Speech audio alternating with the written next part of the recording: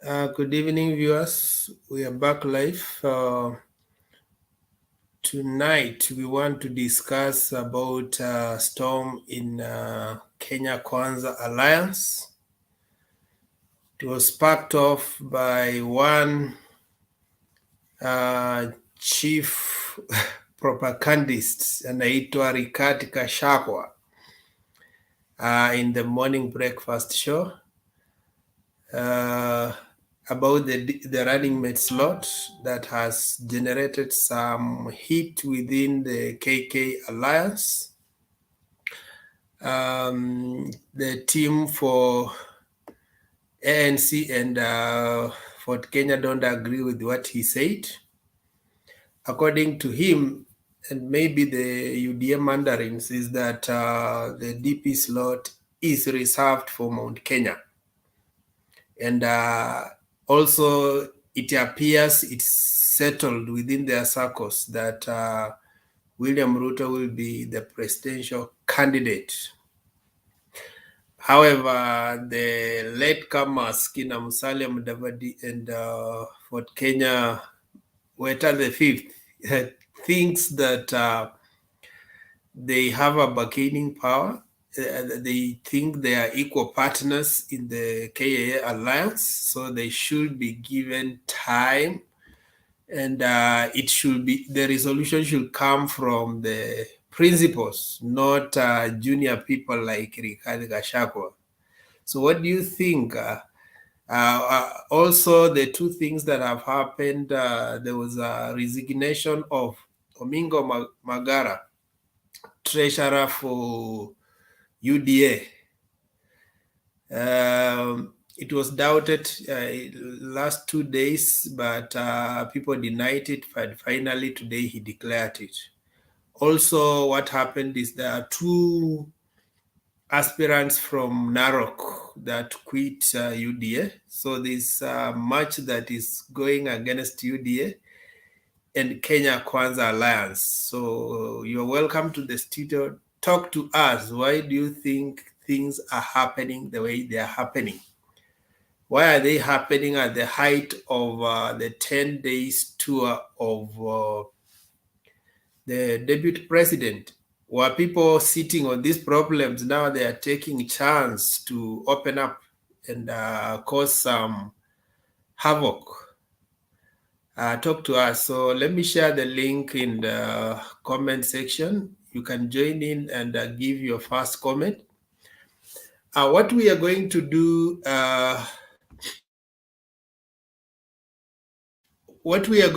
is that for first come, guys, you give your comments and you will at some time you will leave so that others can enter. Like we say, this studio can only accommodate maximum 10 people.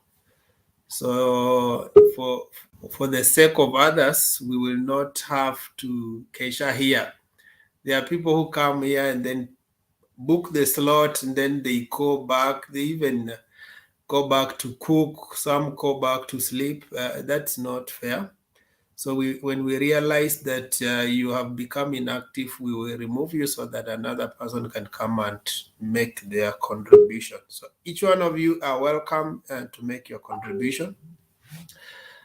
I've shared the link so you can join in. If you are unable to join in, you can also make your contribution through the comment section.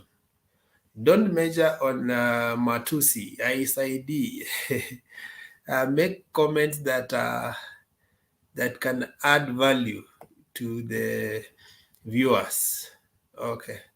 So let me welcome Omar, Wangira, and Sostin.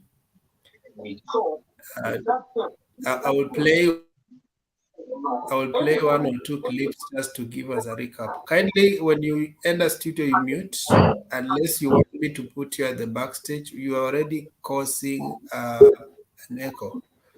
So you mute your gadget or I put you at the backstage. Wangira, mute kindly. Okay.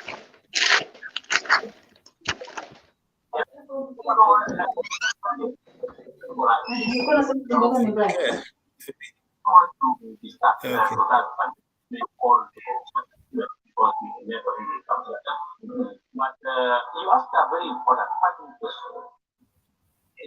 Someone is having echo. I don't know who is that.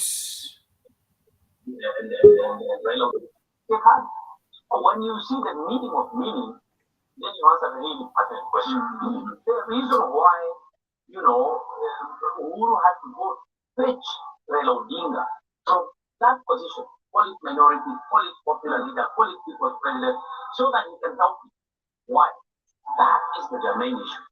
One, because he felt, I don't know why he felt, that the deputy president was not going to help him. Yes, so why?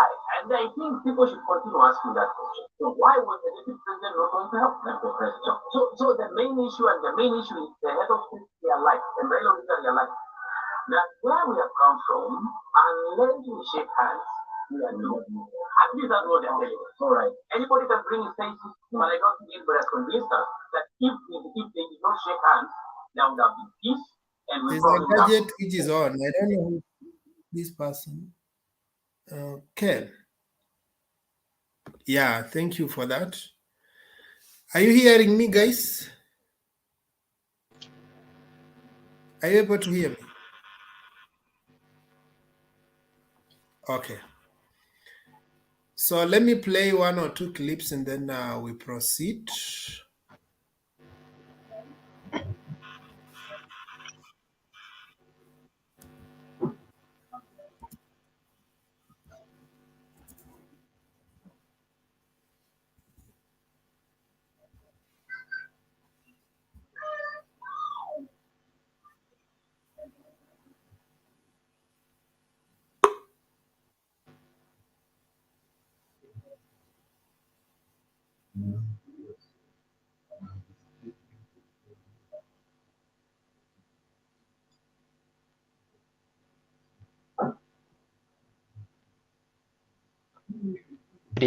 UDA to unveil our presidential candidate, Dr. William Samoei Ruto.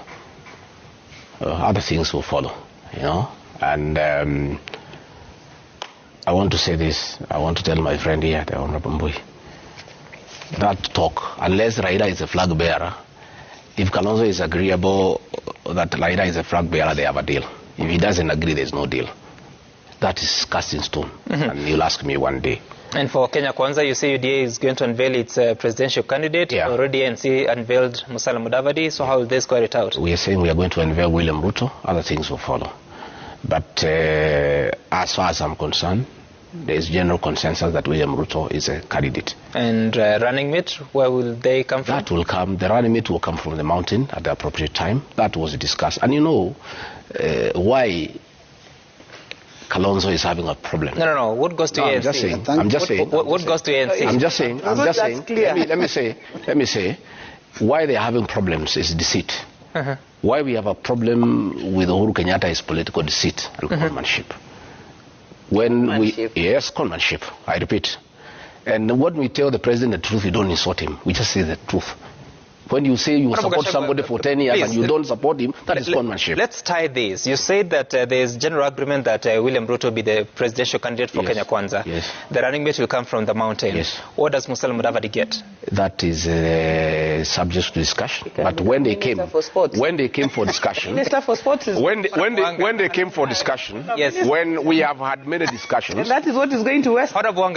when we have had many discussions, Yes. we are very forthright with Musalia and Wetangula because we are honest people. We are people of integrity. They could not be running away from Raila because of And you told him? lack of integrity to come to us. We cheat them. They were told already. We have had our own discussion and we have agreed that the running mate is for the mountain. So as you come, it's good that you know. And they came with that knowledge. It's important to be forthright. So they're no we don't want to con people, Sam. This is a political deceit and conmanship. It's the cause of all problems in this country. So you hear it needs to come to an end. You hear confirmed that Musalia Mudavadi and Moses Wetangula are agreed that they have no place. No, they will not. They will not. presidential- They will not be the running mate. That I can confirm.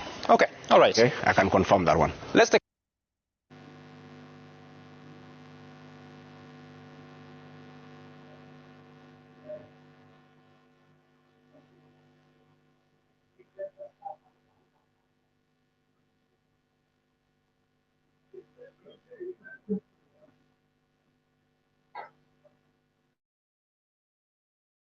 We show maturity, we display tolerance by accommodating divergent views, knowing too well at the end of it all, Kenya must win by having all of us unite and grow our nation as peace-loving brothers and sisters. Secondly, I would like to thank all those that have supported me in my political journey. I promise to continue being resilient, honest, and accountable to my people, whom I serve with humility and distinction. For a long time, I have harbored an ambition to be the Kisii County governor through the UDA party, where I was also the national treasurer. There have since been developments that render my candidature through UDA party impossible. After considerable reflection and consultations with my people in Kisii County, national leaders, family and friends, my political future and ambitions must be sufficiently addressed, cannot be sufficiently addressed by the UDA party. I therefore immediately resign as a party member and as a treasurer. I continue talking to other political players with a view to finding political suitors that align with my vision for Kenya and that will respect the ethos of inclusivity by crafting a future that weaves a fabric that appreciates every Kenyan's dream and aspirations. As you can imagine, this has been such a heavy decision to make, as we must always allow the voice of people we seek to lead prevail over the above the personal ambitions, and that the voice seeks to be wanting a different direction from a path I'm currently on. The voice of the people is ultimately the voice of God.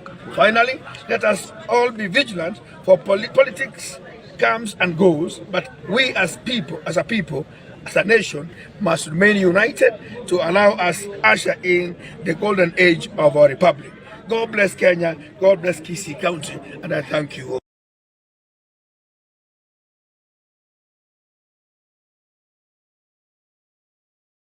Okay, so we normally play those clips for those guys maybe who are not privy to what was happening today, so that you can at least have some first-hand information when you make your contribution and not use the hearsay.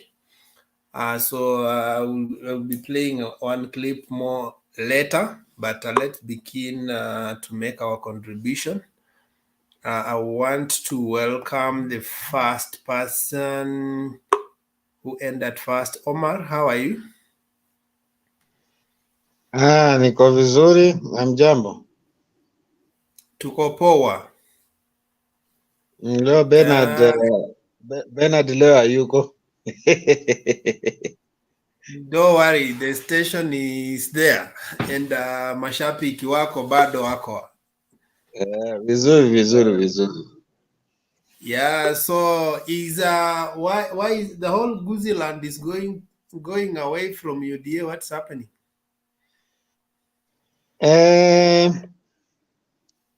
Mimi narudia tena na nafikiri nitarudia tena kuzungumza. Karibu mwezi mbili iliyopita kuna watu nilikuwa nikiwazungumzia wakaona mimi sijui nini nazungumza. Tukianza katika speech ya leo upande ya Gachagua, hii vita katika UDA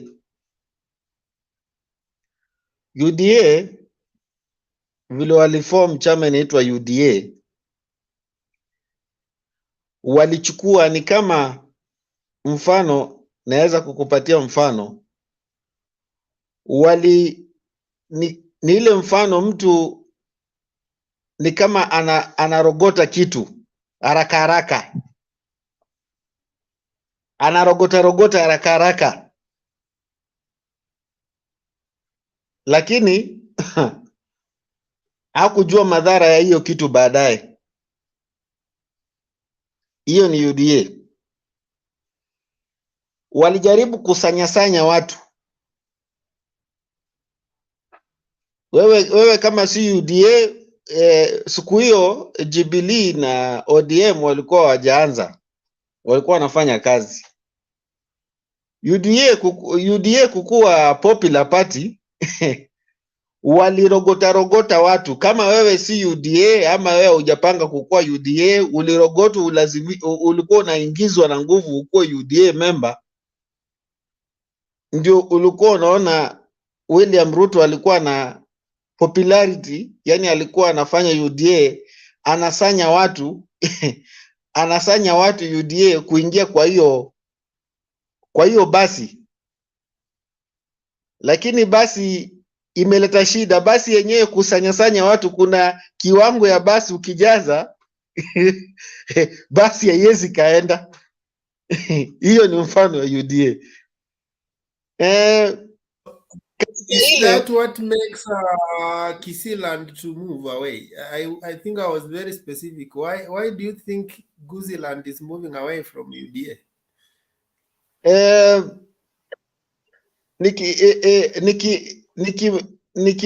Nikimalizia hii mambo ya Gachagua ndio nitakuja hapo Kisiland. UDA ilikuwa inasanya watu. Nyumba sasa imejaa watu mpaka wengine wanashindwa kupumua. Walikuwa wanasanywa, hakuna mtu alikuwa anaambiwa atapata hii, yeye atakuwa cheo gani. Hii ni kama ile mguu ya kuku.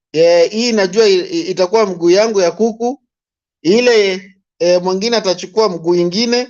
Sasa katika ile UDA watu kuaminiana imekuwa ni ngumu, kwa sababu hakuna mtu mpaka sasa anajua cheo yake ama nomination yake itakuwa aje next. Ndio unaona watu wanatoroka.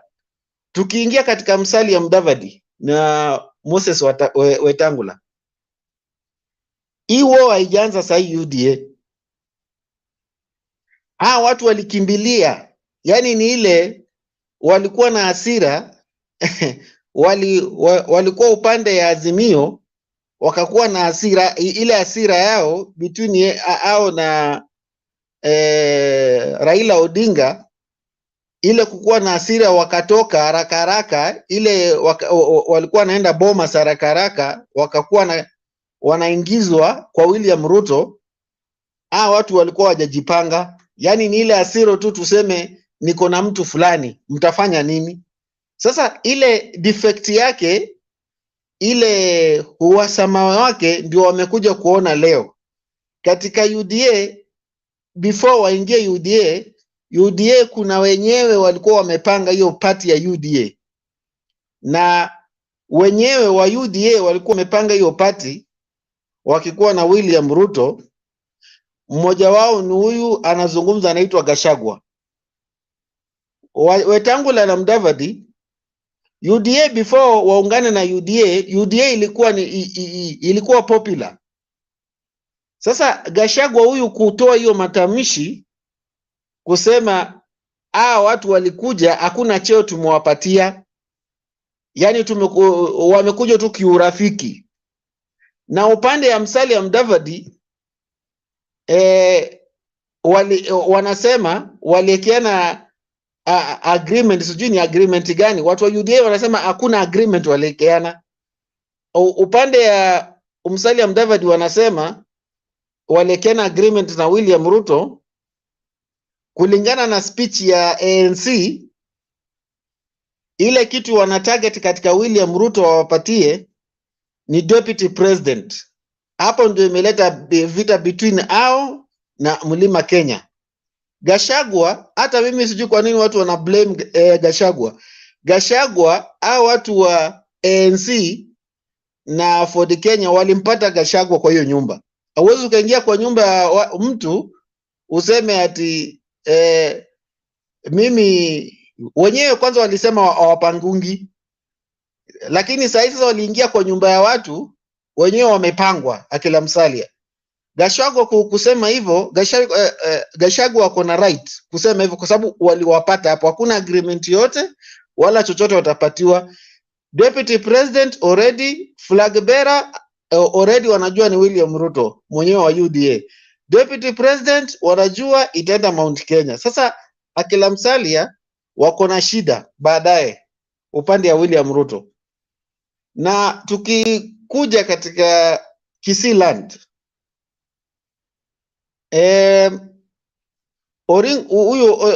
huyu jamaa anaitwa Maraga, ni anaitwa nani? Jina anaitwa nani? Omingo Magara. Yeah, Omingo Magara. Omingo Magara. Kindly shorten. You were supposed to do 3 minutes. You're already 5. So shorten that the presentation. It's just opening remarks. Proceed. Okay. Omingo Magara kuama UDA, hiyo nyumba imewaka moto. Hata huyu anaitwa Osoro, mtamsikia soon. I think kuna clip nimeona walikuwa wamekaa chini mkutano na watu wa ODM. Ni kama Osoro pia atatoroka. Kisii wengi watatoroka UDA kwa sababu Kisii imekuwa ni Azimio. Ukiangalia huko upande ya Narok, sijui ni Kajiado, kuna mamemba wa UDA defect, wameingia Azimio. Sasa katika hii chama ya UDA niliwaambia soon, wakati Jubilee wamemaliza kazi yake, wengi watatoroka na mtagojea wengi watatoroka. Hiyo tu ilikuwa na jambo leo kidogo. Okay, thank you. Let's have Wangira. Kindly, in our opening remarks, let's hit the nail on the head, straight to the point. In 3-4 minutes, you're done. We go to the next person. Wangira, how are you? How are you, Wekesa? I'm good. How is everybody? Everybody, I guess they are fine. That's why they are here. Including Selena. I see she's waving from diaspora. I don't know why she didn't welcome. That's fine. Now I hope you are now starting counting. The greetings were not part of my 3 minutes. Yeah. So you know, one big problem with Gachagua is that he's a very arrogant guy. And the reason why today amemwaga mtama kwenye kuku wengi, you know, perhaps what he said is true, but the way he presented it was, the way he presented it could be what is the problem. One, what I'm asking myself is, before Mudavadi and Wetangula joined Uda, may I call it Uda, UDA, because I don't want to refer it as Kenya Kwanza Alliance, because there's nothing much about Kenya Kwanza Alliance in the union. It's more of UDM. Did they read what we call the dotted lines? Did they know what part of their bargain was? Because if they actually knew what their part of the bargain was, then immediately, you know, they joined UDA as core principles, which means UDA was supposed to have had 3 principles in the name of William Ruto, Wetangula, and Mudavadi. But immediately they just joined UDA. We saw the Deputy President William Ruto expanding the principalship, what I'll call principalship, from what was supposed to be 3 members, by including the likes of Wahome, the likes of Gachagua, I think, the like of Kindiki. Who else? I can remember those 3 who are now made as part of the principles of this Kenya Kwanza Alliance. And that was the time that, you know, ANC and Ford Kenya could have started making noise. They could have said that when we joined you as William Ruto, we knew that we were going to be three principals. How come that you are now expanding the principalship? And the only people that you're including are from your side, and you're not including any more person from our side. You see, that's where they lost it as far as I'm concerned. So because they lost it when William Ruto was doing expanding his own side of the divide, and they never made any noise, so they allowed Ruto to do whatever he wants. So whatever Gachagua was telling them, he was just telling them mere truth, that as much as you are part and parcel to this union, but when it comes to the position of the deputy president of the Republic of Kenya, it's already set for Mount Kenya. We can give you any other position, but for deputy president, guys, that one you must forget. And from the background, I even heard Agnes. I heard Wanga telling, proposing that perhaps Mudabadi will be given the Ministry of Sports and Culture, something like that. So where things are, they have lost it. They will make a lot of noise. There's no going forward. There's no coming backwards. They will be forced to remain in in the Kenya Kwanza Alliance as much as they feel not contented. Just as I finalize now, to the Kisi, you want to know why Kisi is becoming slippery for William Ruto. One thing is one of the reasons could be the way William Ruto has treated their son Matiang'i. William Ruto has all along castigated Matiang'i and made Matiang'i to look a very bad person. And if you remember so well, Kisii is among those areas that Ruto has visited many, many times compared to any other corner of this country. If there are any border groups that William Ruto has given that 1 million, those groups are in Kisii. So you'll wonder why the Kisiis are all of a sudden turning against William Ruto. So one of the reasons could be the Matiang'i factor. The other reason could be because of the development of the 2007 election. You know what happened in 2007 election, and many Kisiis have never forgiven William Ruto because of the 2007 election. I don't want to go into the real details, but those who know what really happened in 2007 elections, as far as the Kisiis are concerned, will know what I'm talking about. So many Kisiis have not forgiven William Ruto because of the 2007 election. And given those reasons, everybody who is trying to associate with William Ruto in Kisii is finding it very slippery, starting with the deputy governor. Then we saw Kabagendi. Today we have seen Omingo Magara. In fact, Omingo Magara came with his reasons on why he was leaving William Ruto. He claimed that UDA is being undemocratic. That was the reason he gave, that it was being undemocratic. True. It could be true that UDA is undemocratic, because we have seen people who are paying for their nomination fee through M-Pesa numbers that belong to individuals. And this question has been asked on Facebook several times, that how come that money that is supposed to be nomination money for a political party is going directly into personal M-Pesa numbers. Secondly, as the party, just allow me 1 minute, please. I just finish in 1 minute.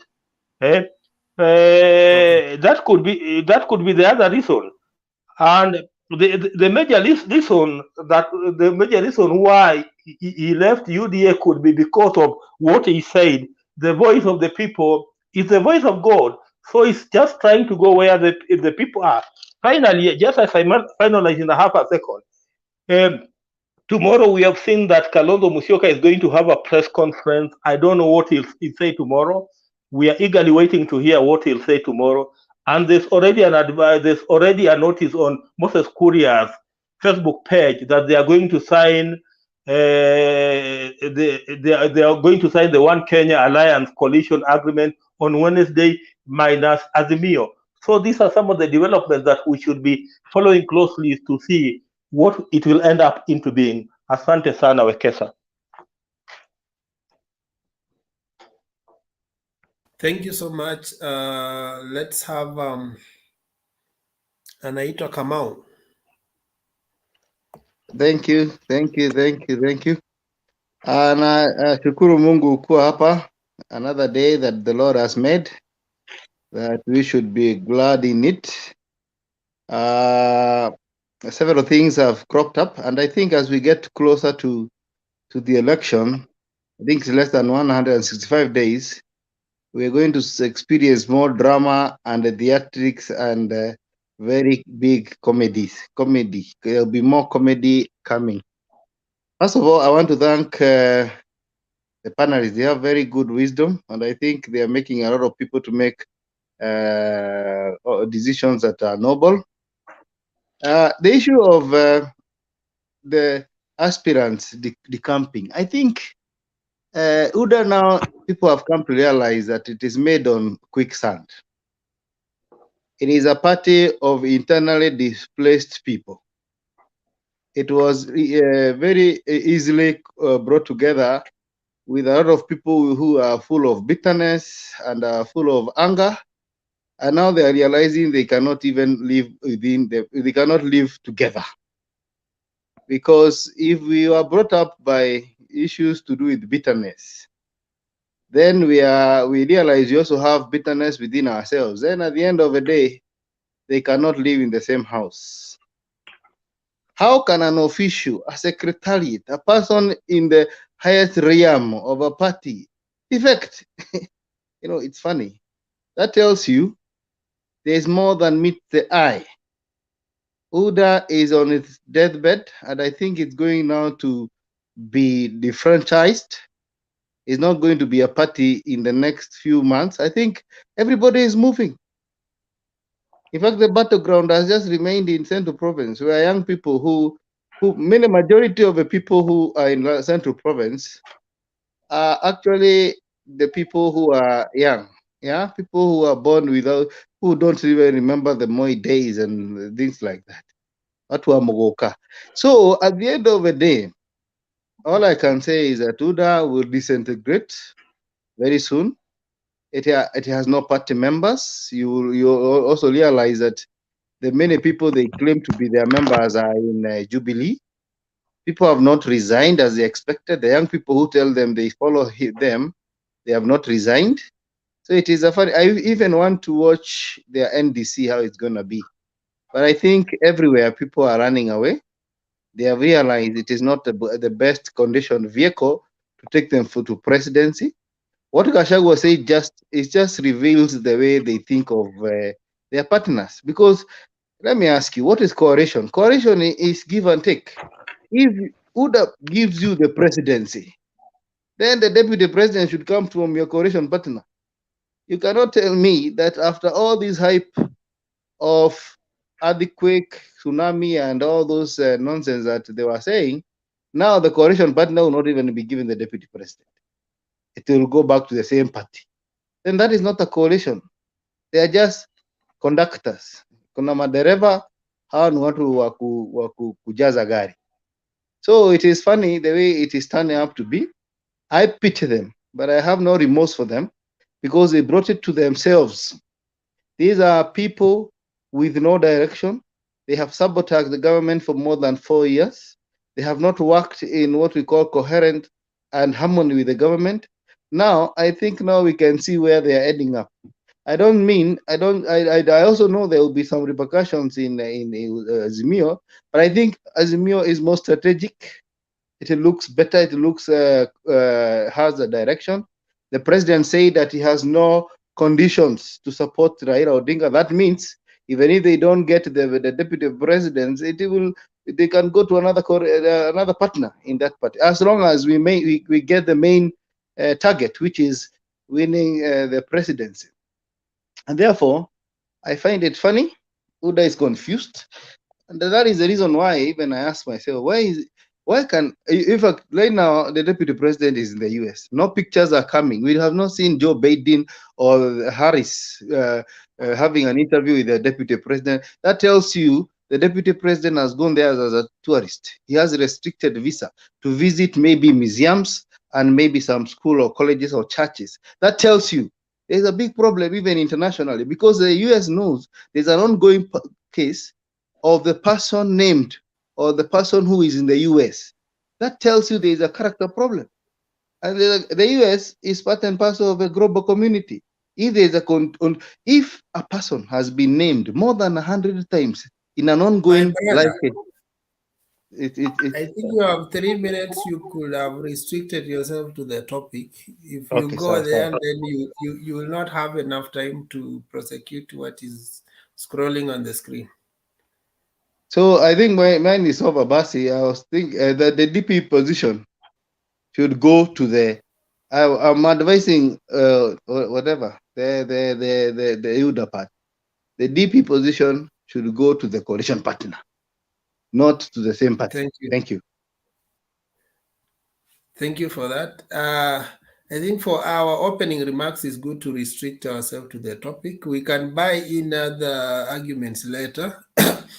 This one goes to the subsequent presenters.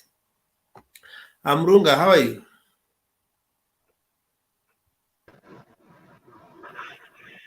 Very fine. Murunga.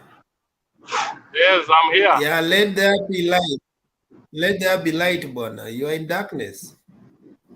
I'm in darkness. So I'm using a light.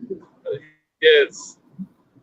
Now, proceed. Let's talk of the topic handles 3 issues. The topic handles 3 issues: the running mate issue, the treasurer quitting, and then Narok decamping. I think if we can measure on that, I would be very happy, rather than just discuss. Thank you. That is my topic this evening. In fact, I'm going to talk about one. Let me start with Magara decamping from Uda. And of course, looking at the science and what is going on in the Kisii region, it's like the only person now holding the key to Kisii region, the person who's holding the keys is Magara. Magara having left and holding a key position in Uda as the treasurer of the party, then of course that leaves no representation in the Kisii region. So it means that the party is already, the parties and the fortunes are actually dwindling. So meaning that Kisii region is going to vote for Azimio, and more specifically Raila Amolo Odinga. We're happy for that, happy for the development, and we're looking forward to having even Osoro joining us as one of the members, because I don't think Osoro alone is able to marshal even few numbers that probably the few sympathizers for the DP. Moving on, well, I've also seen a number of people decamping from Uda, that is from Narok. That's a sign of things that showing that the party is falling apart. Uda, going by the sentiments by one regarding Gachagua today in one of the local television stations, it shows you that these are people who are in total disregard to what we call coalition agreements. That One Kenya Alliance is a one-man show, and One Kenya Alliance is William Ruto's party, and One Kenya Alliance, Uda is the main partner that will produce the president alongside the running mate. So when you going by what we had previously from the senator for Kakamega, that is Cleophas Malala, who also happens to be my neighbor in Kajiado County, listening to him, alisema ya kwamba we are comfortable with Musalia Mudavadi going for anything, kitu chochote, hata kama ni cabinet position from Uda. hiyo ni ishara ya kwamba hapo ANC has no stake. Ford Kenya and ANC have no stake in what we call the Kenya Kwanza Alliance ama Kenya Kwisha Alliance. Upande mwingine ni kwamba upande wetu sasa sisi kama watu wa Azimio, we still have a lot to do. I also have the view that yesterday's rally in Kamukunji should have gone ahead. Hatungekosa kwenda hiyo mkutano, hatungekosa kuwa na hiyo mkutano jana, because it exposes also what the weaknesses on our side. That's something that we should not allow to happen. Allow me, Bana Wekesa, to touch a little bit on Kalonzo Musyoka and One Kenya Alliance. No. Let's finish the first submission. Let's not add in so many things. Fine. We can. Fine. Then I will let you go ahead and proceed. Have the next person give the presentation, because other issues that I want to raise are not on the subject matter. Thank you. Yeah, we can do that in the open discussion second round. Okay, let's have Bas. How are you, Bas? I'm fine, Wekesa. Can you hear me? Yes. Thank you for another opportunity. Thank you, Wekesa. I've been following on the other side. Okay. I think let me first of all start by correcting this very common statement that is going to be synonymous at this period. We are going to be hearing the voice of the people is the voice of God. That is not true totally. It is a very, very dangerous statement for any right-thinking person to state that the voice of the people is the voice of God. The voice of God is voice of God, and the voice of people is the voice of people. When people make voices that are confusing, God will never be confused. That is the people who have made confused voices.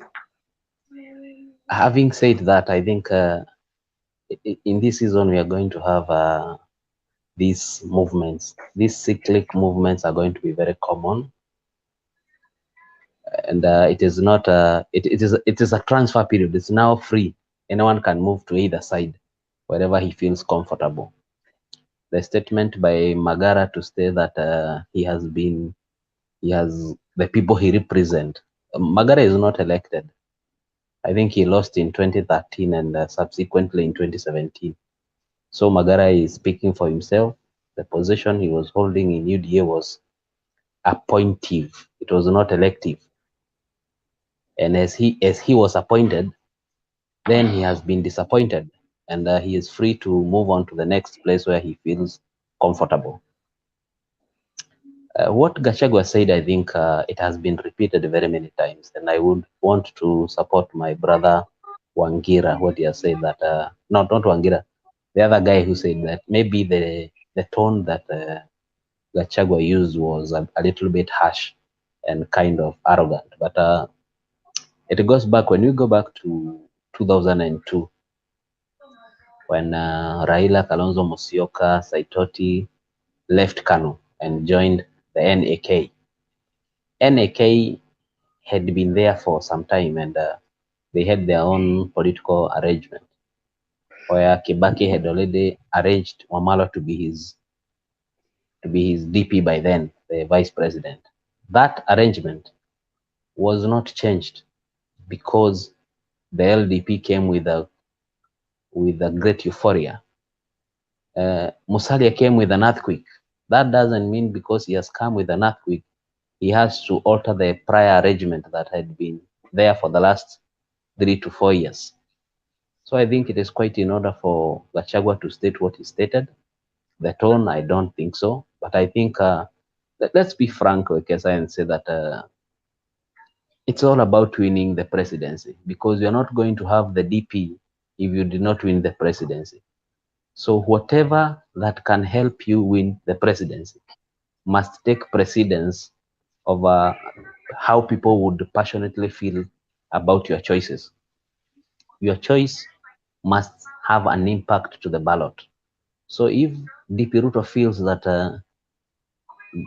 a joint ticket with him and Musalia does not necessarily lead him to the presidency, he is right within the team to say that this ticket will not lead us to the presidency, but this one we have a chance.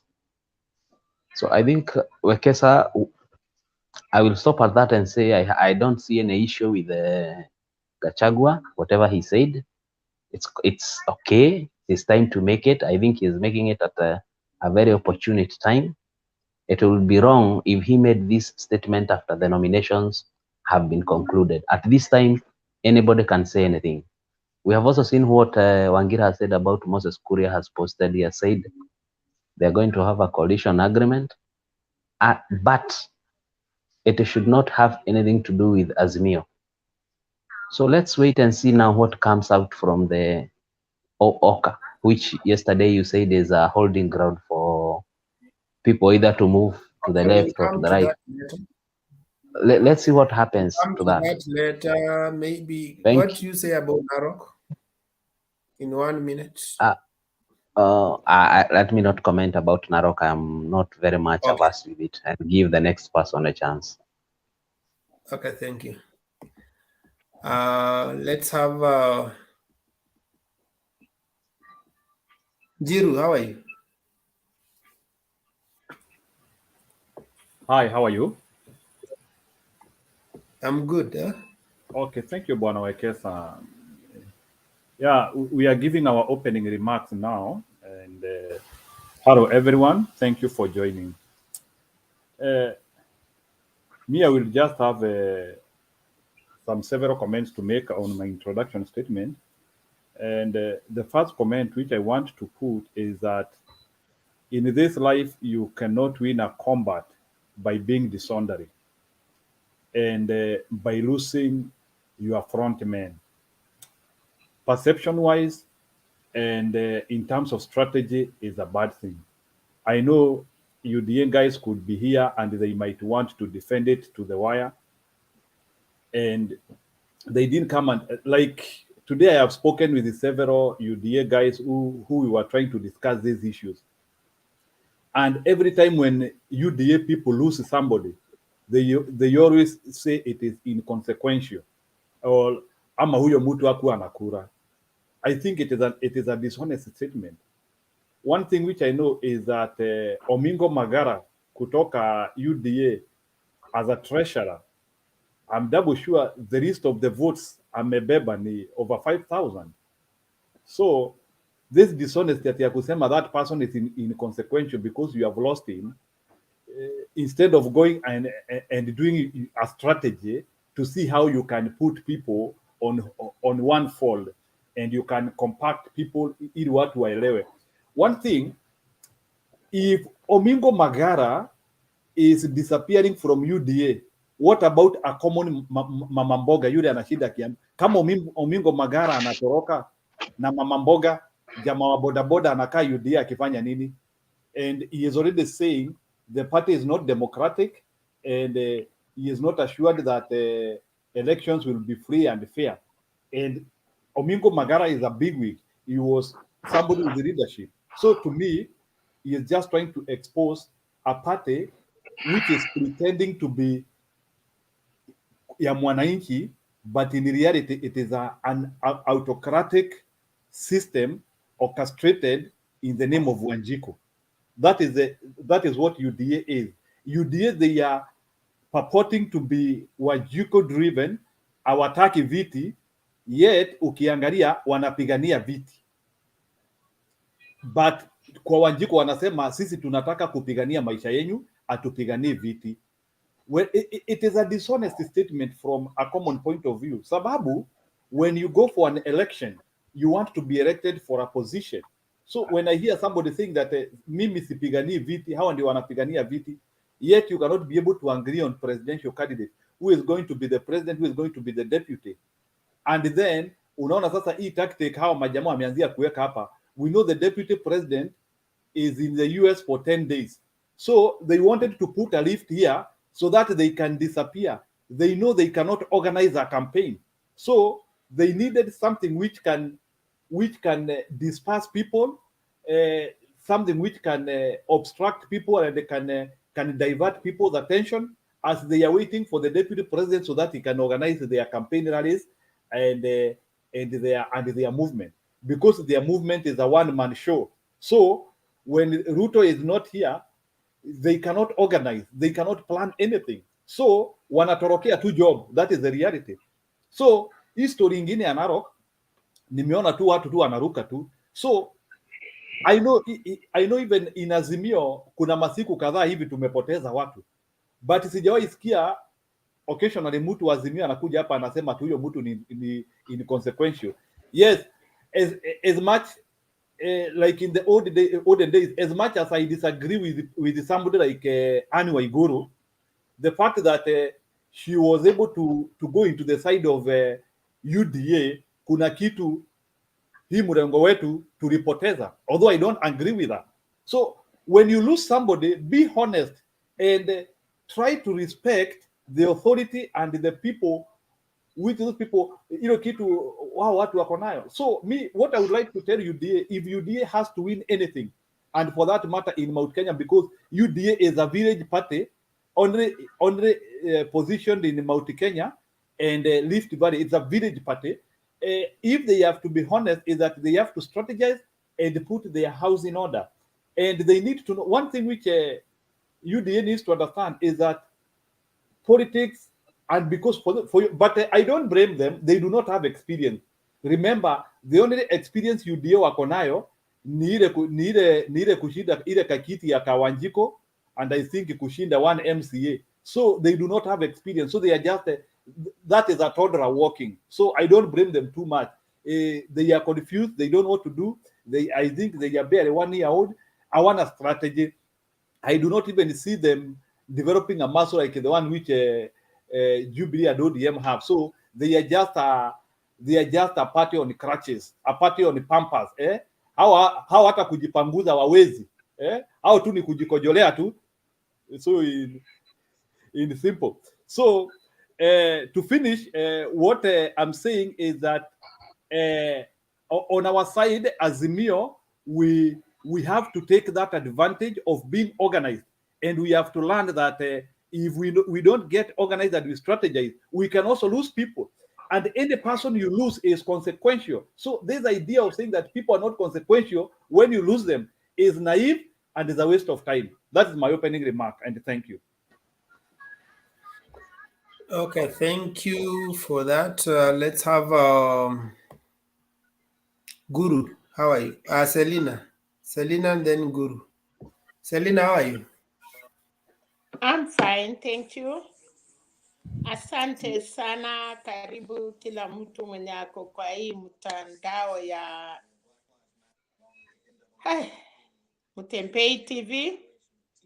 Yes, mambo every day tulisema sasa ni surprise. I was saying it is not an earthquake, it is Katarina. Ile upepo mbaya in 1 minute imepepa na imesababisha mambo mingi.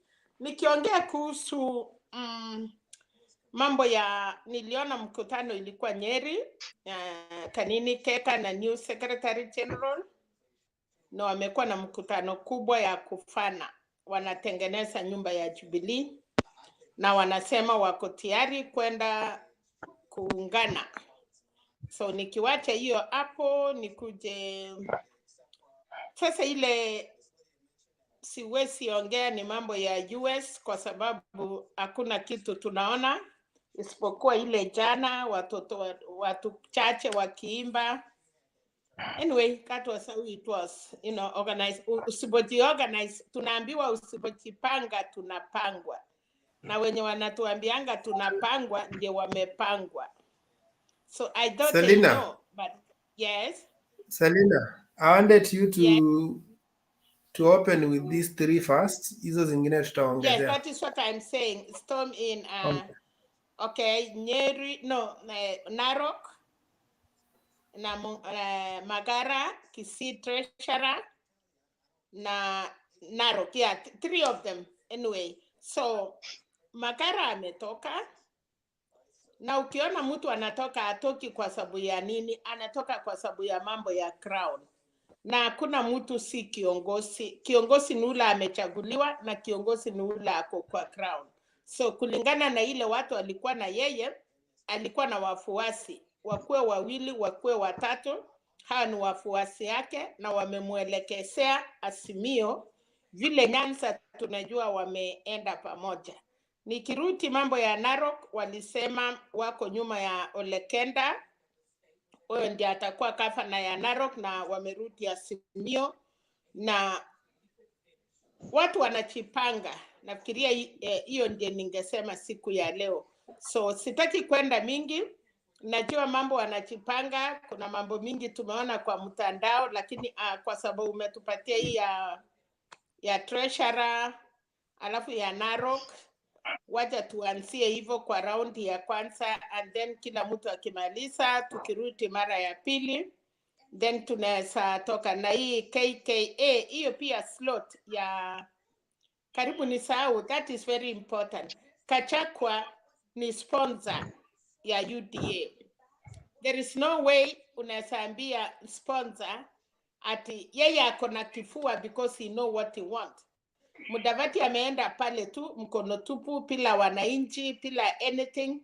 Hawezi pishana na Kashakwa. Kashakwa ndiye mwenye amesponsor hiyo chama, mkijua vile ilianza. So yeye Kashakwa ako right kusema well, ulikuja na vile walikimbia earthquake. Unajua Wakesa, earthquake si kitu mzuri. Hata ukiona earthquake ikikuja inaweza kukumesa if you are not ready, because ni kitu inakuja haraka. So earthquake si ati ni kitu ya kufurahia, kwa sababu hata wewe mwenye uko ndani unaweza kutwa na hiyo earthquake, na ndio sababu inamkuta Mudavadi. Na hata akijaribu kurespond, anajaribu kurespond tu kusuia tu, but hiyo One Kenya Alliance, I think chama ni Azimio, hiyo ingine tuliambiwa ni ya mdomo, but wakirudi na wakichipanga tutaona casualties kutoka watu wengi. Nataka kufika hapo tu kwa sasa ili niwachie watu wengine watoe maoni yao. Hiyo ndio remarks yangu ya kwanza, alafu tukipata nafasi tutaendelea kupanua, because kuna mambo mingi uchasema, kuna mambo ya Machakos, kuna mambo mingi imetokea, vitu kidogo kidogo yenye inashika Kenya mzima. So we need to talk to that too, because hakuna kitu sasa kidogo kwa Kenya, kila kitu is very important wakati inafanyika. Asante.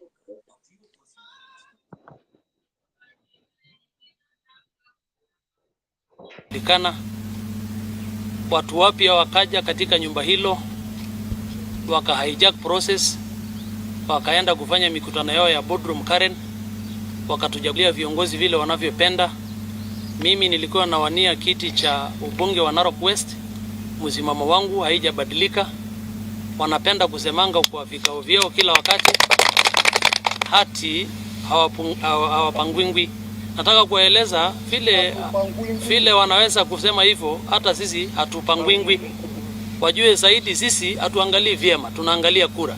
Kura iko katika grassroots, iko katika village level. It is not in the hotels, it is not in the hideouts. Kura iko kwa wananchi, na hatuwezi ogopa vile mmejipanga huko, nasi pia tumejipanga. Tumehama kutoka UDA tangu siku ya leo hadi tamati ya siasa hii, tumeenda Azimio. Tunataka kusema bila hofu, ile kitu Waingereza wanasemanga without any fear of contradiction. Na nitarudia, we have defected from UDA from today henceforth to the Azimio. Our governor is Kenda. Yes. Because we had a governor who had been fighting for, and he has been actually cornered. Akapangwa aende aunge Patrick Ndutu, na sisi wengine tumeamua kusimama na pande ya serikali ama Azimio ikiongozwa na Raila Odinga, Kenda na sisi wengine tumehama huko tukashikilia huko chini. Tumeamua kutoka leo. Nataka kueleza wafuasi wetu, washikadau na wale watu wetu wote, ma supporters, wakuwe tayari. Tutaenda nyumba kwa nyumba tuhakikishe tumetoa hii kitu inaitwa UDA, kwa sababu ilikuwa it's like a weed. Now in the village level we are going to uproot without remedy. Kwa sababu mimi nilikuwa ngome moja katika UDA katika Narok County ama West.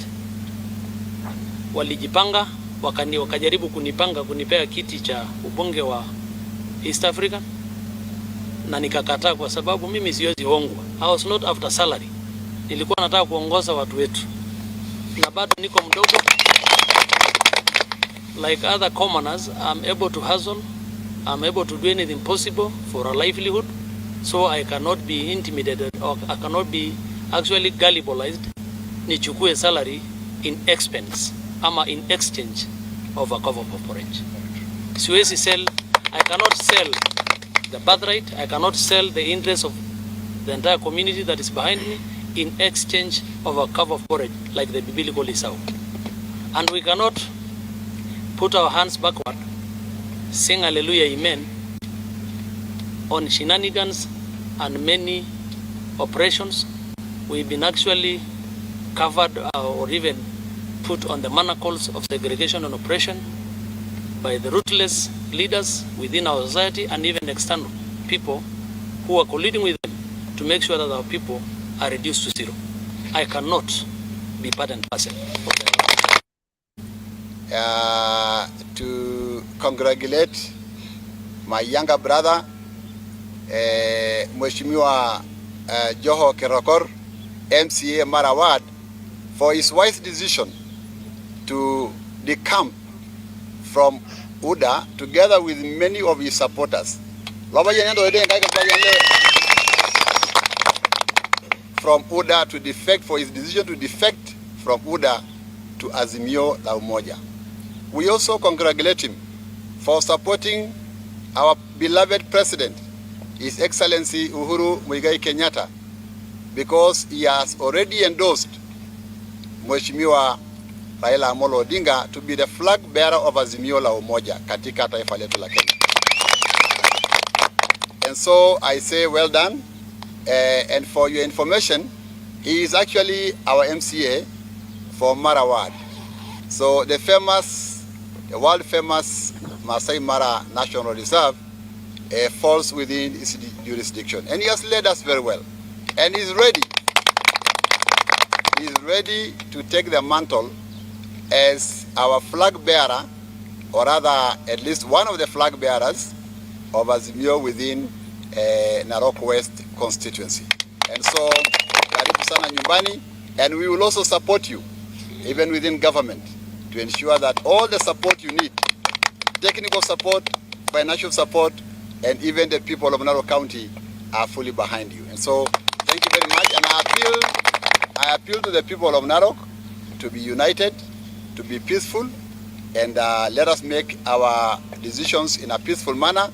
And finally, I think I should not forget my friend Honorable Ole Kenta, Muitaliel Ole Kenta, as our flag bearer for governor of Narok County.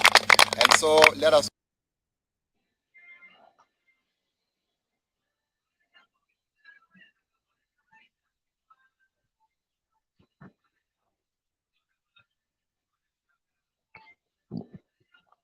Sorry, I'm on mute.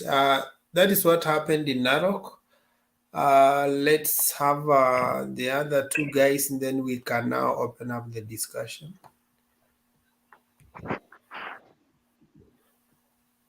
Hi, Sos, how are you? Guru, had you spoken? Ama yuko? Not yet. Watu wako, and you are at the background unless there is a valid reason. Tawa. There are many people who want to join. Guru, how are you? Fine. Fine, Yeah, thank you. Make your submission, then we go to. Now, storm of KKK, DP Srot. Now, this is what will make or break the coalition parties. You're aware that the presidential candidates have been promising this position. To start with, the deputy president, in his campaigns, he has portrayed that the next deputy president will come from the central Kenya. And it is obvious that this is because of the many votes that he is likely to harvest from the region. But on the other hand, there is also the other constituency in Western Kenya that has come in through Musalia Mudavadi and Moses Wetangula. What is in there for them? Unfortunately, these are the people who fought BBI, which would have really solved this problem for them. But now it's become a thorny issue. It is even worse for the deputy because the country could react very aggressively against a possibility of him running it from the Mount Kenya. He will fall in the propaganda, or so it may be called, that the country has become a preserve of two communities in terms of national leadership, which is not a very good thing. It can easily lead to consolidation of votes from other communities. So how he actually goes out of that political quagmire, we are waiting to see. On the other hand, our own Azimio is nowhere better because you are aware that Stephen Kalonzo Musyoka seems to be making similar demands. Yet already the people in Central are psyched that the deputy should come from the region. So it's going to be one test as we go towards the April 9th deadline or thereabouts. Magara has defected, and I'm not surprised because the reports from Kisii are very firm that that community seems to have taken a very firm stand on the side of Raila Amolo Odinga. So the ground is has no space for those of other persuasions. So he's just following what the ground is saying so that he can secure something for himself. On Narok, today I had benefit of meeting a young man from Narok, and he told me that Kenta is a person that they think will become the governor of the area, and the ground has shifted also massively towards Azimio, and that there is a quiet kind of agreement that Kajiado goes with the Jubilee, that is the current governor, and then the Kenta is supported by the two partners in Azimio to clinch the Narok, the other seat. So these are the dynamics that are taking place in our politics, and it will not be a surprise that defections will only intensify as we go towards the elections. You are also aware that there are regions that are only waking up to reality, that the matters politics are not settled. We are moving towards a situation where a party that was said to be dead is coming up very strongly, particularly in central Kenya.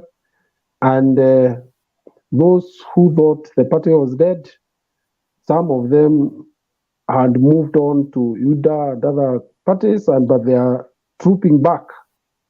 Because you see, party politics is about resources, it's about feasibility, it is about ability. So these are dynamics that we are bound to see going forward. Let me stop there for now. I hear what the others have to say. Thank you. Thank you. Sijaona mtu akichukua direction ya Gujiri wa Mboko and then huyo mwingine Murathe, but sawa tu. Those two guys have a stand that what if Mudavadi and Weta were sent to confuse UDA. Anyway, that's their perspective. Everybody has his own perspective. Let's have Sospita and then WG.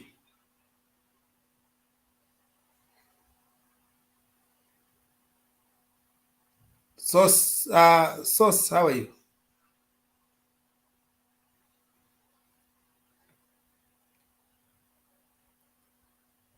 Tukuski and you're not mute, so I don't know what.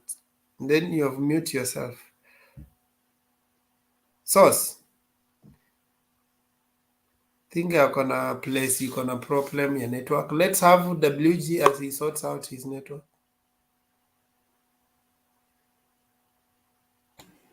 Good evening, Wekesa. Good evening, sir. And I don't know whether it is afternoon or morning to Alex. Alex, what time is it there? It's lunchtime. Okay. Yeah. Thank you. That's good. Well, WG, can you look for an international girlfriend waje kusumbua Alex? Ndio nampigia usiku, jioni, mnajua masaa. Hiyo international bwana, lazima tuiavoid, mara vita, mara COVID. Haiishi hizo mambo zao. Jias kudanganya. Here with our time. Okay, proceed. Asante sana. I would want to say this. I'm so surprised at the kind of arrogance exhibited by the likes of Rigathi. I'm telling you, and I'm wondering if they can run a government, what kind of a government would that be? The kind of bullish attitude they have exceeds that of Putin over Ukraine. It's so much, it's so big. So I wonder how these people can treat their subjects if in any case they can ascend to power. But what they should know is that nobody chased Mudavadi away either from Western or from NASA or even from our hearts. That is one thing they should know. They went there against our will. So they must know that if those people may just decide to bolt and come and get away with them, I don't think if they will lack room this other side, they will always have their people make mistake. Madam Selena, people make mistakes, so we can always invite them back. You know the reason why I'm saying this? Hello, your wife, cannot see your wife sleeping with another man and you say, well, welcome, because you were tired of what you were supposed to do. So please, Selena, wait. Selena, approach. Selena, wait. I'll open up the discussion. I haven't opened up the discussion. Let him just make the initial. Then we can go to the second session where we can exchange. So what I'm saying here, I'm seeing a section of a group or a group of people in Central who are still, you know, thinking about or propagating this idea of the you know, dual presidency being dominated by two tribes, which Uhuru Muigai Kenyatta, you know, advised the country against some times back. I'm seeing this group of people are the same people who are, you know, they want to have some kind of push, and the people who follow them in Central mostly are those people who have this mentality that William Ruto should take over like the 10 next other years. Then he brings back the other the seat back to Central for another 10, so that the kind of volleyball continues. And therefore these people have that you know, feeling of you know, holier than thou, you know. It's like it belongs to them. Any other person is not just a newcomer. He is also treated with a lot of suspicion, and is a perpetual outsider who is not welcome. He can only come to play a second fiddle, you know, and support them in their goals, but they are not the owners of the the vehicle. So that is the mentality of Rigathi Gachagua plus his colleagues who support the deputy president. Having said so, I'm seeing the kind of, just like Guru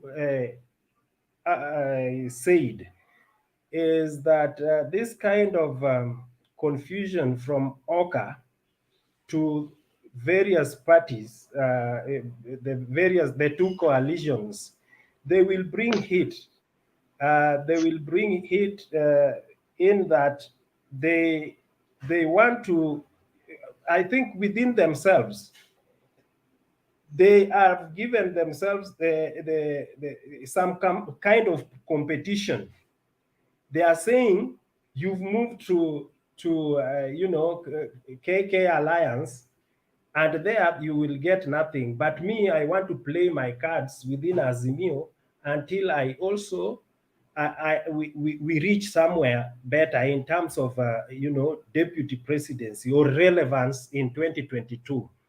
So with this in mind, both of them, you see Kalonzo Musyoka pushing on this other end, and Musalia Mudavadi also pushing on the other side with his colleagues from that party, although it went there with nothing. So they are in competition. Who will win? You know, who will receive something from Oka to those areas? The other thing that I want to observe is that I wanted to You talk have about 1 minute extra. 1 minute. Okay, so thank you for reminding me. But one thing, if someone reminds me of time, normally my ideas go. So so Omingo Magara defection is in order. I think to me, it's what is happening in Nyanza. Nyanza this time round have decided to you know, go with Raila Odinga, just like Guru had mentioned. The Jubilee Brigade is still struggling, and I can feel for them. It is really challenging in their area because they are swimming against the tide. They need a lot of energy, but they have what it takes to swim against the tides there in terms of financial powers, and conviction. The only thing is that they had left the other group of William Ruto to spew a lot of poison for so many years non-stop, unchallenged. Until today, what they had said have remained to be the truth, even if they are just all lies. So it will be so hard and difficult for them to, change the tide. But we see the effort they are putting. I think that is in order. We can only encourage them. Having said so, as I finish, I think this issue of deputy or people deputizing should not be given on a golden platter. So many things should be checked around, because that feeling of that we are the one who can do this, I think it's not measuring up. We must calculate and balance what you bring on the table. It would be so wrong if we concentrate the deputyship on central, yet they remain on the other side of the bargain. So we must look at this. A time has come that we must ask, what have you brought on the table? Asante sana. Thank you. As I bring in Alex, Alex. Yes, sir. Yes, sir. Alex, let me ask you, what if Gachagua is already warning Ruto that I am your type, so don't give me the slot?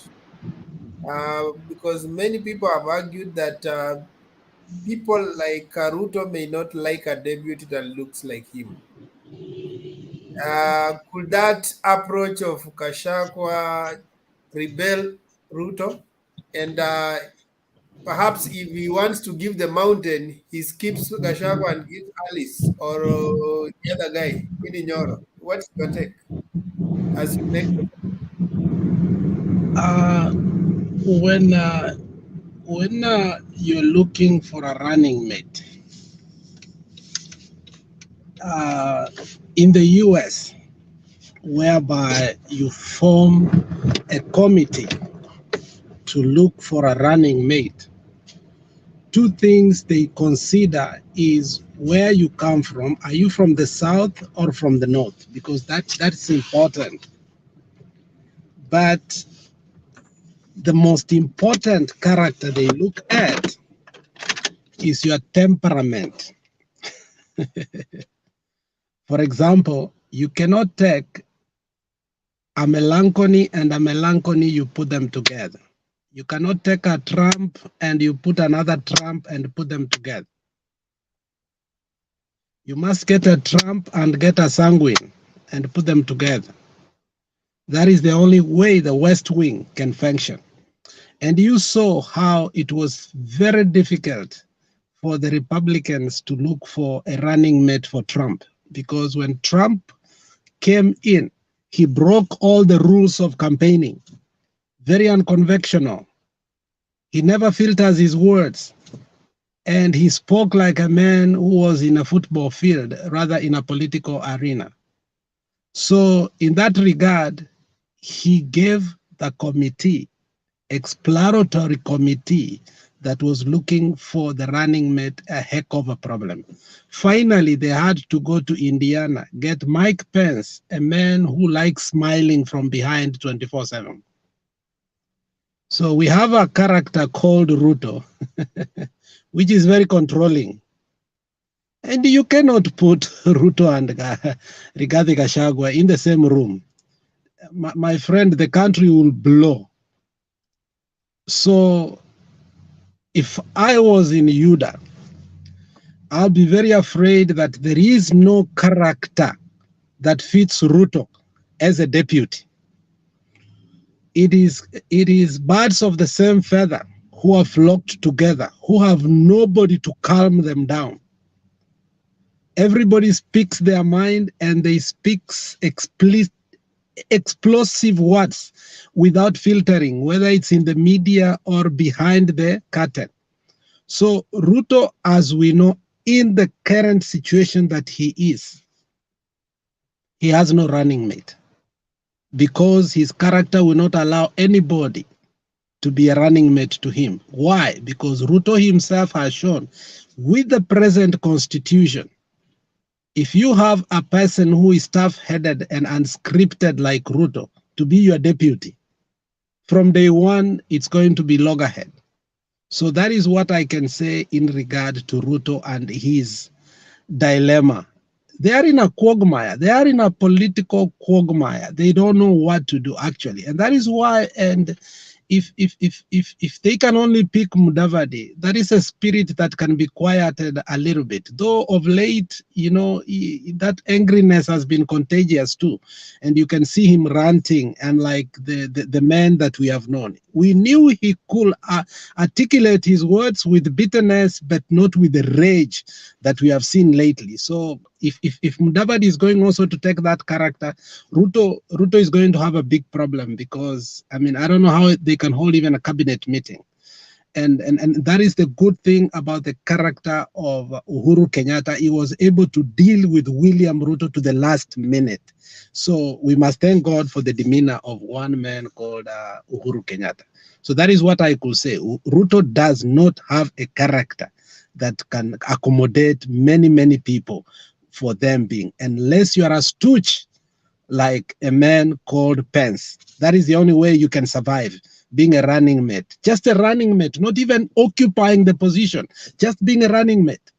From now until August, just being a running mate. We are not even taking the position of a deputy. That is how bad it is for Ruto. So coming to Kisii, I've been consistent here, very consistent in saying that the yellow fever will have no place in Kisii. And we were not just speaking, we made sure. We spoke with our people, we called, we told them the dangers, and we re-educated them. The definition of something today will not be the same thing the next day. In life, you have to redefine things over and over and over so that the people can come to have the real definition of things at the real time. And our people had. And that is why you see that the ground has totally changed. These were resilient UDA members. I'm telling you, if you go back to their videos and you see how resolute they were, you could not bulge them from UDA. But the only thing we did was the ground. We seduced the ground, we spoke to the ground, and we worked with the present leadership. Thank God we have a leader called Matiang'i who knows and who worked under the able leadership of Simeon Nyachai. And we underrated him because at the beginning he was not on our side. But thank God that he came out at the right time and he has shown leadership through civil services, the people who are in civil servants, and also the political leadership. He has been able to bring them together even though they are in political thinking, but because he told them that we have one common enemy because of our situation. We are squatters, for your information. In the future, in the next 5 years, you cannot even get somewhere to bury your own people in Kisii. We are great squatters. And that is why if you go to Kisumu, we are in Manyata, we are in Nyalenda, we are in Otonglo, we are in Mamboleo. If you go to Homa Bay, we are in Sofia, we are in Site, we are in Asego, we are in Kotalila. If you go to Migori, you will find us in Ombo Hospital and all that area. If you go to Trans Nzoia, we are in everywhere. If you go to Mombasa, we are everywhere. If you go to Wajir, we are everywhere. That's where I was coming now. You go to a gym, you find a Kisii. You go to a supermarket, you find a Kisii. You go to a restaurant, you find a Kisii. You go to a toilet, you find a Kisii. We are diasporic in nature, and that is why we must be very careful on the person we are voting. The person that is a warlord, who has shown that he doesn't like our people cannot be voted. I personally will tell you, in 2007, we saw people carry chicken. We saw people carry goats from where nearby Kericho there, because their houses had been touched so hard. You saw one man chariot wake up one day say, sisi sio kama wale ambao wanarusha mawe wanaenda. Sisi yetu ikianza ishi. With that backdrop, how do we even sit down and keep quiet? Man, Bob Marley sang, rise up falling fighters, rise up and take your stance again. For he who fights and runs away will live to fight another day. Our fight is not going to be intergenerational, it's going to be intra. We will finish our fight now, and the next generation is going to take something else, not the fight that we refuse to fight. We will finish some of the things, and when we leave our generation, we will leave them safe so that they will not fight for some things. They will know that they are in a country that they are accepted everywhere. Why? Because we don't have land anymore. And we are not going anywhere. We are in Kenya, we are Kenyans, and we'll stay in Kenya. William Ruto, the way he hates Matiang'i, if we will not be in the next government, the only way he will revenge will not be personally to Matiang'i, will be to a community. We know him. And that is why we spoke to our leaders and we told them, these issues they are speaking, it's going to be a communal retribution. And our people have opened their eyes. Now, secondly, Magara has no consequences of coming back. His coming back is inconsequential because he made blunder after blunder after blunder after blunder. For your information, let me make this clear to you. In 2013, Obure, senator, and let me use the word allegation so that for the station. For your information, Obure never won the senatorial seat. Chris Obure, the person that won that seat was Omingo Magara, because we loved him still. But how could the chairman of ODM lose in Kisii, whereas everybody, including Ongwae, who was a starter, win, and then Obure does not win? So somehow he found his way in.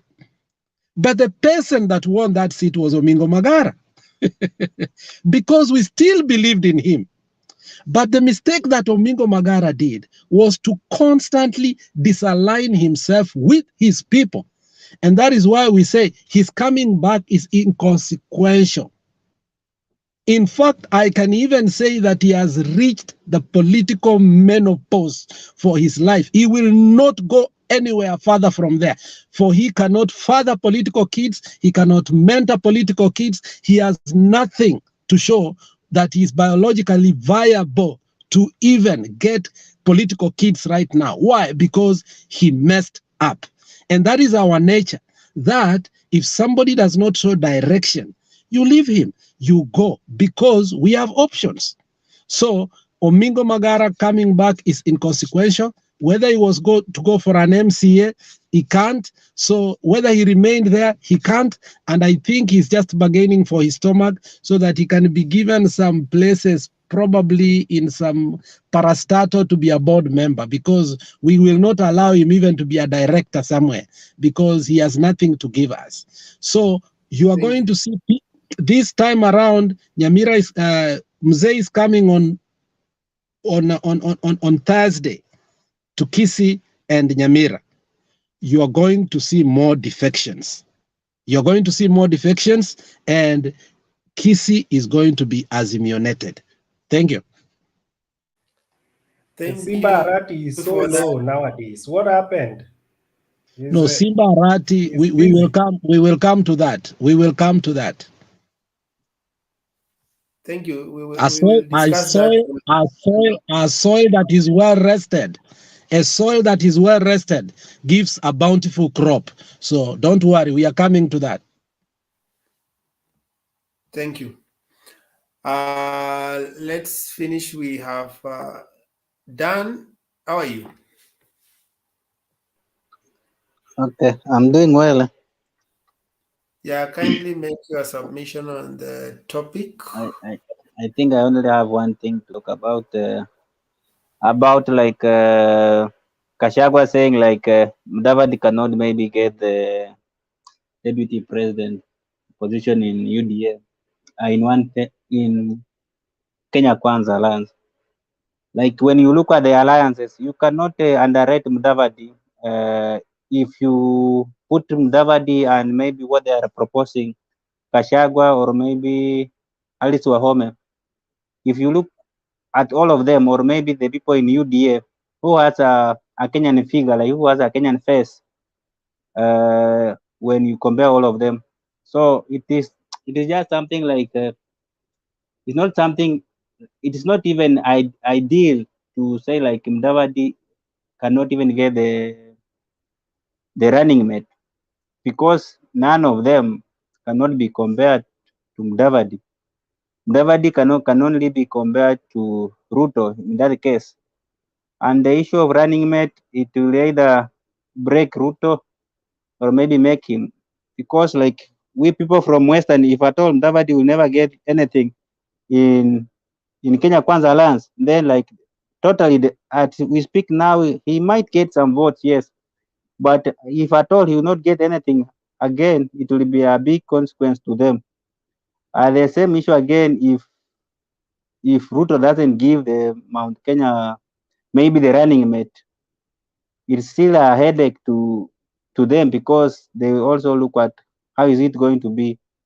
So the issue of a running mate is just a big thing, but we should not buy, because we should not buy the idea, because Mudavadi, you cannot compare Mudavadi and Kashagwa and maybe Dindi Nyoro and Alice Wahome, even if you combine all of them, because Mudavadi has been a political scene for maybe for so long, and despite him being there, is of much importance as compared to them being like that. If at all we can compare Kenya Kwanza when Mudavadi and Wetangula were not there, and right now they have given them more weight compared when they were before.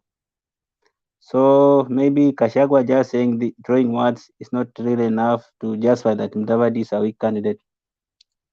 And also the issue may be, okay, it's not of today. Maybe I can just leave it there. Okay, thank you. Let's have Ekesa, I have a question. What if Ruto decides that both Western and Central will not get the deputy? He instead goes to find a neutral person. Sorry? Just hold on, kidogo too, we are coming to that. Let's have Ben and Joshua make their submission. Yeah, good evening, Mr. Ekesa. Ben, weka volume ama hujakula ugali? Nimekula bana, unisikii? Okay. Nakusikia but like yuko mbali sana. Hapo niko sawa? Hapo sawa sasa. Okay. Yeah, good evening.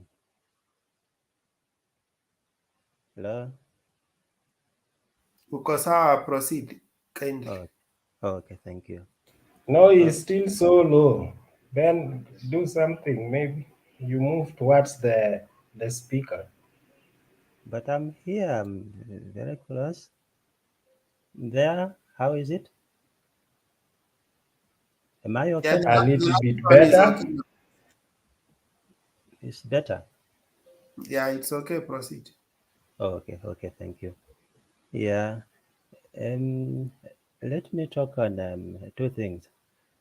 One, when I look at what is happening, like Gachagua, what you said today, I perfectly agree, because these are people who are coming from, when you look at their differences, in the first place from the Jubilee Party, you see that these are people who felt they are entitled.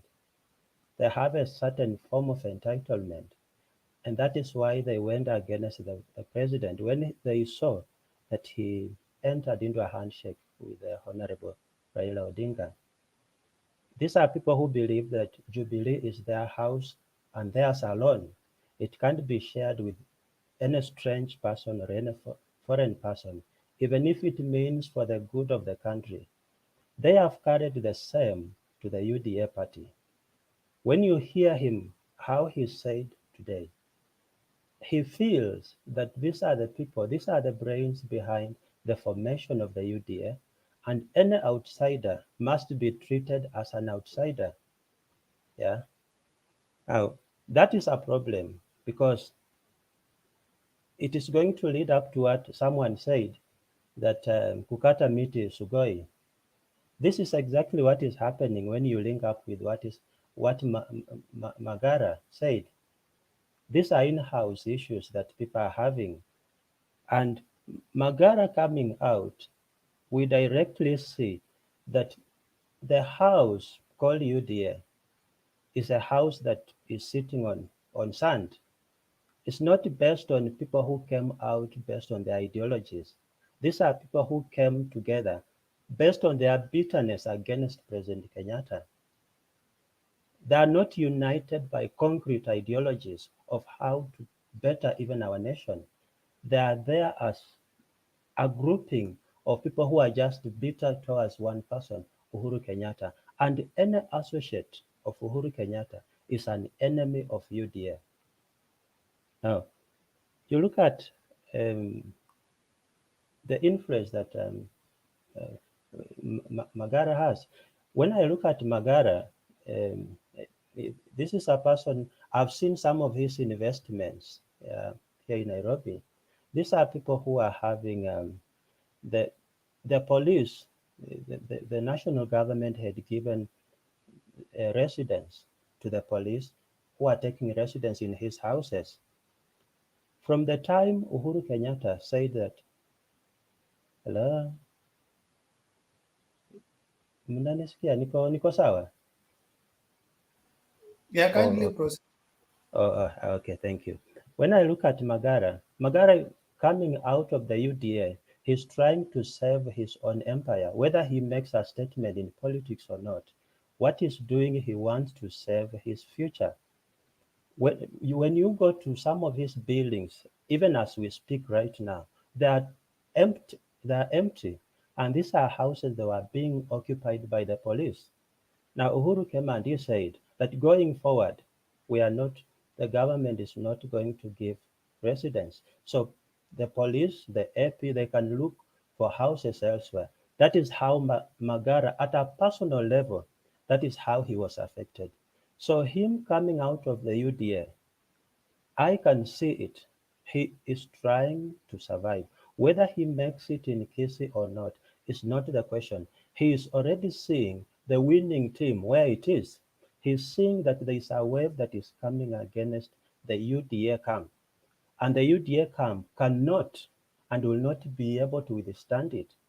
It's not a coincidence that this is happening after the NDCs that happened from Friday all through the weekend. And the kind of force that we are seeing that is shaping the country, there is only one person that this wave is seeking to sweep, and that is the deputy president. Any associate of him who is seeing the future of himself as a relevant person in the nation of Kenya, they are seeing that this is the moment to exit that camp. When I look at the Honorable Musalia Mudavadi and Wetangula, I mean, at times I tend to think that Mr. Mudavadi, he went into a wrong profession. Politics is not just good for him. He has always made the wrong moves all the time. In 2002, he made the same wrong move. Why? Because he wanted to be the VP. 20 years later, right now, we have seen him crossing to go and make a handshake with the DP, whose ship or whose boat is sinking. Yeah, he has no future. So when I look at him, I see him as someone who would have been a good technocrat to help the government build its systems. But when it comes to politics, the man just doesn't get it. Yeah, and if I don't know, there was a tweet. There's this account on Twitter that is said to belong to Mr. Mrathe. I don't know if it is true, but if it is, what was said in the morning, they say that he said that, mark my tweet, that in August, Mudavadi will be the deputy prime minister under Azimio government. What does that mean? I agree with someone who has said that it could be these two gentlemen were sent to UDA to distract and destroy UDA from within. And after their mission is done, they exit.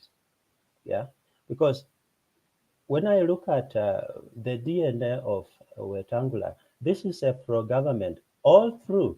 During Moi's time, people who come from Western can confirm this. People who come from Bungoma can confirm this. Wetangula has always found a way to be in government. He has never been in the opposition. The only opposition he was in, it was under the 2013, between 2013 and 2017. That was when he was in the opposition. Yeah. Otherwise, this is a guy who is clever. He's always so calculative. He's seeking to be relevant. So going forward, I always see that Wetangula is someone who will come back. And the same with now Mudavadi. If that tweet is to be believed, then we can see that at the end, the person who is going to sing alone is William Ruto. Someone said it's kwenda sugoi kukata miti. I think that what that meant is now the effect that we are seeing, that at the end of the day, Mr. William Ruto will lose all his associates who are influential.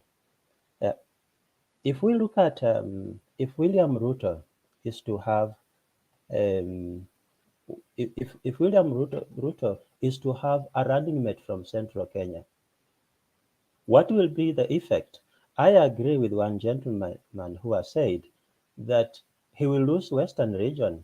That is how tricky this thing is. That is how difficult it is against him. If he tries, if you take Mr. William as a constant and you try to play around with the two regions, if he takes Western, he loses Mount Kenya. If he chooses from Mount Kenya, he loses Western. So how can he be the president going forward? This thing is just difficult for him. Yeah. And those people like now, Akina Magara, they are starting to see the sense. They are starting to see what the statement that was said, kukata miti, ni kutoa any people who are influential within that camp to start coming out. It will not be far-fetched. People will be citing what Magara cited today, that there is no democracy within the party. So it is an environment where one man is a one-man show, is the deputy who carries the day.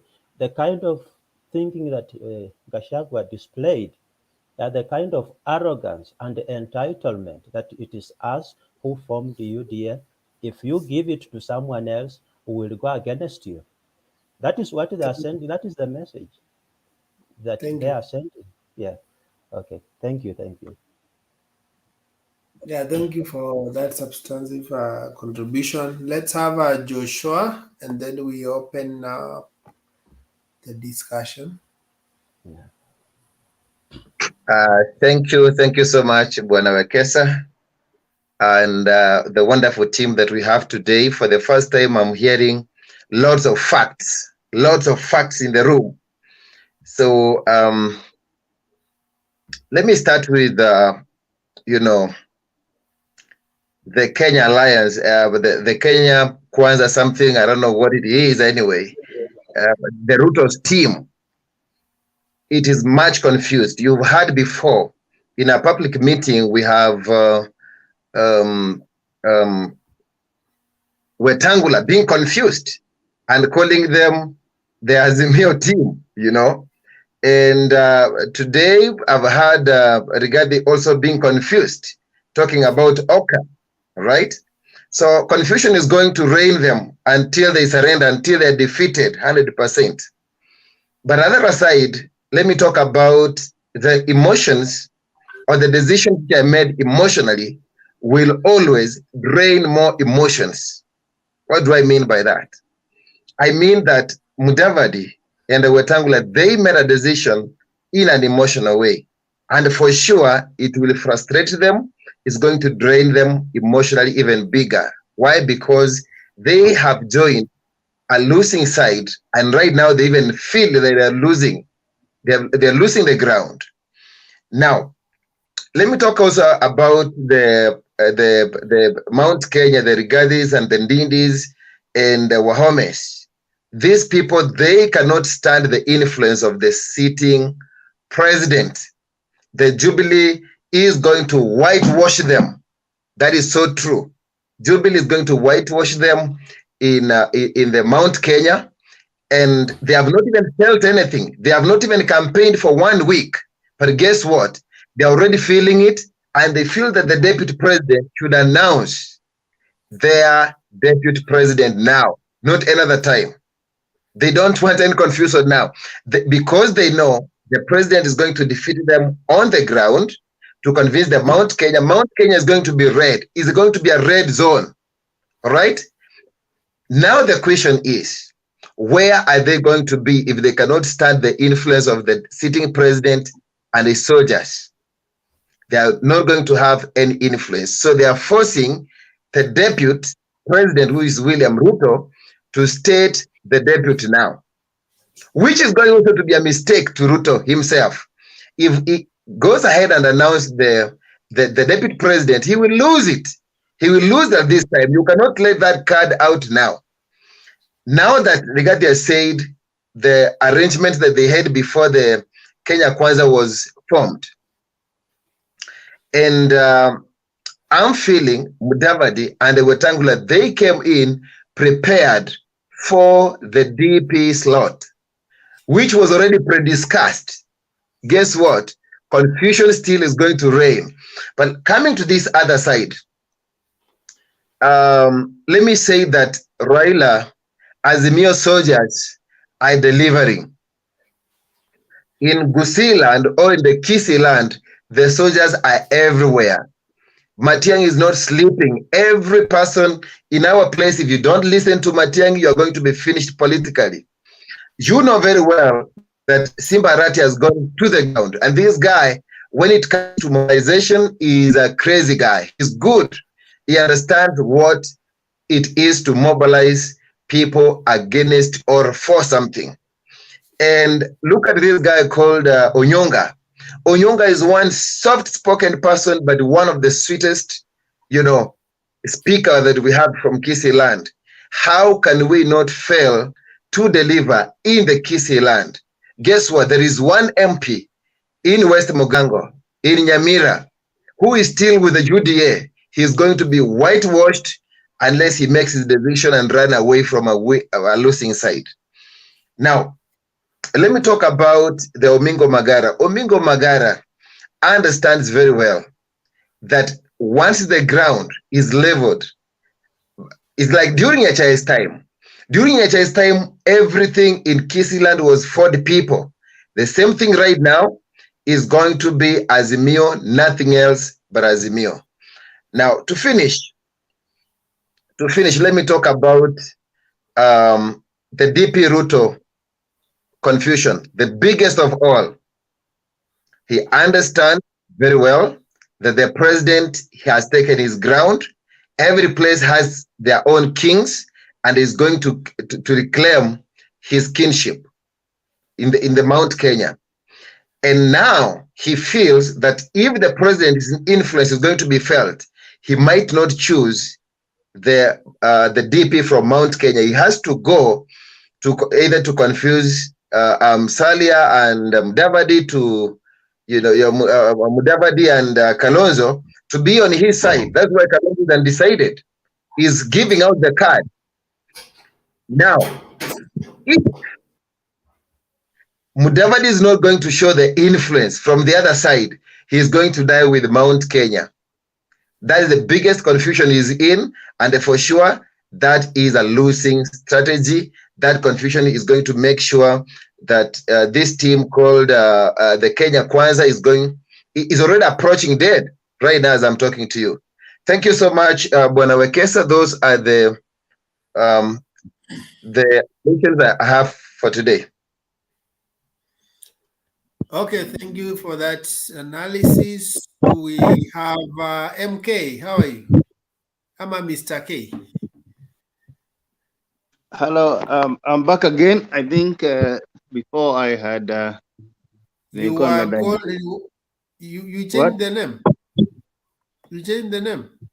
Yeah, Mr. Kamau. It's just the initials. Oh, yeah. You see, Mr. Now K is Mr. Kamau. I'm seeing a new name, but the face looks familiar. And the voice, Mr. Kamau. I'm now opening up the discussion. Okay. I want people to bring out issues now for debate. You have heard everybody submit issues that can arise. We can now have a cross examination of what we have been discussing. Selina, you wanted also to add a few things that you have observed. It's okay for now. So should I continue? Yeah, you can. But personally, I was just saying that before, when you told me to stick to what was in the subject, I was saying that I observed that the deputy president reception at the U.S. was mainly over tourist visa, where you have a restricted visa, and you only go to issues that pertains to personal, not the interest of the country. And the reason of that is because some of his traveling are not censored by the government. Just the way he could go to campaign for Museveni. You know, there was a time he moved from Kenya. I think he has been very, very, very disrespectful to the system. And these are the same things that are making him look bad internationally. And you also know that the relationship between him and other countries have been a little bit not so straight, edgy, because of some of his statements. Like, for example, when he talked about Congo.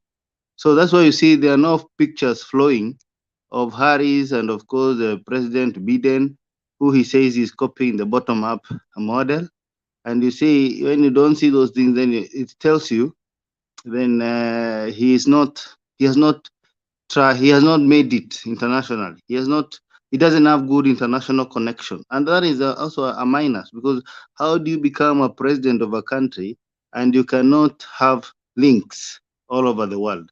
Because how do you help a country? How do you do bilateral agreements? Those are things I've observed. So personally, I find him not capable, because Baba goes to India, he meets the prime minister, he's not even in government. It tells you there are many things that he's doing wrong. But I think it's also a plus, because he's trying to clean his image. Many people have been saying that he cannot go to the United States, he can only go to Dubai and Uganda. But now I think it is clear he has gone there to try clear the image that he has back in the country. The other thing, and as I finish, the other thing I want to speak is, if you ever follow ukifuata inzi itakupeleka kwa choo most probably, ama kitu ambao kimeoza mahali. Ukifuata nyuki itakupeleka kwa asali. Inaweza kuwa na challenge kidogo ya kupata hiyo asali, lakini ukijiprotect utapata asali. So ni sisi wa Kenya tujiulize, tunafuata nani? Tunafuata nini? Na kile kinafanyika sasa Kenya ni kwamba wale wanaofuata inzi wanajipata wameenda kwa choo. Kwa hivyo ni ngumu sana kukaa kwa choo. Unaenda kwa choo, unakaa kidogo, unatoroka. And that is what is happening in Uda. Thank you. Okay, that is interesting. Selina, you were speaking something to do with, was it Oka or what? What did you observe? Yes. Yes, I was saying, Kenya, okay, yes. Ya kwamba, all these things vile tuliongea jana mambo ya Kalonzo, nikaona Mheshimiwa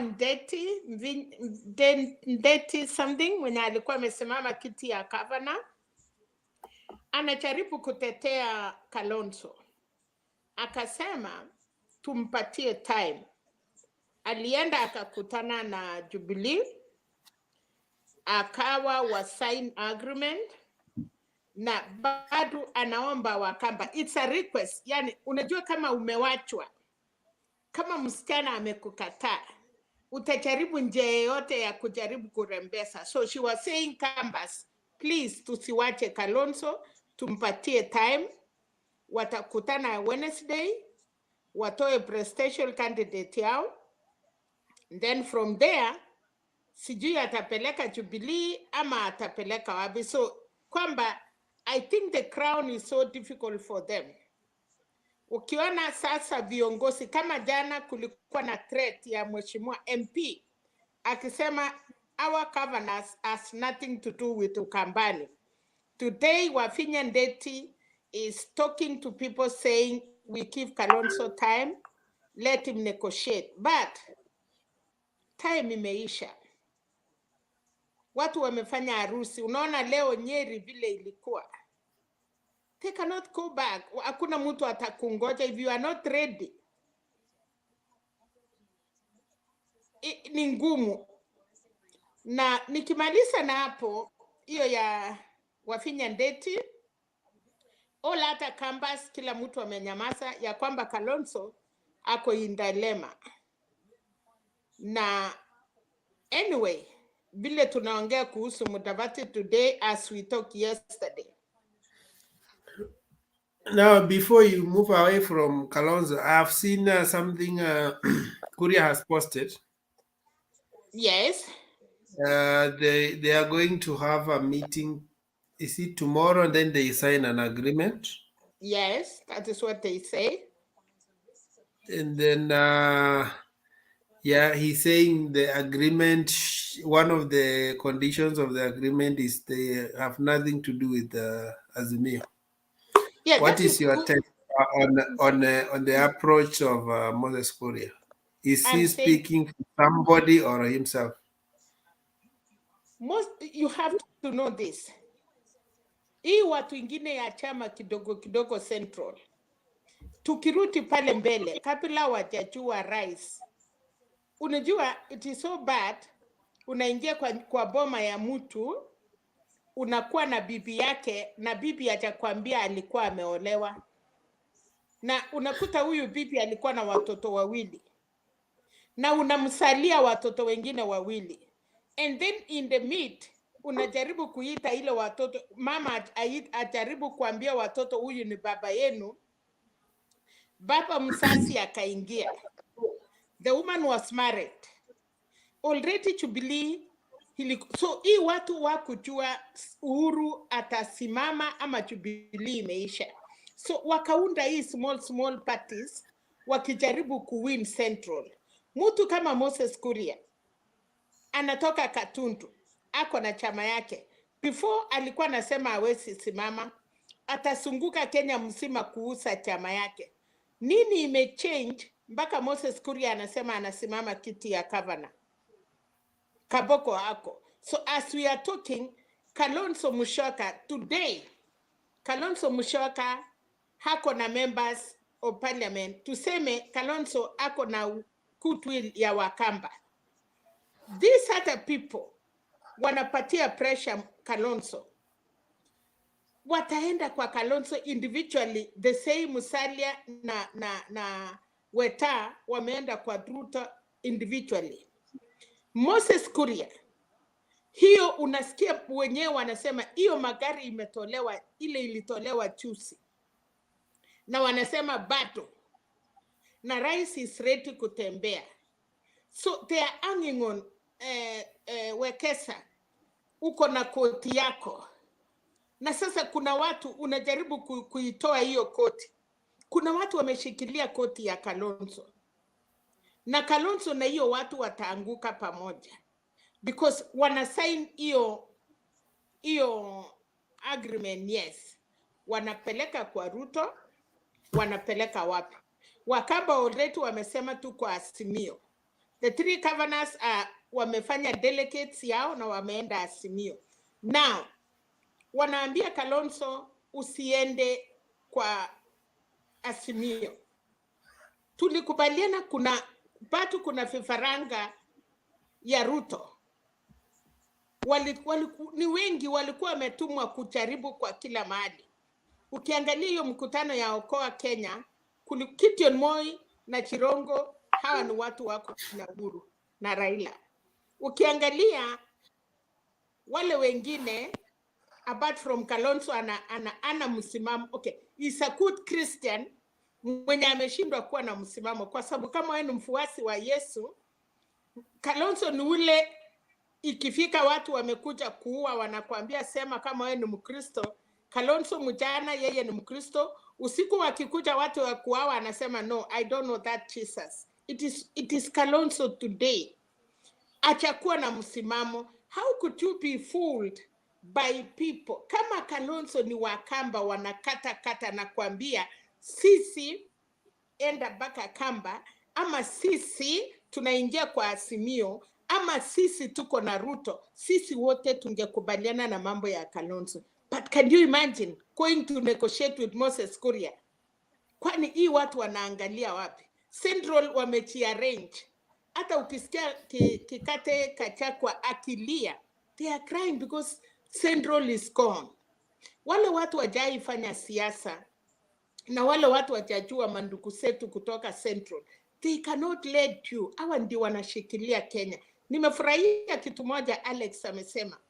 Wakisia the second people, Wakikuyu ni ya kwanza, ya pili ni Wakisii, kukimbishana na biashara na kutaka kukua comfortable wherever they are. Na Uhuru aliwaambia, I am giving you these people titles wherever you are, so that kesho mkitaka kuambiwa. Alisema na Kikuyu, I don't know kama mulisikia ama amusikii. Anasema Kenyatta alipeana title kidogo, I have come kuwapatia titles wherever you are. Hili mtu kesho akitaka kukutoa, toa hiyo karatasi. Can you imagine ati mtu ya Central Uhuru na kusema inywe nyinyi, mnajua mahali mulitoka? Mnajua mahali tulitoka. So those are the words like mtu ila anajua jamii yake. So hii biashara ingine yote pena Wekesa, some people are looking for money. Some people are campaigning kujua mahali iko. Nikitoka hapo, jana tulikuwa kali sana kwa Kalonzo. Leo naona watu wanataka kutetea Mudavadi kusema ati Gachagua hana ruhusa kumuuliza. Wekesa, umetongoza msichana, umempeleka kwa nyumba yako, kila mtu amejua hiyo atakuwa bibi yako, and then somebody else come to force you na kusema hapana, si wewe, hata mimi. Hile kazi ngumu hawa watu ya Central wamefanya kuhusa deputy president.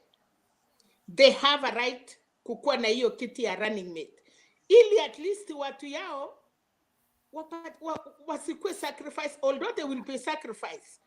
Central tulikuwa na President Bake na tulikuwa na Uhuru, tulikuwa na Matiba na tulikuwa na Kibaki. Hata mupatie two running mates Central, watakaa chini na kusema which and kwa mkono gani sisi Central tutakuwa sawa. So Gachagua being a running mate ya Ruto is fine kulingana na ile kazi wamefanya, lakini Mudavadi kuingia the last minute na kukuja na earthquake. Mudavadi alinegotiate na deputy president bila wale candidate wengine, bila chama ya UDA, na ndio sababu ulikuwa nasikia wanaenda wanasema nyinyi watu ya UDA mnakubalia mimi nikuwe na mkutano tukukutane. Wait a minute. Why do you think Gachagua brought out that issue? Because I think they had not brought it in the limelight. So why do you think he brought? Is it that maybe they negotiated that Mudavadi will not be the running mate, but the way he has seen the DP is more close to him, is giving him the responsibilities, He's even traveling with him. Is he suspecting that the DP is feeling more comfortable working with the Musalia? Okay, Maybe. there is this thing watu wamesema na huwezi jua. Kuna mtu anasema DP Ruto ameona kama anawekwa kwa kona. And he has been saying something in Kalenjin that the name Machamege Senge, he has been telling people this mountain is slippery from him. So, and DP Ruto is trying to see in case I'm so cornered. Na batu ana hiyo maneno ya Waluya ya kwamba in case mambo yaripike, and I say okay, nje mjue mimi si mtu mbaya, I can sacrifice for Mutabadi. That is how things goes. But for Kachakwa now, kwanza pesa yake imetumika kuunda Yuda. Second, Central Uhuru amesimama. Kama ni wewe wakifuata Ruto bila kuwa na kitu ya kushikilia, where will they be? Hata mkutano moja watashika. So Kashakwa is like okay, na tukiendelea utaona watu wana defect bado wakinyimwa hiyo, na ndiye anachokosa juu they are ready now to go. Tuliambiwa Kikuyu you can rent but you cannot buy. You can buy a Kikuyu either you can rent a Kikuyu, you cannot buy, or you can buy a Kikuyu, you cannot rent. They are looking for exit. Na exit moja ni kwamba okay, ulituambia tunataka tunapata kiti ya TB running mate. Let me say, kama kweli deputy president amejua apati kura Central na amejua hakuna mahali anaenda, the only thing he can do is a revenge, kwa sababu hii watu ni watu anaweza sema Mudavadi. Kwa sababu after all, hata ukisema Kachakwa akue running mate na Central hiyo kura, hii vijana tunaambiwa wanafuata Ruto. Vijana hawana kura. Kama watu ya kanisa, kama watu wasima, wale watu unajua kabisa wako na kura, they are changing. Unataka kuniambia hiyo watu wanafaa hiyo manguo? Wacha ile wanafaa nguo na kushout. Nilikuwa napigana na Alex. Namwambia what is wrong with these yellow clothes? And they are shouting and shouting. This is now red na makarisao. They are so quiet. Wanasikiza. Leo niliona around 20 aspirants. Wanasema nasimama kiti ya MP. Mwingine anasema nasimama hii. Hii ingine yote ya Alex ya yellow. Apart from wale tunawajua. Kwa nini hatujasikia wanasimama? Kwa nini hatujasikia candidates wako nayo? So as we continue Wakesa, kabla ya deputy president kurudi, na kabla ya rais kwenda Nyeri, kupeleka tu baba one day. Hii chama yetu nataka kusema hivi. Deputy president is preparing for 2027, but not this election. Tukikubaliana ya ukweli, lakini pia tusiende kuwafinya. Mimi natetea leo watu ya Central juu. Nilisema juzi kama mama, nikipata mtoto ya kwanza, huwezi kunisuia kusaa mtoto ya mwisho. Nikisaa na baba yako na nitiforce baba yako, huwezi kunisuia kukuwa na mtoto ingine kutoka whoever I like, kwa sababu mimi ni mwenye ninasaa. So deputy president, all that thought there. Let's have Njiru. Bado tuko naye. Okay, before Njiru comes in, let's have Mkenya ameingia. Then kuna Sajak. Mkenya, how are you? Hello, good evening. Mko pipi? Tuko poa. Tell us, ticket, if we can return the ticket of, invert the ticket of Uhuru Ruto and then we invert it to Ruto Kashagwa. How do you see it? The two communities changing, one is a numerator, another one denominator. After 5 years, 10 years, another one is a numerator, another one is a denominator.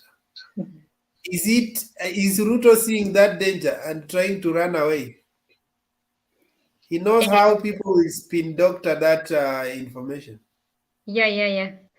But I think the DP is not around, no? He's in USA. That's what I've seen. Yeah, but in politics, nothing happens by chance. Yeah, sure, You might I have asked understand. him, do you know in UDA the origin, the originator, the propagator of all propaganda is Yeah. Gachagua. Yeah, I'm reading. I'm reading in the chat. Some people are saying that Gachagua has stolen even pesa ya watoto. People are complaining here of his the corruption. Wanasema people are complaining a lot. So what I can say about this is like what I see with Hunda, I see some confusion. There are people who are not organized. There are people who are confused. They don't have a stand. Within that today they can say this, they can talk this, and tomorrow it's like they don't know what they want. And that's a big problem when it comes to politics. Before you go and campaign there, before you go and show to people, you should know what you want. I can agree with Mama Selina that some of these guys who are following them, who are following the DP, just they want money. Those people, they want money, and that's a big problem here. The people they cheat politicians. Why? Because we can see many youth there, they are shouting, and maybe those people even they don't have votes. And what they want is just to get that small shilling, to get that little amount they will be given, and that's all. So I can say there is a lot of confusion because if in any political party there's not a good organization, there's always like they expressing one another, expressing what they want, it will be hard, and this has been seen in Unda. Because first they started by saying they want to clear the dynasties. After that, they started saying we hustle a nation. Now, after that, wheelbarrows. And now they are just moving around, trying to correct what our president says about money stolen given to churches. And I think somebody here said that those people are trying to take gospel, to take the word of God, to take the Bible readings, to console their bad things they have been doing. It's like I take the word of God to be there, ni kama nachukua neno la Mungu inisimamie kwa zile maubaya zangu nimefanya, kutia manani. It's like I take this word so that people they can understand using the Bible word that what I've been doing, it has been good. But it's not like that. We can't take Bible literally and we bring preaching the word of God like a storybook. No. Somebody said that at the people, those who are saying the God's voice, people voice. That's wrong. You can't compare God's voice with people's voice. Even though that's why we say we have a Bible, because it's the language which we can understand. It's the language which we can understand God's language. But that's not how it means. You can't take money, you take to church, and tomorrow you can come here saying that I've been helping people. No. There are people are suffering. There are people are dying. They lack food. They lack this. They lack that. And that money should have helped those people. And that's the same God. That's the same God who stands for those poor people, who stands for those people are dying, who stands for those people are suffering. And it's also the God who stands for the church. So we should be very, very careful when we are using the God's word in some things.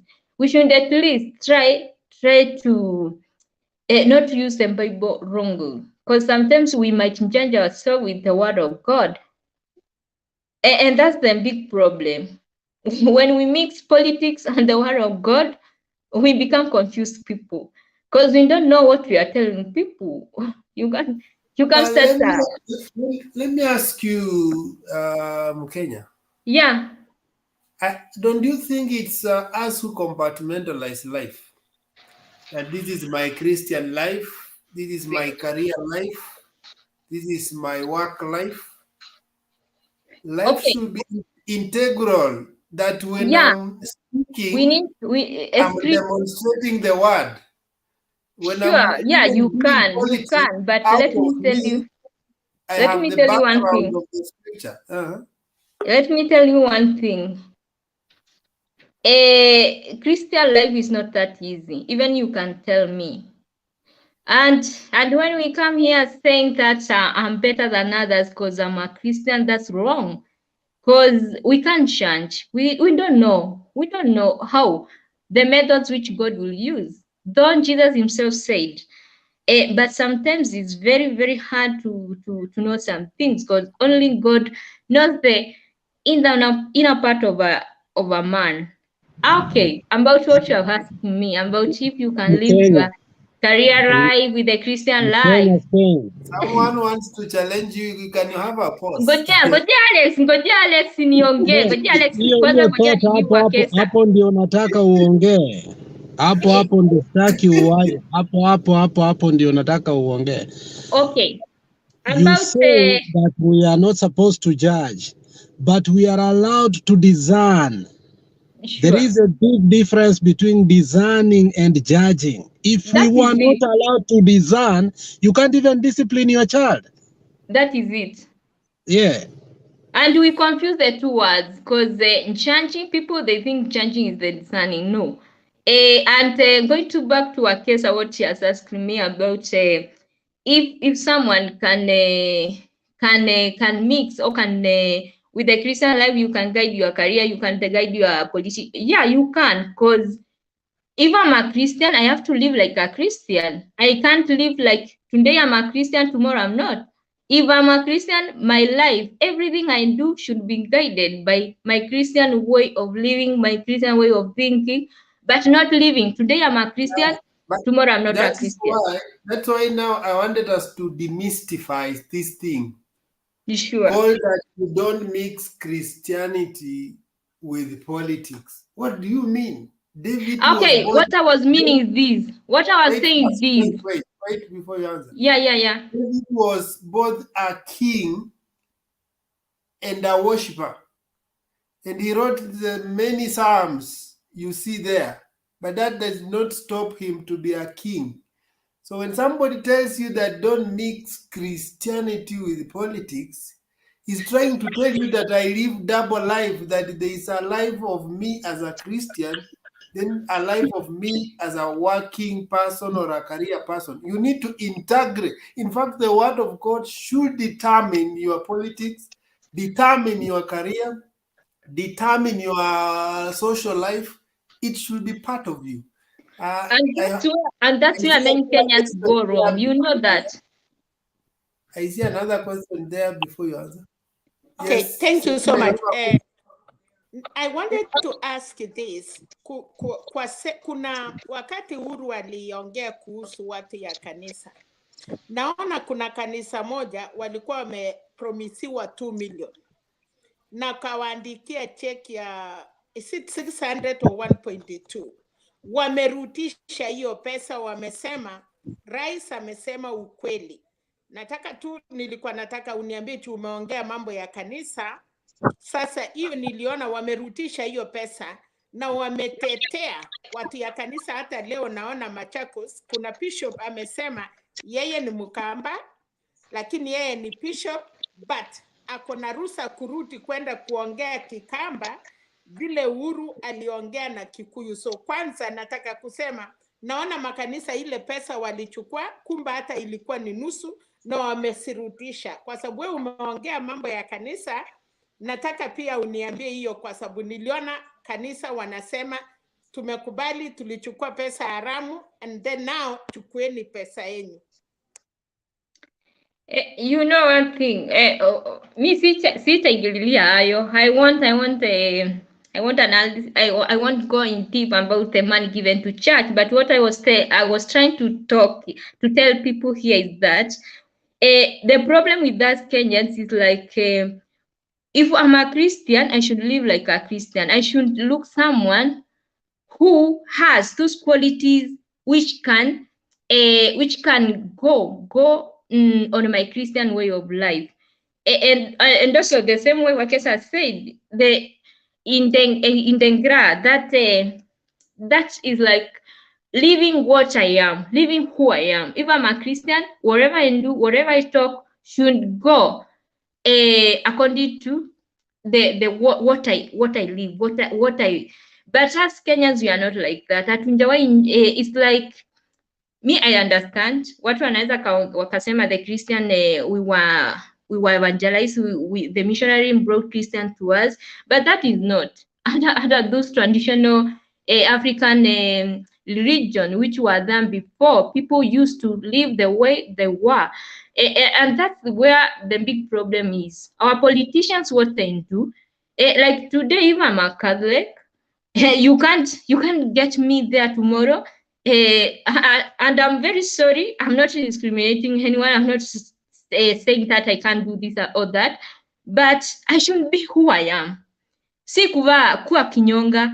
We know how chameleon is. Chameleon today, it may be green. Enda mahali kuna something black, it becomes black. When it goes like this, that's what I was trying to say.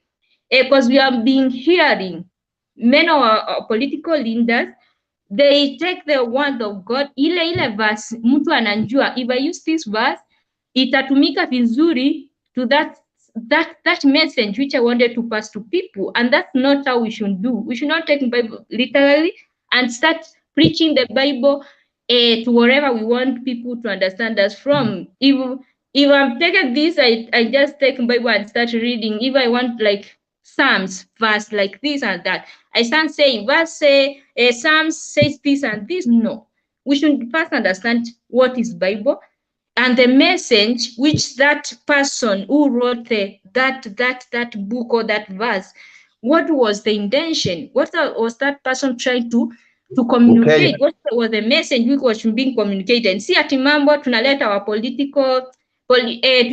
political message too, and we start taking the word of God ndio tunachanganya na ile message we wanted to pass to people.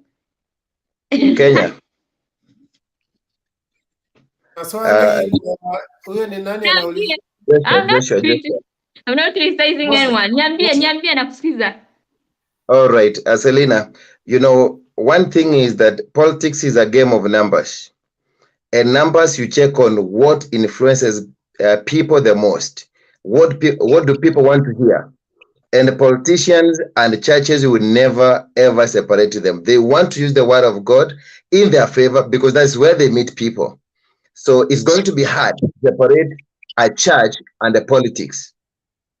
All right? This has been there in any world. It has been there. I've seen many countries, church and the politics has been there. There's always a way politics and, let me say, leadership and politics, and at the same time, churches work together. I've seen it always. Even the great emperors have been affected by politics. My point is, why is it that others call other people wachawi? It's because they understand most people who are Christians, they won't, vote in wachawi because they want to influence the perceptions of other people that these people are not good. And then others go to church, start reading the verse, starting preaching, starting crying in church because they want to show people that we're the cleanest people, we're the nearest to God. And for sure, of course, they are not. Everybody knows they are not. But the word of God, the churches, the pulpits and everything will be used. But one thing is for sure, God will punish those people who will use those altars in a bad way. Okay, that's why we have heard about pastors, bishops dying. I've heard of those. By the way, I've not confirmed, but I've heard that if you take anything bad to the altar and you try to consecrate it, what happens? It will eat you. So politics will always be politics. It's a game of numbers. Most people are found in churches and the word of God, and the politicians will use that. Let us not try much. The only thing we can say, don't go to the altars and play politics. Okay, let me Yes. let Okay, me respond go in on. 1 minute. We move now.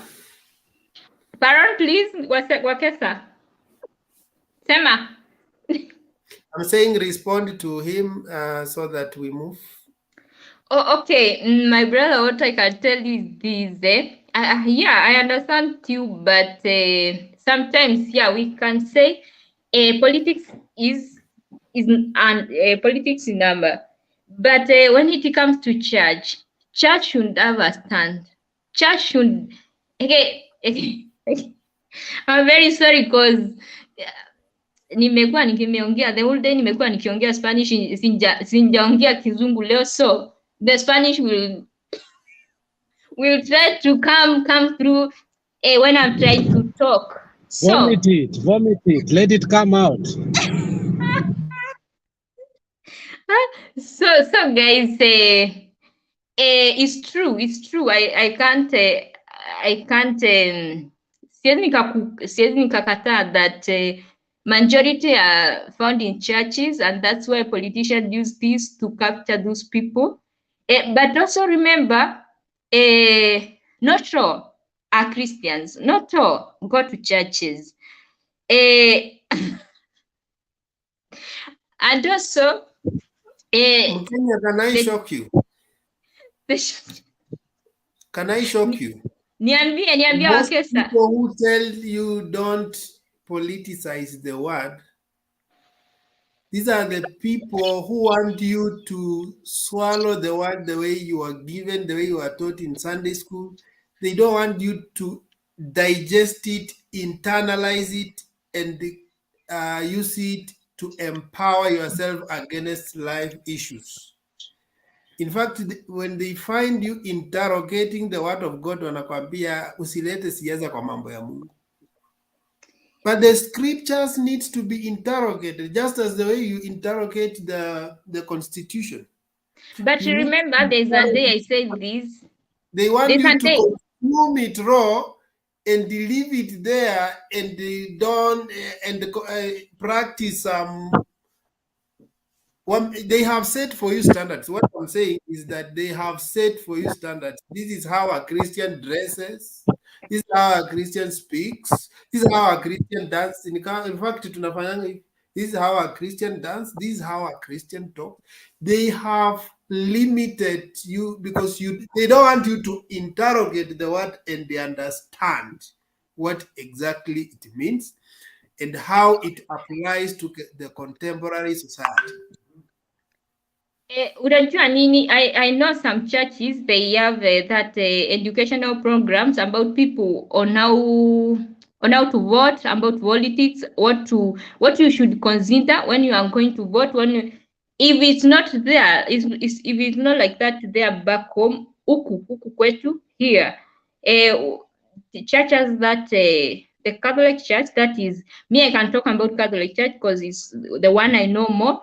Ikona that educational programs where it should and it must educate the people about how to vote. Lakini church haitakuambia go and vote for this person, but the church has that ikona hiyo nini, tiene esa autoridad has the nini ya kuambia mtu if you want to vote somebody who can make you better than now, these are qualities of the person you should look at, and that's how the church should be. Hata kama ni Protestant, they should educate their people.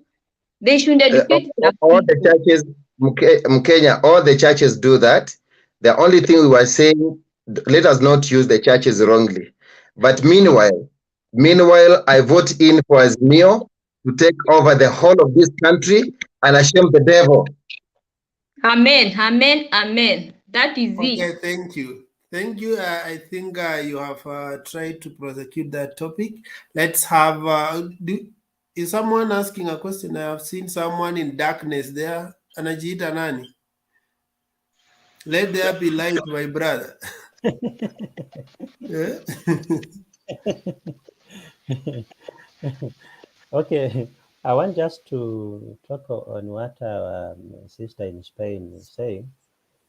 The problem that we are having in Kenya, it goes back to the days of a person called Constantine.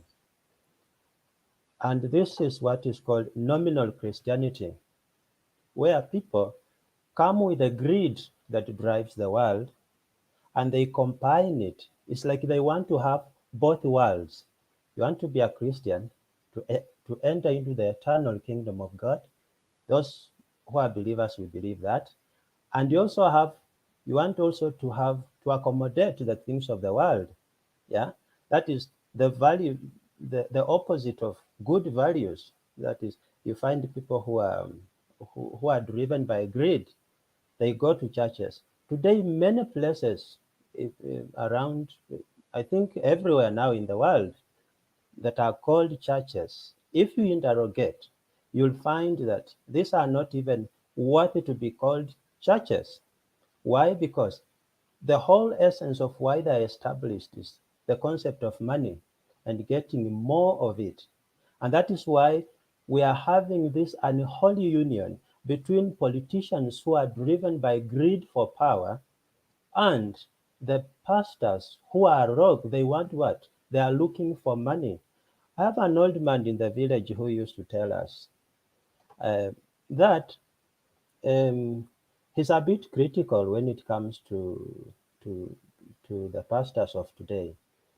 And he says that in his days, there were very few people whom he could call pastors. Why? Because he sees that some of the people who have now is someone calling? Why? Because hello? Hello? Yes, we can hear you. I think the echo is coming somewhere. I don't know if it's your end because people are... I had an echo from somewhere. Just proceed. Okay, thank you.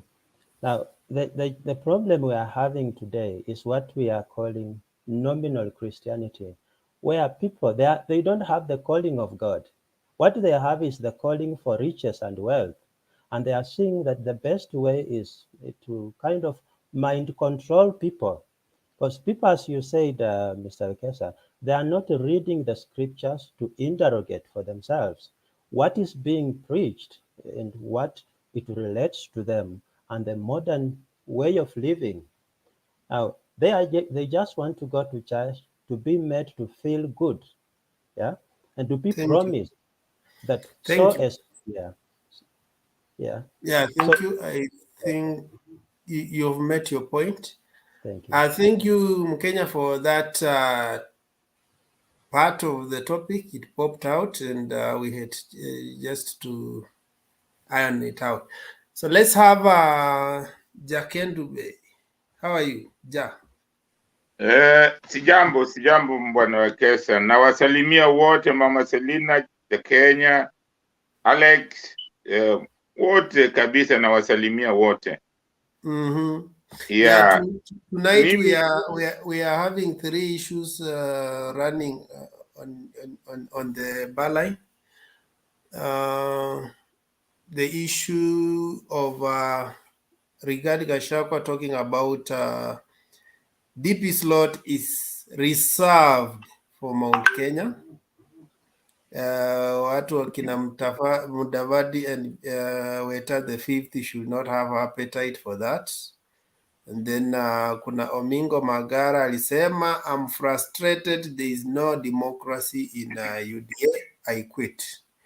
Then there was defections in Narok, but you can bring in a few current affairs. We have already the discussion. Yeah. Asante sana. Gachagua nilimuona alipokuwa akizungumza na Omingo Magara vile nilimuona wakati alinani na hiyo mambo ya Bwana Ruto na mwenzake kusafiri. Lakini nataka kugusia kidogo, kabla sijasema hiyo, nataka kugusia kidogo juu ya mambo ya udini. Mimi nataka kusema udini ni kitu moja ambayo unajua, ukisema neno la Mungu ni vulnerable. Watu wanaitumia vibaya, watu wa kisasa wanaitumia hiyo jina la Mungu vibaya, kwa sababu Mungu ni vulnerable. Hawezi akasema, mtu atasema Mungu amesema hivi na Mungu hakusema hivi. Watu wanatumia hiyo, na hasa tuseme sisi watu weusi sana tunatumia hii mambo ya Mungu. Saa zingine mimi hujiuliza, hawa watu weupe wakatili, wamefanya unyama kwa watu, mbona wao wana baraka tu, wanapata zile vitu sisi tunataka, tunasema tunaenda kuomba, wao unaona hawaombi lakini wanapata hizo. Mimi saa zingine hapo inanisumbua. Alafu unaona tunaambiwa lazima tuwe Wakristo. Na je, mbona zamani mababu walikuwa wanaenda tu wanaomba kwa hizo mlima, kama mlima Kenya, wanaomba na mvua inanyesha? Kusema kuna kitu mimi sielewi na hii mambo ya udini. Mimi nikiona udini iko na ukora mwingi ndani yake kabisa. Lakini sisemi kwa ujumla kwamba kwamba wote ni wabaya, lakini kuna wengi sana wana vitu ambavyo lazima tuulize maswali. Mimi kuna wakuu wa dini fulani ambapo nilikuwa nakubaliana nao, na wakati wao hawakuweza kumpatia mwanasiasa yoyote kuzungumza ndani ya kanisa. Mtu kama Ndingi mwana wa Nzeki, Archbishop Okoth, yule Mugwe, Cardinal Otunga, hawa watu walikuwa ni watu ambao walikuwa na msimamo, na msimamo wao haukuegemea upande wote, lakini ilikuwa inaweza kuambia serikali unafanya vibaya, au yani walikuwa na uongozi wa kipekee, naweza kusema hivyo. Walikuwa watu ambao hawakuwa wanaongozwa na pesa, eti tunawapeleka pesa kanisani. Si kuona hivyo kwamba wanasiasa walikuwa nakimbia na pesa kanisani. Ilikuwa sio rahisi kufanya hivyo.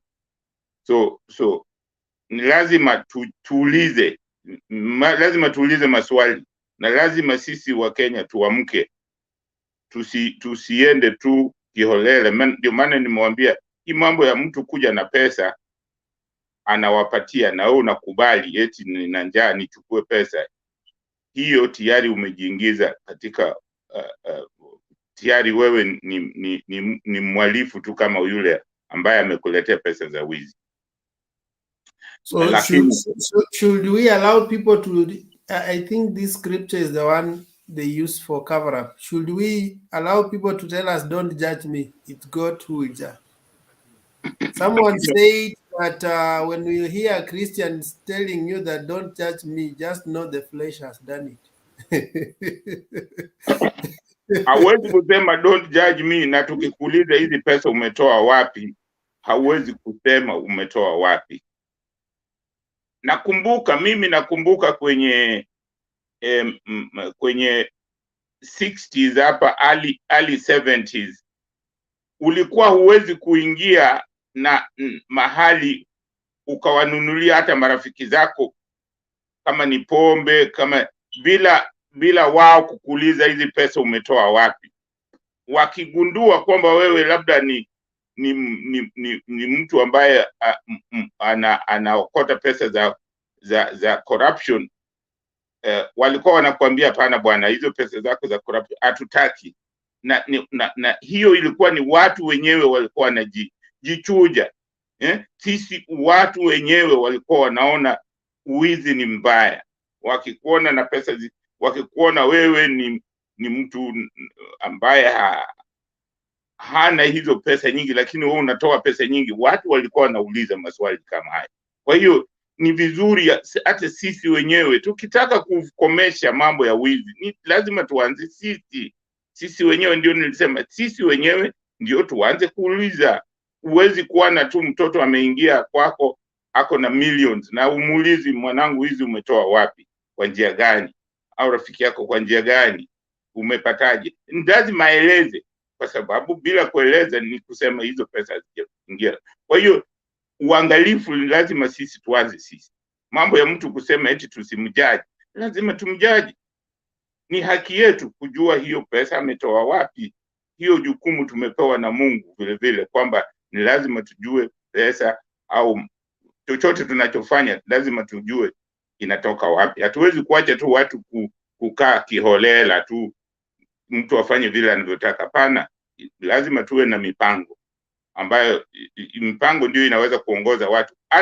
Hata mkiendesha magari barabarani, tunasema tuko upande wa left.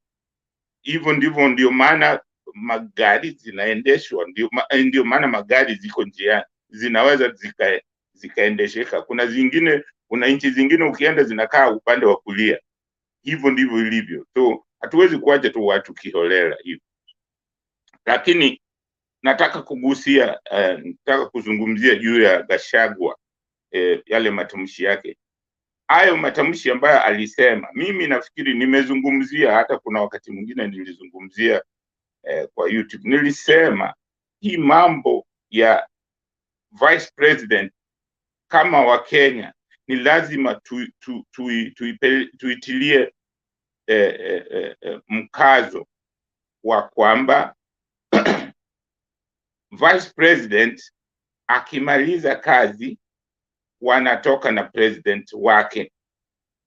Ni kama conductor na driver, wakimaliza kazi conductor na driver wote wanatoka. Kuna wakati mmoja watu walikuwa nasema Uhuru ndio driver na vice wake ndio conductor. Lakini ukileta argument kama hiyo, mimi nasema huwezi kumwachia conductor kuendesha gari, kwa sababu conductor sio driver. Okay? Conductor ni conductor, driver ni driver. Kwa hiyo akitaka kuwa driver lazima aende ajifunze. Unaona? Kwa sababu akitaka kujifunza lazima ajifunze kwa driver, lakini kama hajajifunza hauwezi kusema kwamba conductor sasa atakuwa driver. Hiyo wakitoka watoke pamoja. Ndio maana nasema inafaa vice president akitoka, president akitoka anatoka na vice president wake. Ndio tuache hii mpango itoe mpango wa ukitoka mkoa wa kati unaenda mkoa mkoa wa kule ni mkoa gani? Mkoa wa Rift Valley. Ndio hatuwezi kufanya namna hiyo, kwa sababu tukiacha hivyo inaweza kuwa watu watazoea hiyo mtindo. Lazima tuone kwamba bonde la ufa ndio. Unaweza pia ita bonde la Uda. Bonde la ufa. Inaweza. Hapana, hiyo usiseme bonde la Uda, hapana. Hiyo naye bonde la ufa. Unajua Alex, mimi siwezi kusema hivyo.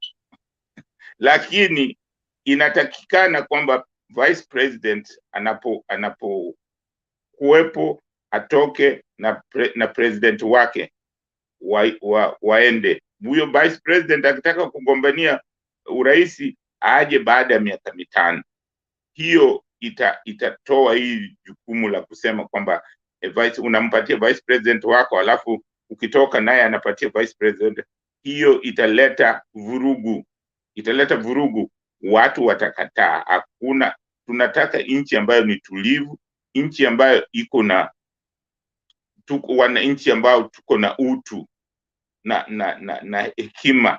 Lazima tutumie ili wote tuweze kuishi kwa nchi ambao wote kila moja anajiona yuko sawa. Unaona? Kwa sababu tukifanya hivyo haita nani. So what is your direct advice to kina Mudavadi? Akina Mudavadi sasa ile mimi sioni kama nina advice kwa wao. Mimi naweza kusema advice yangu kwa wao wangekuwa ni watu ambao wana hekima, wangekuja tu kwa Azimio, kwa sababu huko hakuna kitu watapata. Hata afadhali Azimio wanaweza kupata kitu, lakini kule wameenda watatokomea kabisa. Hao watu watatokomea, kwa sababu Gachagua alisema kitu ambacho sidhani kama watu wa Western walikuwa wanataka kusikia kitu kama hiyo. Sidhani kama walikuwa wanataka, manake mimi nilikuwa nafikiri atasema kwamba watakuwa na uchaguzi ama watakuwa na mazungumzo ili wajue mtu gani wanampatia. Sasa kwa Azimio atapata nini? Hebu tuambie. The other side, at least they are dominating, they are the ones campaigning. Huku kumejaa. No. Nasema kama kumetafuta space amekosa. Sasa akija kwa Azimio, baba ni mtu wa huruma, anaweza kumpa assistant minister. Na huko ameshapewa ya sports. Sasa hiyo ndio kusema kwa kweli. Mdavadi niliwaambia wakati niliwaambia kwamba mtu Mdavadi. Anyway, just hold on kidogo. I want to hand over the program to them, but I will be waking up for a long journey. Wacha ni safari njema. Aya, thank you. Lakini unarudi? No, he will continue from there. No, baada ya safari utarudi? Ni kazi tu. Oh, okay. Karibu. Safari njema na kazi nzuri. Poa. And then after wait kidogo. Then after Jakendu Bay, nani hajaongea? Kuna Edward and Penny. Alafu we mwenyewe. The rest they can do second, third. I don't know, wamefanya second or third. The rest can they can continue. Unaweza tuulize swali cha Kendu Bay? Now, okay, sir. Yes. You know, before you go, we need to decide with these people, because I usually leave at around in the next 40 minutes, then I go for 1 hour. And they say that they have issues around that time. So I don't know. Yeah, okay. What it means is that if you are going, they don't have, if you drop out, nobody will return you because nobody will return them. Yeah. So they gotta decide one of them who is gonna be holding on until I come back. But they seem to have a challenge with that. Yeah, I think people who have been here for long know how we do these things. Kina Selina, Kina Alex, so they can run it before you come back. Sure enough. So Selina, you're going to run it before I come back. So tufunge mapema leo. We will try. We will try. We will try. Okay. Yeah. Yes. Thank you. Karibu niwaambie good night na amuko Kenya. Asante. Mimi niambie good night because huku pia we have just 2 hours difference from Kenya. Oh, good night. Good night. Good night. Naenda safari njema. Unakuanga wapi? Nani? Wewe. Mimi? Yeah. Niko UK. Oh, I think mko almost same time zone. Yeah, ni my neighbor. Bado dakika tuko nyuma na masaa matatu. Yeah, wao wako masaa matatu na sisi 2. Sawa. Then but the topic is there. I don't know if you need any clip I play before I go, or you're okay. Yeah, I mean, this guy, These guys unaweza I wachezea wanted to clip ask kabla uende, alafu ndio utuache Ya tukiendelea. Magara. nataka niulize Hiyo ya swali Magara. mzee. Sawa. Nilikuwa nataka Ngoja- swali moja niulize Chakendu Bay. Can I have that please? Ngoja kidogo You can acheze ask hiyo as clip alafu I aende. look for the clip. Okay, let me play one clip first. Hiyo ya Magara hiyo. Okay.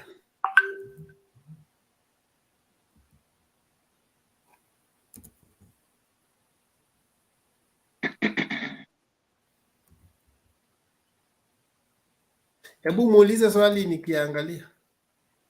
Okay, nilikuwa nataka kumuuliza swali ya hiyo Mudavadi na Kashakwa kwa sababu yeye ni msee na batu anajua utamaduni.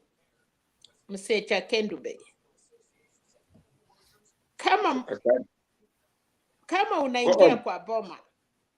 Is it ready? Yes.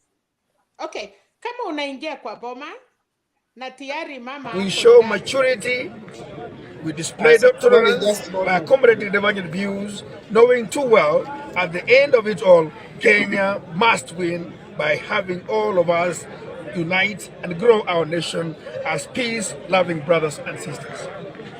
Secondly, I would like to thank all those that have supported me in my political journey. I promise to continue being resilient, honest, and accountable to my people, whom I serve with humility and distinction.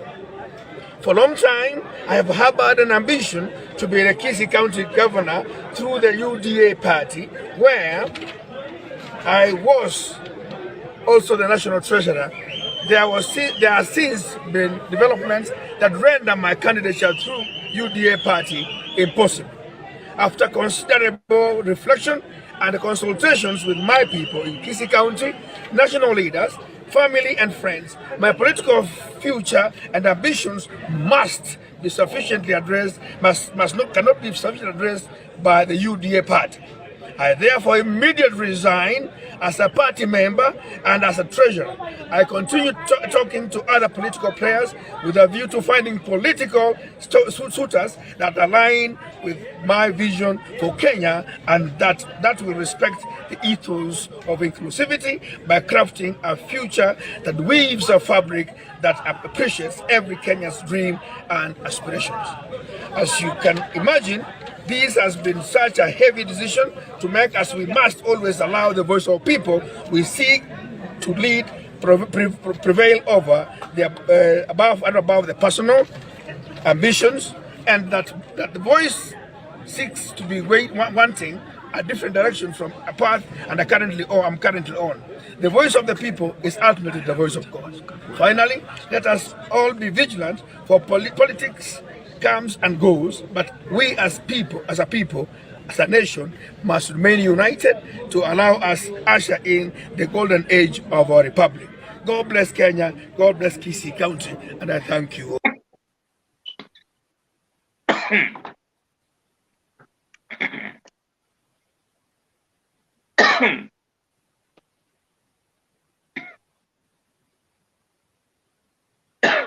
Endelea. Selina, endelea. Oh, okay. Asante. So nilikuwa nauliza Chakendu Bay. Tell me about Kenya Kwanza, the sort of lineup you are looking at. No, we have our NDC on the 15th of March. That is UDA. UDA. To unveil our presidential candidate, Dr. William Samoei Ruto. Other things will follow, you know. And I want to say this. I want to tell my friend here, the Honorable Mbui, that talk, unless Raila is a flag bearer, if Kalonzo is agreeable that Raila is a flag bearer, they have a deal. If he doesn't agree, there's no deal. That is cast in stone. And you'll ask me one day. And for Kenya Kwanza, you say UDA is going to unveil its presidential candidate. Yeah. Already NC unveiled Musalia Mudavadi. So how will they square it out? We are saying we are going to unveil William Ruto. Other things will follow. But as far as I'm concerned, there is general consensus that William Ruto is a candidate. And running mate, where will they come from? That will come. The running mate will come from the mountain at the appropriate time. That was discussed. And you know why Kalonzo is having a problem. No. What goes to No, ANC? I'm just saying. What goes to ANC? I'm just saying. Let me say. Why they're having problems is deceit. Why we have a problem with Uhuru Kenyatta is political deceit and conmanship. Conmanship. I repeat. And when we tell the president the truth, we don't insult him. We just say the truth. When you say you support somebody for 10 years and you don't support him, that is conmanship. Let's tie this. You said that there is general agreement that William Ruto will be the presidential candidate for Kenya Kwanza. Yes. The running mate will come from the mountain. Yes. What does Musalia Mudavadi get? That is subject to discussion. But when they came for discussion, Minister for Sports is when they came for discussion, when we have had many discussions, and that is what is going to West. When we have had many discussions, we are very forthright with Musalia and Wetangula because we are honest people. We are people of integrity. They could not be running away from Raila because of lack of integrity to come to us. We cheat them. They were told already. We have had our own discussion and we have agreed that the running mate is for the mountain. So as you come, it's good that you know. And they came with that knowledge. You know, it's important to be forthright. So we don't want to con people, Sam. This is a political deceit and conmanship. It's the cause of all problems in this country. So you hear it needs to come to an end. You hear confirmed that Musalia Mudavadi and Moses Wetangula are agreed that they have no place. No, they will not. They will not. They will not be the running mate. That I can confirm. Okay, all right. Okay, I can confirm that one. Let's take. Now, Themba. Yes, sir. You can see someone talking about conmanship, and he's actually talking to people who are in the US, not even here. Why did he ask to wait for Musalia to go to US before he spills this? He's talking about conmanship. Anyway, you guys proceed. Thank you, Wekesa. Wish you well on your journey, and you can log out one of your things. And those who are on the show, kindly, if you can, the screen is looking too dark. If you are on, kindly just put your video on so that we don't keep the screen too dark. It's not good when you are so many on the screen and then all of you are dark. Only one person is being seen. Okay, Selina, you had a question for Jakindube. Kindly go ahead. Yes, my question was Mr. Kendube. Hii mambo ya Gachagua na ndiye Themba Wekesa ameongea, anasema amengoja Mudavadi aende US. Nilikuwa nasema hivi, kama umekuwa na mama nyumbani na umesettle na huyo mama, alafu kama stay anakuja anataka kutoa mama kwa nyumba, na ruti ile NC yetu, kwa sababu hii ya vijana hata ya mali hata ya sasa anaweza fungiwa nje. So kwangu ni kuuliza, Gachagua na deputy president walianzisha UDA. Mudavadi ametoroka, anaingia kwa boma ya wenyewe, alisema tu aweke kichwa. Wakati alipatiwa kichwa akaambiwa but then unakuja, na akadanganywa, kwa sababu every time mwanaume akitaka kitu atakwambia hata ile pipi niko naye nitamfukuza. Na ukiuliza ako na watoto anasema usijali na watoto. So mi nataka ukweli ya kwamba tuongee hapa. Gachagua ako na right kusema wewe umekuja, it is a little too late. Kama tulikuwa tumepanga, tumekubaliana, nimepeleka huyu, nimeonyeshana kwa wasasi wangu, na sasa unataka kusimamisha sherehe ama unasimamisha kama nimeingia kwa nyumba. Is it really true? Vile sasa alitoroka kwao, alikuwa na bwana mwingine. Ametoroka hiyo bwana kwa sababu zake, anajua labda bwana ni maskini na ameona huko nyumba ingine iko na mali. Sasa amekanyaka, tuliambiwa amekanyaka mali mbili, na naona kwangu ni kama amepoteza sote, kwa sababu ile boma yake alikuwa angetulia. Hata kama ilikuwa ngumu, hapo ni afadhali, kwa sababu alijua hii nyumba impya ameenda kuna mwenyewe, na kuna bibi na ameresist, anasema umenikuta na sitoki. So nataka uniambie hapo inaenda aje, kwa sababu wewe ni mtu mzima, tuipeleke kiusima sasa. Who has the right, Mudavadi ama Gachagua? Kwamba kuna msemo ambao inasema ndoa sio ugeni. Unajua ukiwa kwa ndoa sio ugeni. Hapo kwa ndoa ni kama nguo ile ya kufanyia kazi kwa nyumbani, ile ambayo ikuwaga ni chafu chafu, saa nyingine imemwagikiwa na mafuta nini, hiyo nguo hiyo chafu iko namna hiyo. Sasa kwa maoni yangu, Mudavadi amepoteza yote. Kile alichokimbilia kule amepoteza, kwa sababu wale tayari walikuwa wameshazungumza. Na hata ukimwangalia vile Gachagua alizungumza, amezungumza kwa njia fulani, nguvu ya kusema kwamba hiyo haiwezekani, tulishatengeneza hii, wewe huwezi kuja hapa alafu useme wewe ndio unataka kuwa namba 2. Haiwezekani. Huyo hawezi kupata hiyo. Bibi akifanya namna hiyo atapoteza wote. Yule ameenda kwake atapoteza, na yule na kule kwa bwana hawezi kurudi, kwa sababu sasa utaona huyu ashaenda na mwingine, hawezi. Majibu yangu ni hayo, atapoteza yote. Thank you. Hapo tu ndiye nilitaka tusipike Gachagua bure, na ako na right ya kwamba umenikuta na uwezi kuja kunisukuma hata kama. So hivyo ndiye hata mimi nilikuwa naona Gachagua ako na right. Mudavadi atulie, kwa sababu ametoka kwa bwana yake, akue tu ajaribu bahati, pengine atapata bwana mwingine. Aliambiwa kwamba atapoteza yote na amepoteza yote. Sasa leo tumeambiwa wazi. Lakini Gachagua anaposema conmanship, saa zingine nashangaa sana na vile mtu anaweza kusema conmanship na yeye ni conman. Yeah? Saa zingine mimi wasikia wakimsifu sana President Kibaki, kwamba hawa President Kibaki alikuwa mzuri nini. Na Kibaki alikuwa conman. Mbona wasemaji kwamba alikon Raila? Mbona hiyo hawakusema? Mbona hiyo hawasemaji? Unajua hawa watu wako na double standard ya ajabu.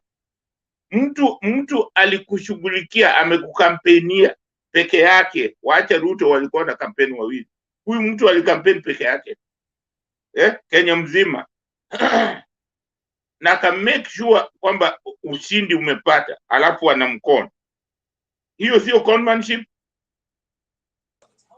Chekendube, pole kidogo. Nafikiri Gachagua kusema hivyo alikuwa anajaribu kusend message kwa deputy president ya kwamba uliniahidi nitakuwa deputy, na sasa kuna huyu mwingine amekuja. So uconmanship ya kusema Uhuru ulisema Ruto 10 na sasa umemwacha. Hata yeye alikuwa anamwambia rafiki yake, tulikubaliana nitakuwa deputy yako, na mimi sasa naona unalete mwingine. So uconmanship amesema kwa both sides, lakini ametumia akili ya kwamba alitaka kupass message, kwa sababu Mudavadi hakuingia peke yake kwa UDA. Ni lazima kuna vitu walinegotiate na deputy bila kuambia watu yake.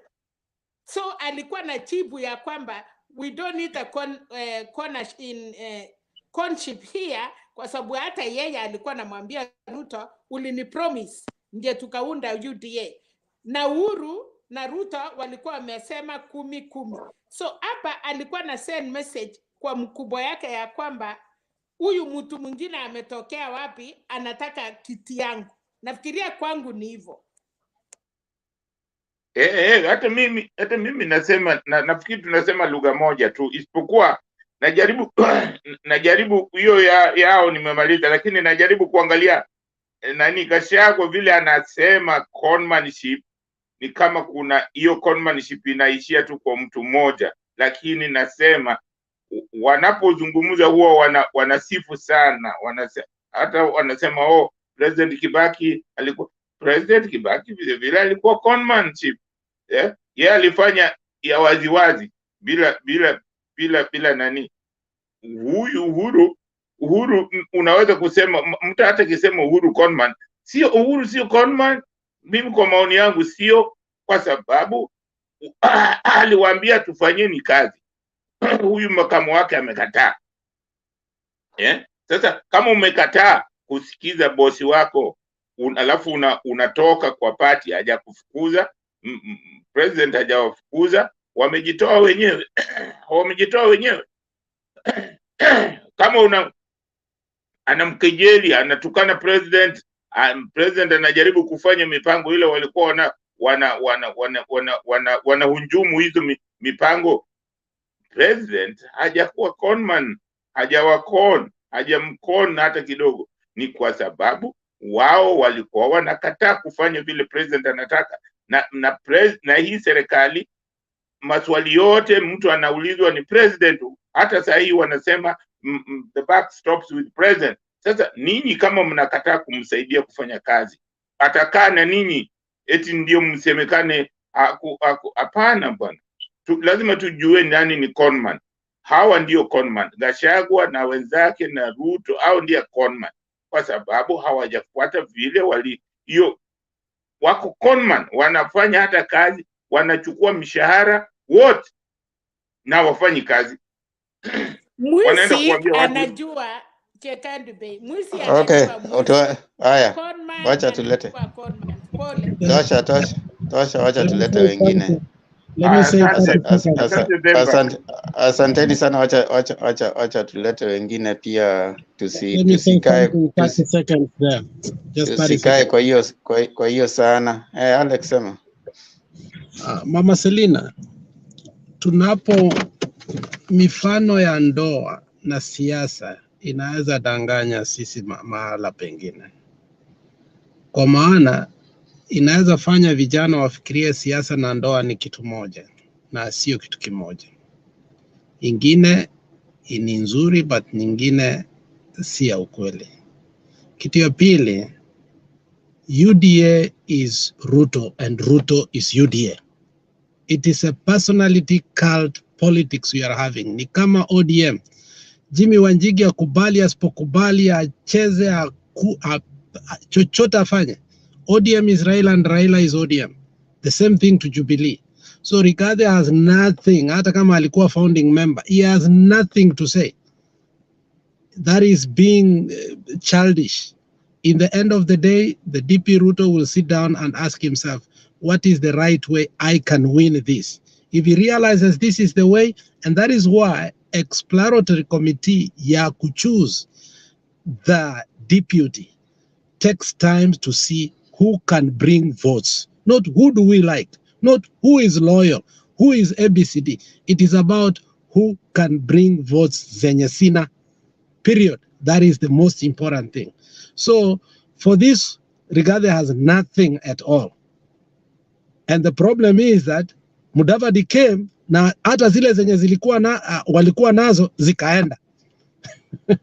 So they are in a dilemma. They don't have a presidential, they don't have a deputy as we speak, totally. Especially tukiangalia character ya Ruto.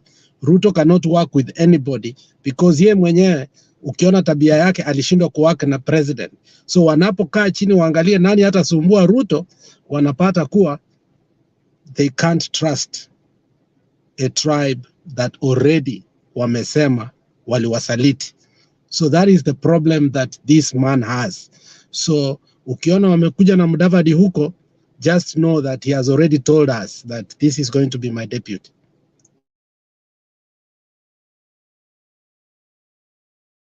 Demba. Okay, thank you so much. Wacha tulete wengine. Demba.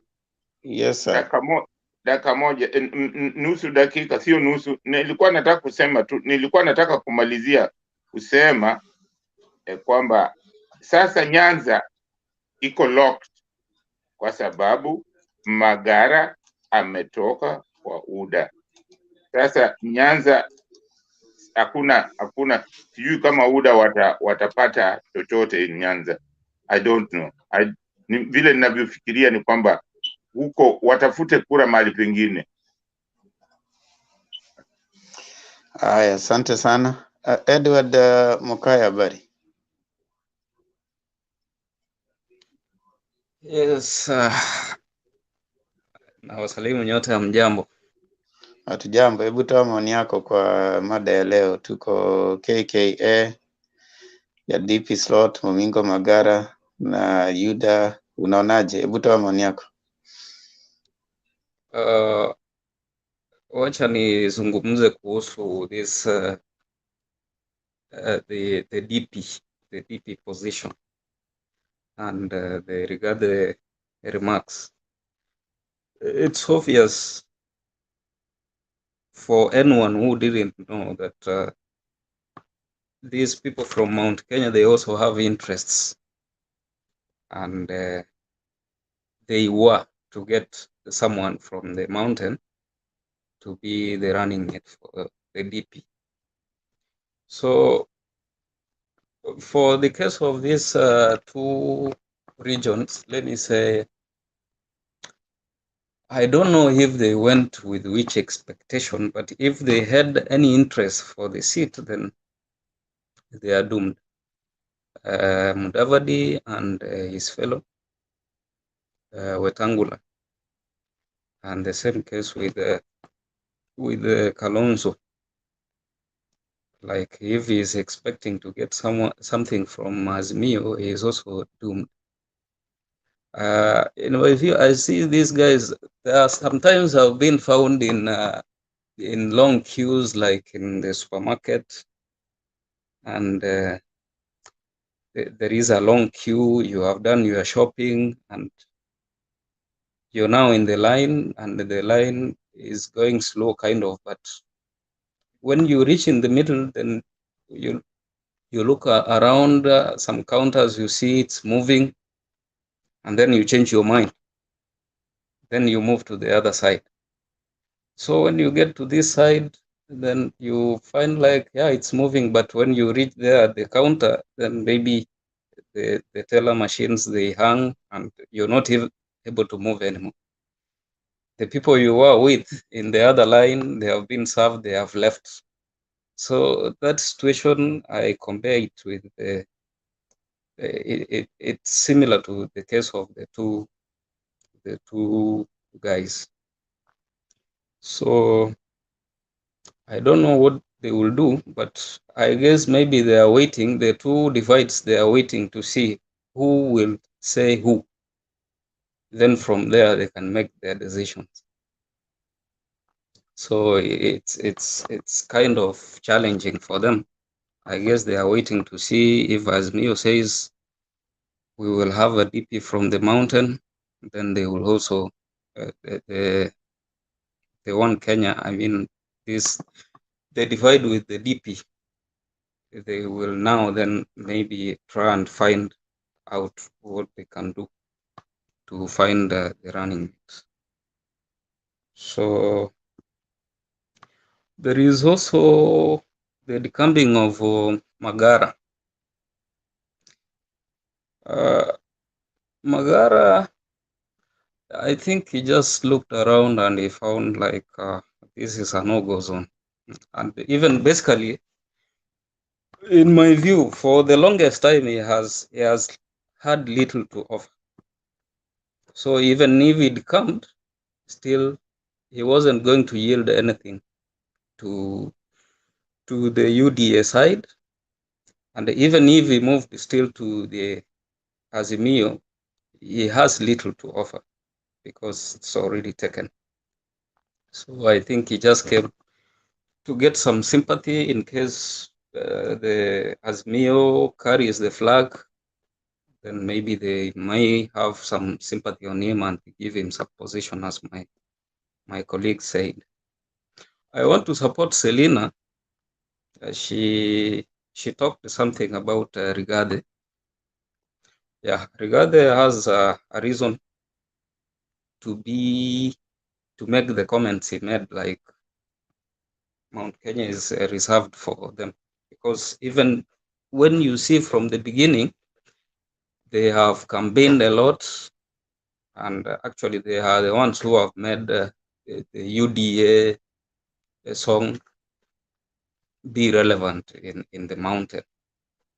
So he has a right to complain, because if you've worked for something and someone else comes from somewhere, they say like they need some position which you're also eyeing on, it's quite challenging. So I guess like the two guys, they should, if they are supporting the UDA divide, then maybe they should keep aside the ambitions and just do the charity work. The same case with Kalonzo. Yeah, that is my submission for today. And another thing I wanted to say, for either party, and more especially, I would want to emphasize on the Azimio side. Normally, when they are in these political rallies, they have taken too much time. They have really taken too much time responding to the insults from the other side, which is actually taking away, which is affecting them in a way. I'm in the view, like if they found a mechanism of preaching the Azimio gospel, mashinani, they can even do the printing of some copies and they distribute it through the people whom they are allied to and who have connection to the villages, more especially in the mountain. And in that process, maybe they can be able to yield something from that region. Yeah. Thank you very much. Thank you so much, Mukaya. Ben Nyagaka. Habari Temba. Nzuri sana, karibu. Asante sana. Leo ni mzuri sana. Uda wako hapa Washington. Alex hajaniambia wanatembea wapi, lakini kila mpango ya Uda vile inaendelea ni mzuri sana, na nyinyi endelea mzuri vile nilikwambia, kutoka chana tuwe na raha, tufanye uchaguzi in August 9th, alafu tutaendelea kuwa mandugu, mabibi na mabwana. Lakini ile mita address ni mzee Jakiru Pay, lazima tuone ya kwamba hii politics ya kudanganya imekwisha this year. Politics ya kudanganyifu ilianza kutoka Lancaster, wakati Kenyatta mzee aliambia tuende nyumbani alafu tumalize vitu yetu hapo, alafu tukapata independence in 1963. By 1968 Kenyatta amemuruka Omingo Odinga, tukaenda KPU. Kutoka hapo akafariki, tukapata Moi. Moi amemuruka Saitoti, amemuruka Raila Odinga, ameweka mtoto ya Kenyatta. Na Kenyatta naye amemuruka nani, amemuruka Ruto, amemuruka kijana ya Omingo Odinga. So if we can do something, if we can talk, if we can negotiate as to why we should not lie to each other, I think we will be a better off country. Tunadanganyana sana, tunafanya politics inakuwa very cheap. About there's no country in the world that thinks that it is a democracy that behaves like Kenyatta and Raila are behaving in Kenya. Murade already told us anyway that they wanted to make Kenya to be like a little Putin, like Putin in Russia, with a Putin and a change in a Medvedev, whatever. We don't want that. We know the Constitution 2010, the Constitution was very clear as to how somebody would never will get power, as to how somebody will not get to power. So let us follow that. All these countries that you guys we have run into, they have followed their constitution. And in Kenya, Kenyatta is doing what they did in Pakistan in the 70s, where the president then, Al Bhutto, did not respect the constitution, did not respect the courts, did not respect the lawyers. Then he was badly overthrown. And the story goes from there. India, which were together with Pakistan, is more developed than Pakistan itself because of what Ali Bhutto did with them. So we should not let Kenyatta do that to us. Some of us, personally, I say, Alex, mimi sijuki ati Wajaluo, Ngabuna Bagere, Kiangu. I am not in that group. I just happen to have a different view of looking at things. I'm not a cook from Sugoi. Dambia Duyago David Rudy too. Avijana Kinatemba, Kinawakesa, they are very normal young persons who makes up their opinions as they grow. There's nothing wrong with that. When you curse somebody, ukitukana mtu, sio unajitukana. Mimi niwaambia jana, huyo roho ameniita mimi ni cook from Sogoi. Just because I don't agree with the politics of Raila Odinga. I followed politics for a long time, longer than most of you guys. So, do I have to have a different opinion? Yes. Am I very normal? Yes. Am I an intellectual? Yes. So, if you have your opinion, I will not let you down or nikutukane. Alafu kwa sababu Ben Nyagaka. Yeah. You have not addressed yourself to the topic of the day. The topic of the day is, I can remind you just in case so that we remain within the topic. You are talking about UDA, Narok, just limit yourself to that. We want to talk on the topic He has of the day. nothing to say. Why you remind him? No, hold on, Alex. Okay. Go ahead. No, UDA. Yeah. Ben. Yeah. I would want you to talk about what do you think, does it mean anything for what Gachagua said about the DP slot? How does that stand with the UDA? Do you agree with it or you don't?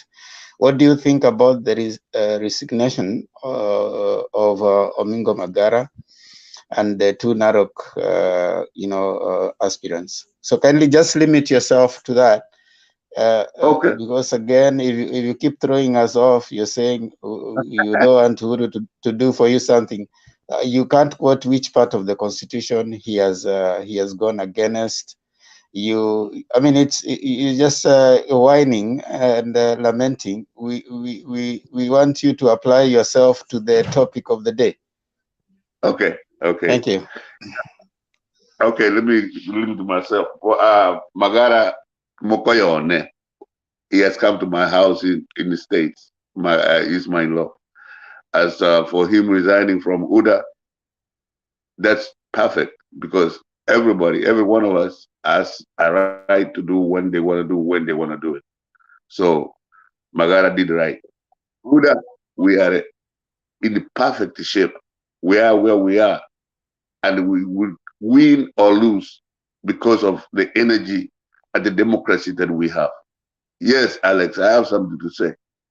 I will tell you for free that coming to your show, Temba, and listening all day how you guys chastise Uda, we feel good. There is nothing wrong. You guys have a right. If that's the way you think you can get elections, so be it. With us, You with veer Uda, off again. Wait, you veer off again. There are three topics. Ben, there are three topics. What do you think about? If you're done, it's okay. You don't have to go again on the blame game. Just give your topics. You don't have to say, oh, talk well about UDA then. I mean, you don't have to keep saying you guys, if you have to do this. No. I mean, what's your thought? That's what you want. Temba, no, Selina. It's okay, Selina.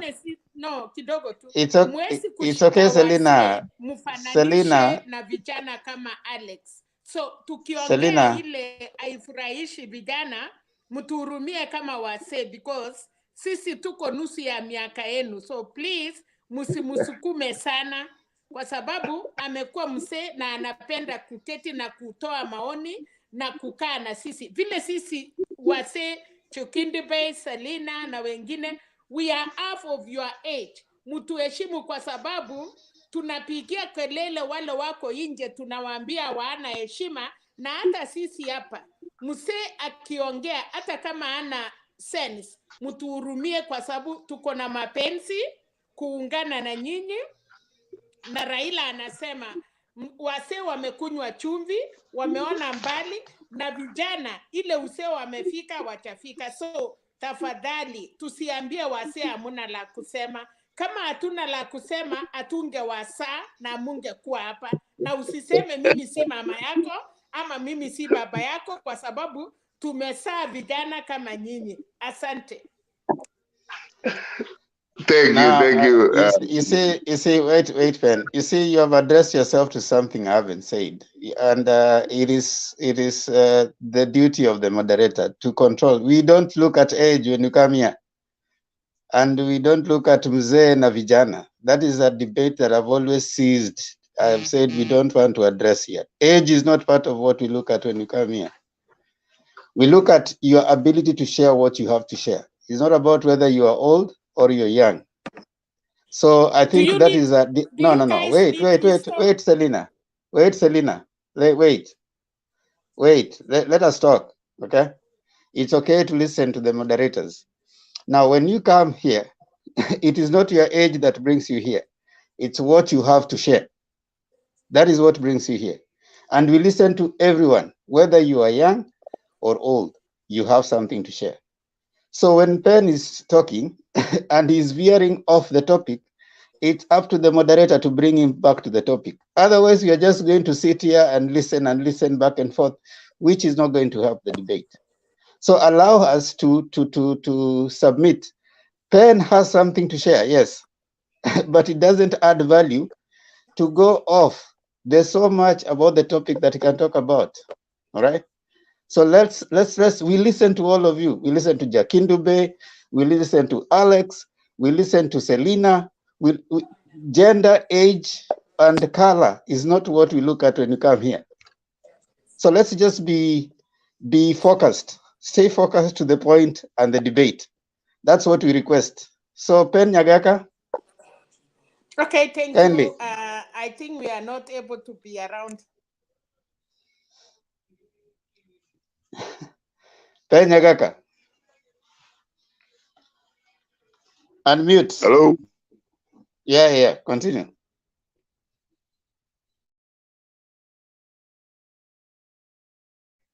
Pen Nyagaka. Unmute mara moja alafu ongee. Okay. So I was saying that in conclusion, I was saying that Uda is doing good, and so is ODM. So let us meet in 5 months. Either Magara could resign, that's okay. I mean, it's time to choose which side you want to go to. It's okay. It's normal.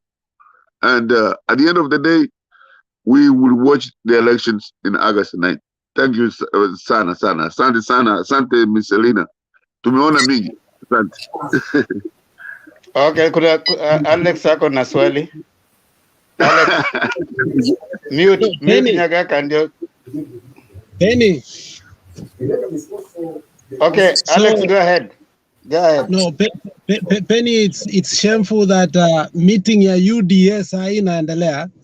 The chapter meeting is going on in Zoom all over USA, and Felix Nyangate, you know Felix Nyangate very well, is your chapter person in Dallas. He should have given you a link instead of saying that you don't know what is going on here. The UDA meeting started 5 p.m. Central Time, and that was 4 p.m. Eastern Time. No, 6 p.m. Eastern Time. The Zoom meeting for UDA is going on right now. You should not be here. You should be in that meeting. How come I know that and you don't even know, Mzee? You should nitakuingisha kwa WhatsApp group ya UDA tafadhali, because hauko huko, ya Texas nimeangalia hauko, ya whole of America hauko, ya Kisii hauko. I don't know what kind of UDA you are subscribing into. But kama tu ni UDA in Mutembei, it's okay. But if you are a true UDA person, you should be in those 4 WhatsApp groups because walituma link. Atuya is also here. Atuya, you should be in that meeting. Thank you. Okay, thank you so much, Alex and Pen Nyagaka for sharing. It's okay, Pen, you can always get in touch with Alex later for you to get into UDA meetings. Felix. Okay. Yeah, call Felix Nyangate. Call Felix Nyangate. He will give you the link. Yeah, Zoom. He's already That's gone. my boy. I'm their senior advisor. Walinunulia Raila gari, wakaniambia niende kumpatia Raila, nikakataa. Felix is my boy. Okay, sawa, Tosha. Okay, now, Atuya, how are you? Atuya. Yes. Njiru, Yes. how are you? I'm all right. Hebu ngoja kidogo Atuya, naona Njiru anainua mkono. Njiru, what is it? Nataka kuuliza Pende swali moja. Please, Bwana Pende, stop comforting yourself ati mumepoteza mtu. I want to ask you, what is the political impact of losing a political bigwig who has been holding a very senior position in your political party from a genuine point of view without coming to rubbish it ati kusema ni sawa? Can you try to analyze to us what is the impact of losing Magara from your political party from an honest point of view? Wacha tu kuirabish tu hivyo tafadhali.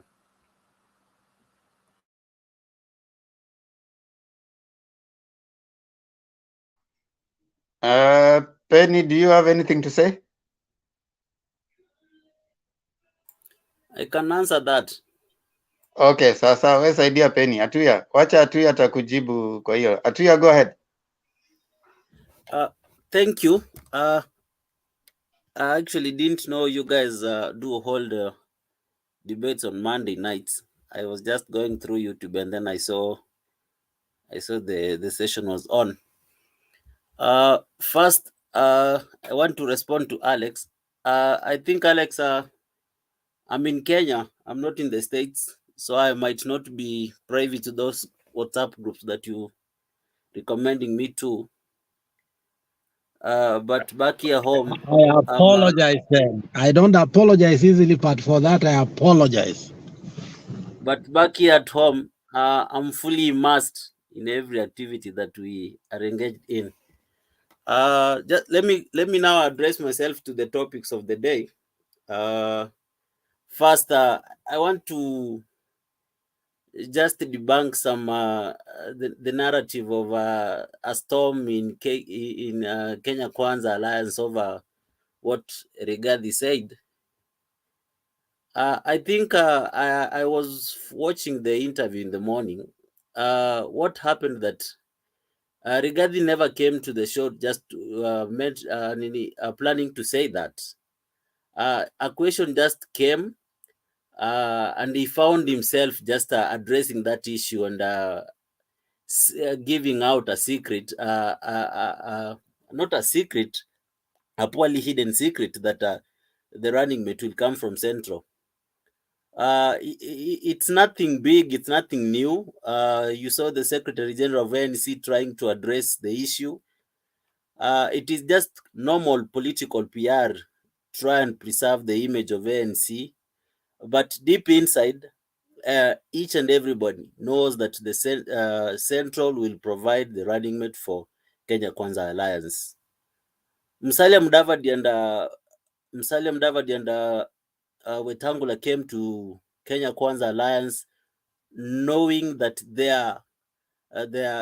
what they are bringing in terms of numbers. This is what Alex was addressing too. What they were bringing in terms of numbers, we brought them on board for the PR and not for the number of votes they will come in with. If they bring us 1 million votes, good for them. But we cannot leave a central province with almost 4 or 5 million votes just to go for Mudavadi. You cannot man Western Province. That one is impossible. Then UDA is not a genuine political party if you just brought people for PR and not also for their own life gain. It's not genuine. That one is unfair statement even to the people who are coming to join you. I think advice your people appropriately. Sio vizuri hivyo.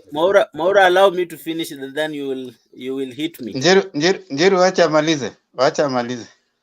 So I just want to calm there is nothing like a debate, and I will assure you, the moment Mudavadi comes back into the country, he will not address himself to that issue, because Mudavadi knows what he came to do. He knows what he was promised.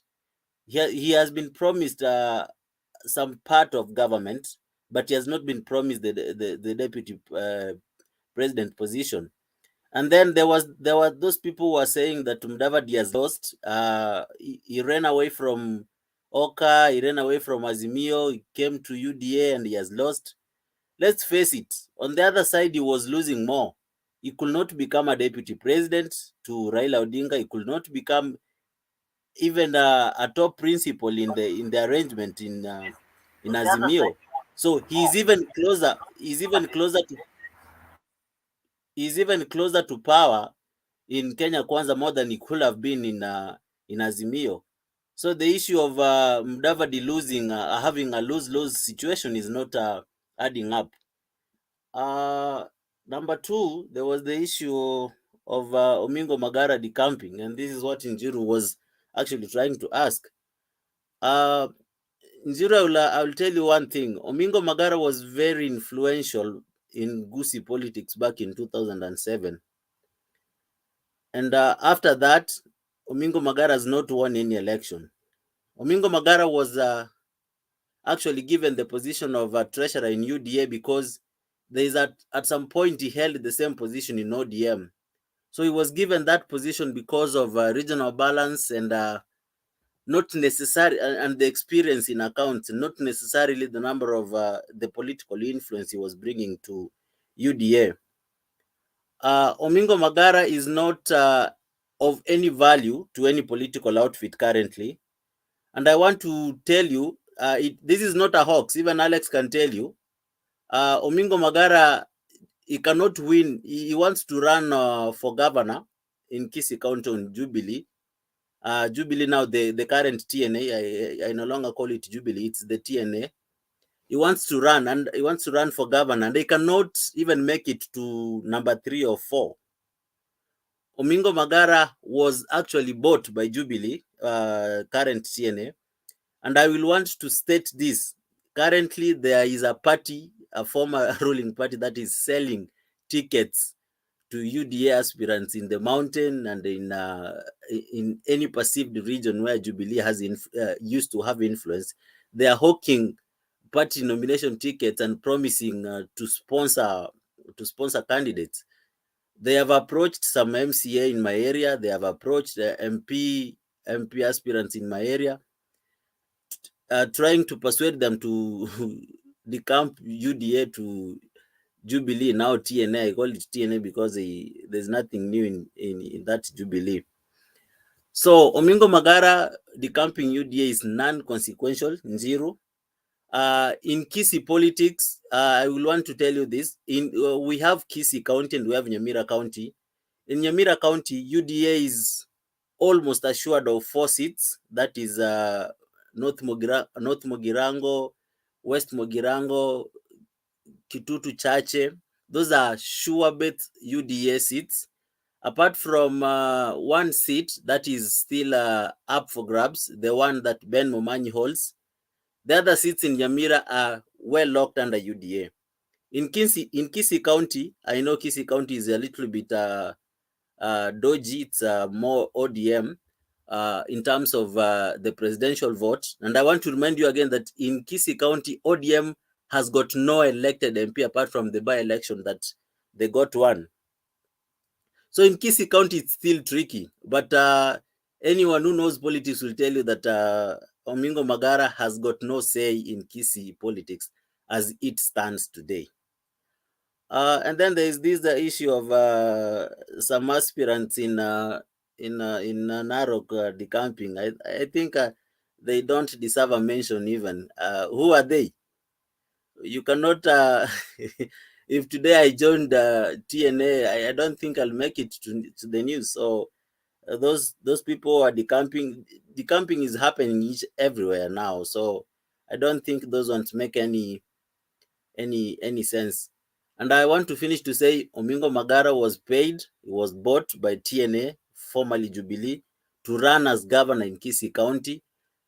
TNA is trying to, I call it TNA purposely, TNA is trying to find its footing all over the country.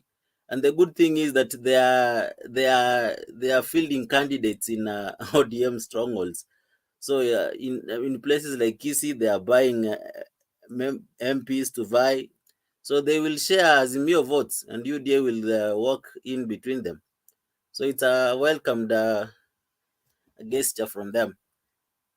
That's all I could address myself to. Atuya, why is it that when people join UDA, you bring big cameras there and telling people that everything is rocked? But when you lose people, you want to despise it and say it is inconsequential. Can you handle that? Maura, Jiru, between you and Alex and Atuya, who can hold forte for me? I am leaving right now. Let Alex do it. I might leave. No. On Jiru. No. Kinyua will be here. I'm at work too. Kinyua is here. Kinyua, can you hold? I second. Yeah, he's in a very comfortable place. I can see that. Okay, thank you, Kinyua. After Atuya, you can bring in Bob Brighton. Then you can comment, and then you bring Jakindu Bay. I should be back by then. And then you can bring Ben. There's also Ben here, so you can check out all those people. Okay. Eric, what is the Atuya kidogo? Can I answer that question? Okay. I will agree with you that. Now, Atuya, hold on. The only challenge that Kinyua will have is he can't mute you if you become unruly. So just try to when he says you mute, just mute, because he doesn't have those rights. So that we are not we don't make his work very difficult. All right. Kinyua, Njiru, I will answer you. If today UDA lost Rigathi Gachagua, I'll come here and admit that UDA has lost a member. If today UDA lost Ndindi Nyoro, I'll come here and say we have lost somebody. If today UDA lost Osoro from Kisii County, then I'll come here and say UDA has lost. But if today UDA loses an aspirant in Nairobi who has never won even an election, and then I don't find it a big news. If ODM lost Sifuna today, or even Joho, it will be news. But if Azimio lost Shabal in Mombasa, I don't think it's any big news. That's a dishonest statement. It is news to somebody. Atuya. Yeah, Atuya. Yes. In politics, honesty is a good thing. I want to agree with you because I gave my submissions earlier, and I deconstructed the man Omingo Magara, and you're very right. Very inconsequential, made terrible mistakes. At some point, he was a kingpin who was groomed, and Right Honorable Raila Amolo Odinga made many blunders. And as we stand today, he cannot win even an MCA seat. You're very right there. And there is no truth better than that. But there are other things I disagree with you. But on Omingo doing that, I can second you that it's very inconsequential. And he knows that. And one of our people came here and said, is a personal interest. It's not even the TNA that you're talking about. It's because of his personal interests. He had constructed so many houses that were being rented by the government, and you know, the police who were living in his houses were moved out, and I don't know how that person knew that, but we knew that, and now he has very many vacant, you know, homes, and due to the pandemic, and he used to charge a lot.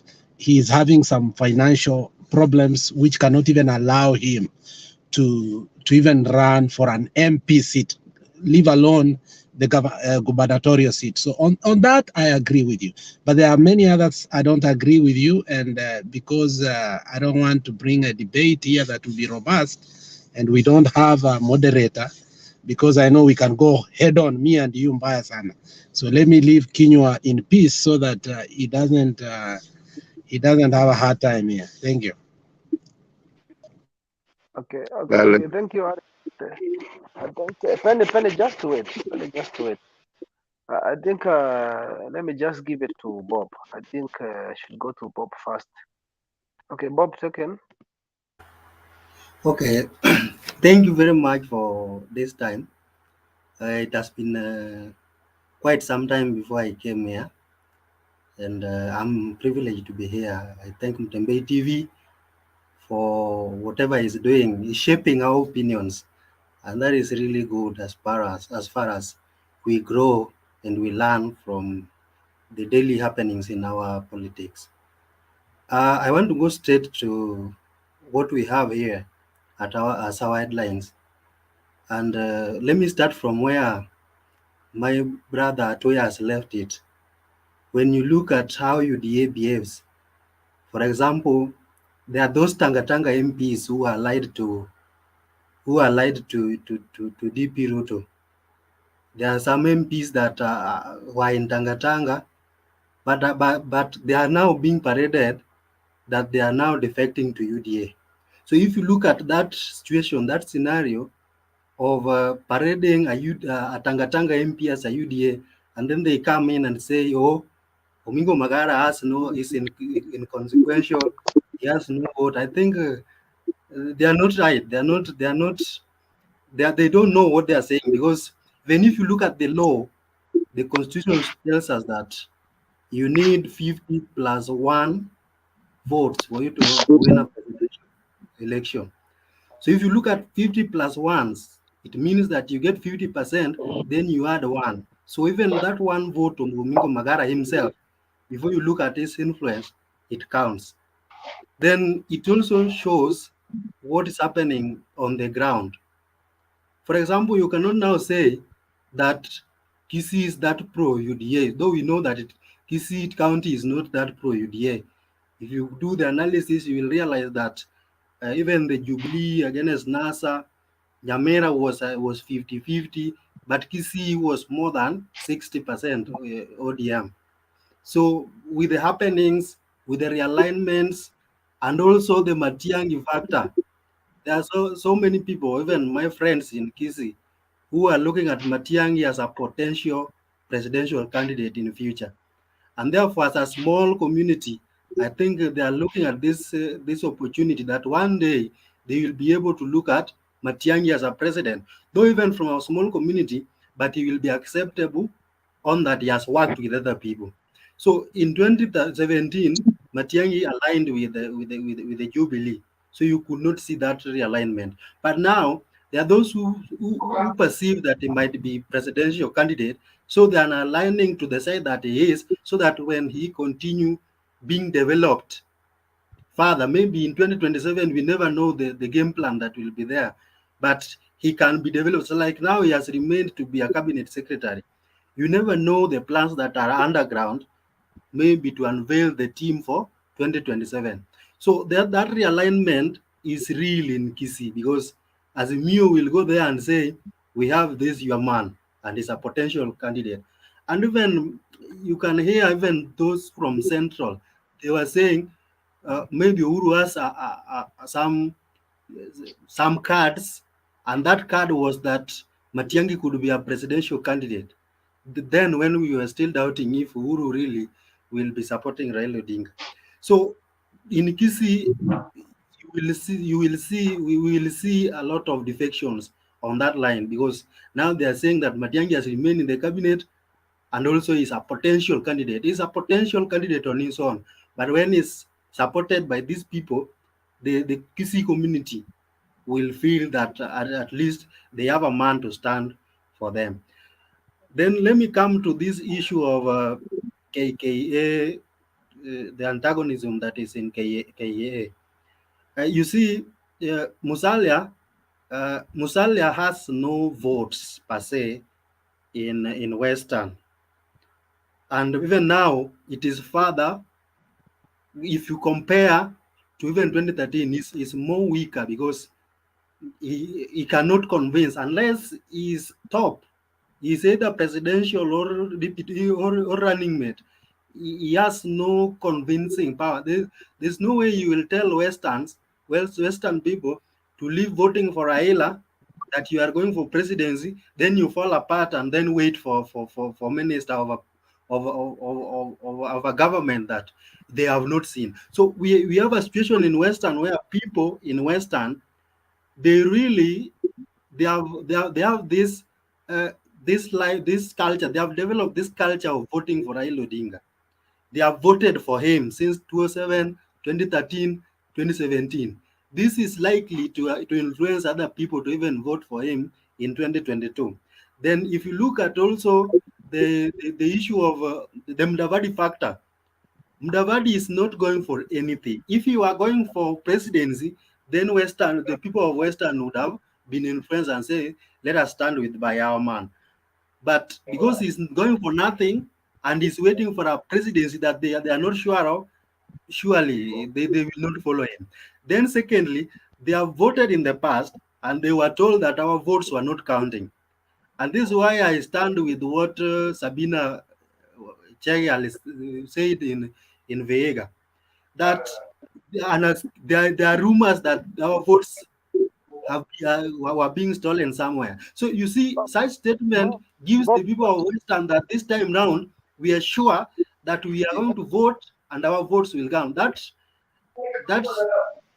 That confidence in them will allow them to vote in large numbers and show that actually they still have Raila Odinga. So you cannot rule out Raila Odinga's influence in Western, and also Mudavadi's joining UDKKA is totally inconsequential if you compare that he's going for nothing. He's just there waiting for some ministerial post that he may be giving to other people, not even himself. So he's there for nothing, and therefore very inconsequential. Thank you. Okay, okay, please kindly let everybody mute. I can hear some noise, please. Can you mute, please? Kindly let everyone mute. Penny mute your mic, please. Eric, inasemekana screen zetu ziko dark sana. Please watu warudi kwa makamera. Yeah, please. People are complaining. Up. Then Demba, kindly clear the screen, please, on your side. Kindly let's pull the screen on, because if it's dark, we'll have to go off now. So thank you so much, Britain, for your contribution. I think if there is any question from anyone, maybe I can give 1 or 2 minutes for them to ask the questions, please. I have a question. Okay, go on. Let me see the name. Okay, I can. Remind me your name, sir. Demba, please clear the screen. Demba is not around, that's why. No, I know. Oh, Bob.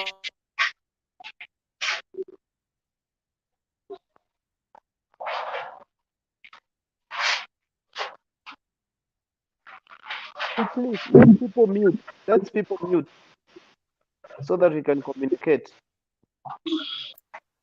All right. Can I? Who is? Somebody's mic is on. Penny, please. It's Penny Nyagasa, please mute. All right, Bob. I wanted to address the issue of the Kisii politics. First and foremost, I want you to resist yourself from being misguided that Matiang'i is a political supremo of the Gusii community. One, Fred Matiang'i has never ever been elected to represent anyone. Matiang'i was handpicked by Uhuru Kenyatta by the virtue of being a relative to to the late Mzee Nyachai. So by that, by the fact that he has never been given any mandates by the people of any region in Gusii community, he doesn't necessarily represent our interest in the process that he is a powerful CS. He has never tested himself politically, so you cannot say that he can sway the way the Gusii community will vote. In 2017, you were right, Nyamira voted almost 50-50, but Jubilee had almost 52-53%. In Gusii, in Kisii County, it was never 60-40, as you wanted to say. ODM was higher, but the difference was almost 4 to 5%. So I wanted to correct you on that. And again, there is somebody saying a 2 years world shouting and spewing insults make you think that the party stalwarts. Truth be told, the kind of influence a person like Rigathi Gachagua has in UDA cannot be compared to Omingo Magara. Omingo Magara had little influence. Even some people never knew him. They have known him today. Thank you. Okay. Okay. Thank you. Okay, Jiro. Atuya, it is hypocritical to say that Rigathi has influence, and when it comes to my fellow kingpin in Kisii, and then you dismiss him, that is too hypocritical. You know very well the influence of Matiang'i, and you just denying it openly. No, I said about Omingo. Okay, Matiang'i has never been elected. So we cannot actually say, or we cannot quantify the amount of votes he He's can bring. never been elected Atuya, but his influence is predominant. Trust me, and you know that. Don't deny it just because you are in a different formation. Acknowledge that he is well respected. His voice matters in our politics. You dismissed him just because he has not been elected. And you know what? That's a fact. He has not been. But his influence is preeminent and predominant. Alex, I'll ask you a simple question. To what influence was he in the 2017 election in the Gusii politics?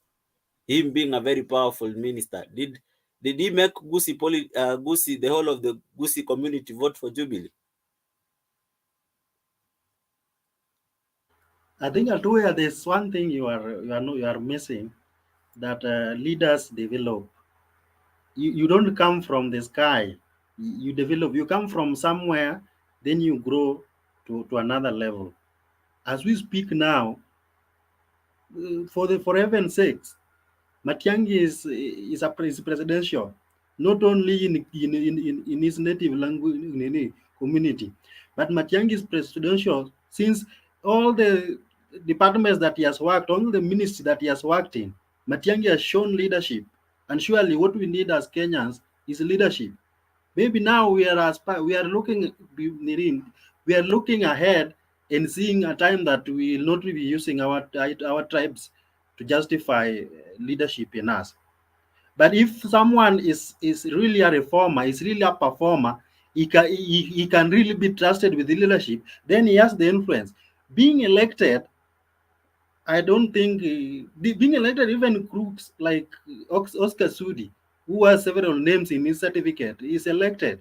But does it mean that he has leadership qualities? I don't think. So Matiang'i will be elected, but for a higher seat. And we I see him in future as a president, because that is what he is. Okay. Thank you, Brighton and Atuya. That maybe I can just draw a bit of Jiro. Can you please take 1 minute then as I talk? Take 1 minute. So there is something which I'm not understanding. First of all, I want Mr. Atuya to tell me, because political parties have hierarchies, and when they are releasing very sensitive matters, they are usually communicated by specific people. Can Atuya tell me at what position or what is the responsibility of Gachagua of telling people that so and so will not be the deputy president, the deputy president will be here. What is the position of Gachagua? We have never seen Gachagua being, hatujaisikia tukiwa tunaambiwa kwa UDA Gachagua position yake ni hii. I don't know in UDA whether he is a chairman, he is a secretary general, he is speaking as who, because we don't know about his influence. Somebody should not come and tell us here Gachagua is speaking that sababu watu wanamfuata sana. That one is a bubble. We don't know it. We can't explain it. So can you tell us the position of some of the people in UDA are speaking very sensitive matter? Wanaongea kama nani? That one is simple. Gachagua is the deputy president. In the last Gachagua is the next deputy president. Uda. Penny, please, we are going one by one, please. If you watched, yes, let me answer him, please. Okay, is it okay, Bwana Chair? Yeah, it's okay. Just respond. Nziru, if you remember, while the deputy president was in Meru, was it Upper Eastern?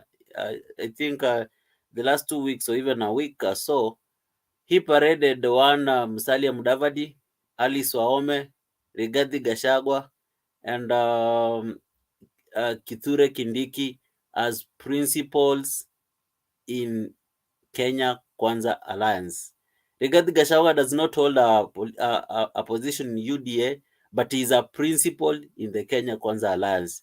When he speaks as an equal partner to Mudavadi, to Alice Wahome, to Wetangula, to Kindiki. So if he made a statement today, he made a statement as a principal in the Kenya Kwanza Alliance. Is it a statement on his behalf or a statement on behalf of the party? Because if you are making a statement on your own behalf, it should not contradict what other principals will say or will say. That is a problem. As a principal, you should not come and say selfish issues. So can you separate that? He is speaking as a principal or in personal capacity? If you watch the interview, he was speaking that not on a very, very serious note, but it just been blown out of proportion because of the kind of political weight it carries. Rigathi Gachagua was saying that on the personal, at the personal capacity as a principal. Mudavadi can say anything. Mudavadi has always said that the candidate for Kenya Kwanza Alliance has not been chosen.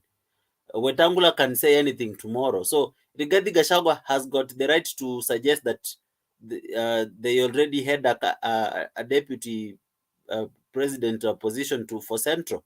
So these are things that we will iron out in the boardroom. But believe you me, it's something. It's not news. Ni venye tu imekuja mapema, but it's not news. Atuya, let me cut you short a little bit. You know, when you people talk about the principles, we know the principle, the Kenya Kwanza is an alliance. And from where I stand and many Kenya stand, they know the principles are the ones who came with the different parties to form that coalition. That's Mudavadi came with Ford Kenya and ANC for Mudavadi, then Ford Kenya for Wetangula. And everybody understand those two are the principles plus the deputy president. Those are the principles. So you want to tell the public that Kenya Kwanza has got more than 5 principles, right?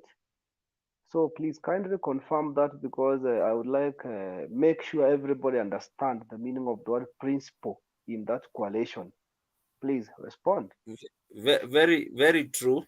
And then someone who wants to speak at the right top has been raising his hand. I can't see his name, but okay. I'm going to give him time. I'm going to give him time. Very true. We have 5 principles in Kenya Kwanza Alliance. There's no law that prohibits a coalition to have a certain number of principles. We decided that because Western came in with 2 principles, Western, the former province, came in with 2 principles from 2 different parties. We also decided that Mount Kenya being a larger voting bloc, we can have Alice Wahome representing the South Mount Kenya. We have Nyeri, and is it central Mount Kenya, and then there's eastern side by Kithuri Kindiki. So it was just a balanced. And then we can add a principal from Kisii. We can also add another principal from northeastern Aden Duale. We can add another principal from Coast. Which principal from Kisii? I've said we can add. We can add. We have not limited to having only 3 because they came with parties. Is Ruta principal? Naweza kusema kitu? Yes. Naweza kusema kitu? So you have 6 principal.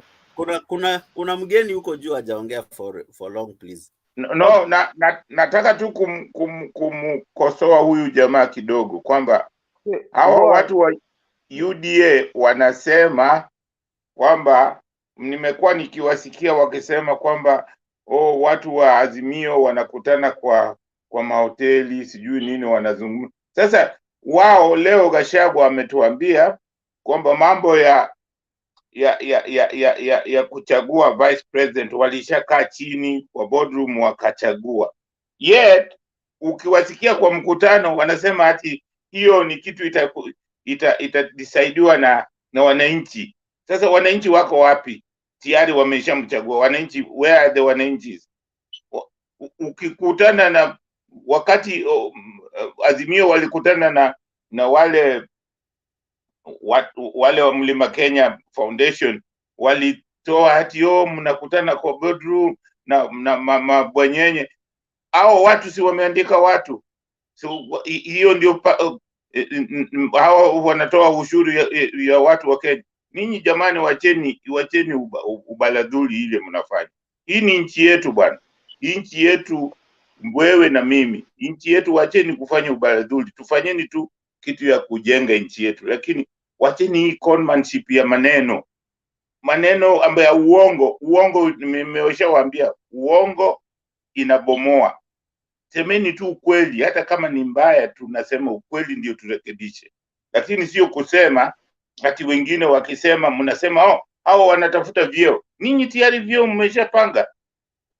Sasa hiyo wapi udemokrasia yenu hiyo? Mnasema ati sisi tutafanya mbele ya watu. Tayari Gachagua ametuambia wameshaweka hiyo, wameshachagua mtu fulani na ni yeye. Sasa mnatuambia ati hiyo haina na hiyo. Gachagua hakusema ni yeye. No, sio kama ni yeye. Kwa nani atachaguliwa hapo isipokuwa ni yeye? Let's proceed and listen to Ben. Ben, I think your hand was up.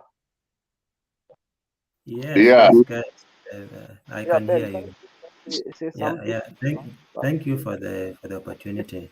First, I want to understand, when Gachagua is speaking, where do you draw the line and you say now, here is Gachagua the person, and here is Gachagua the principle of UDA? Where do you draw that line? That is number one.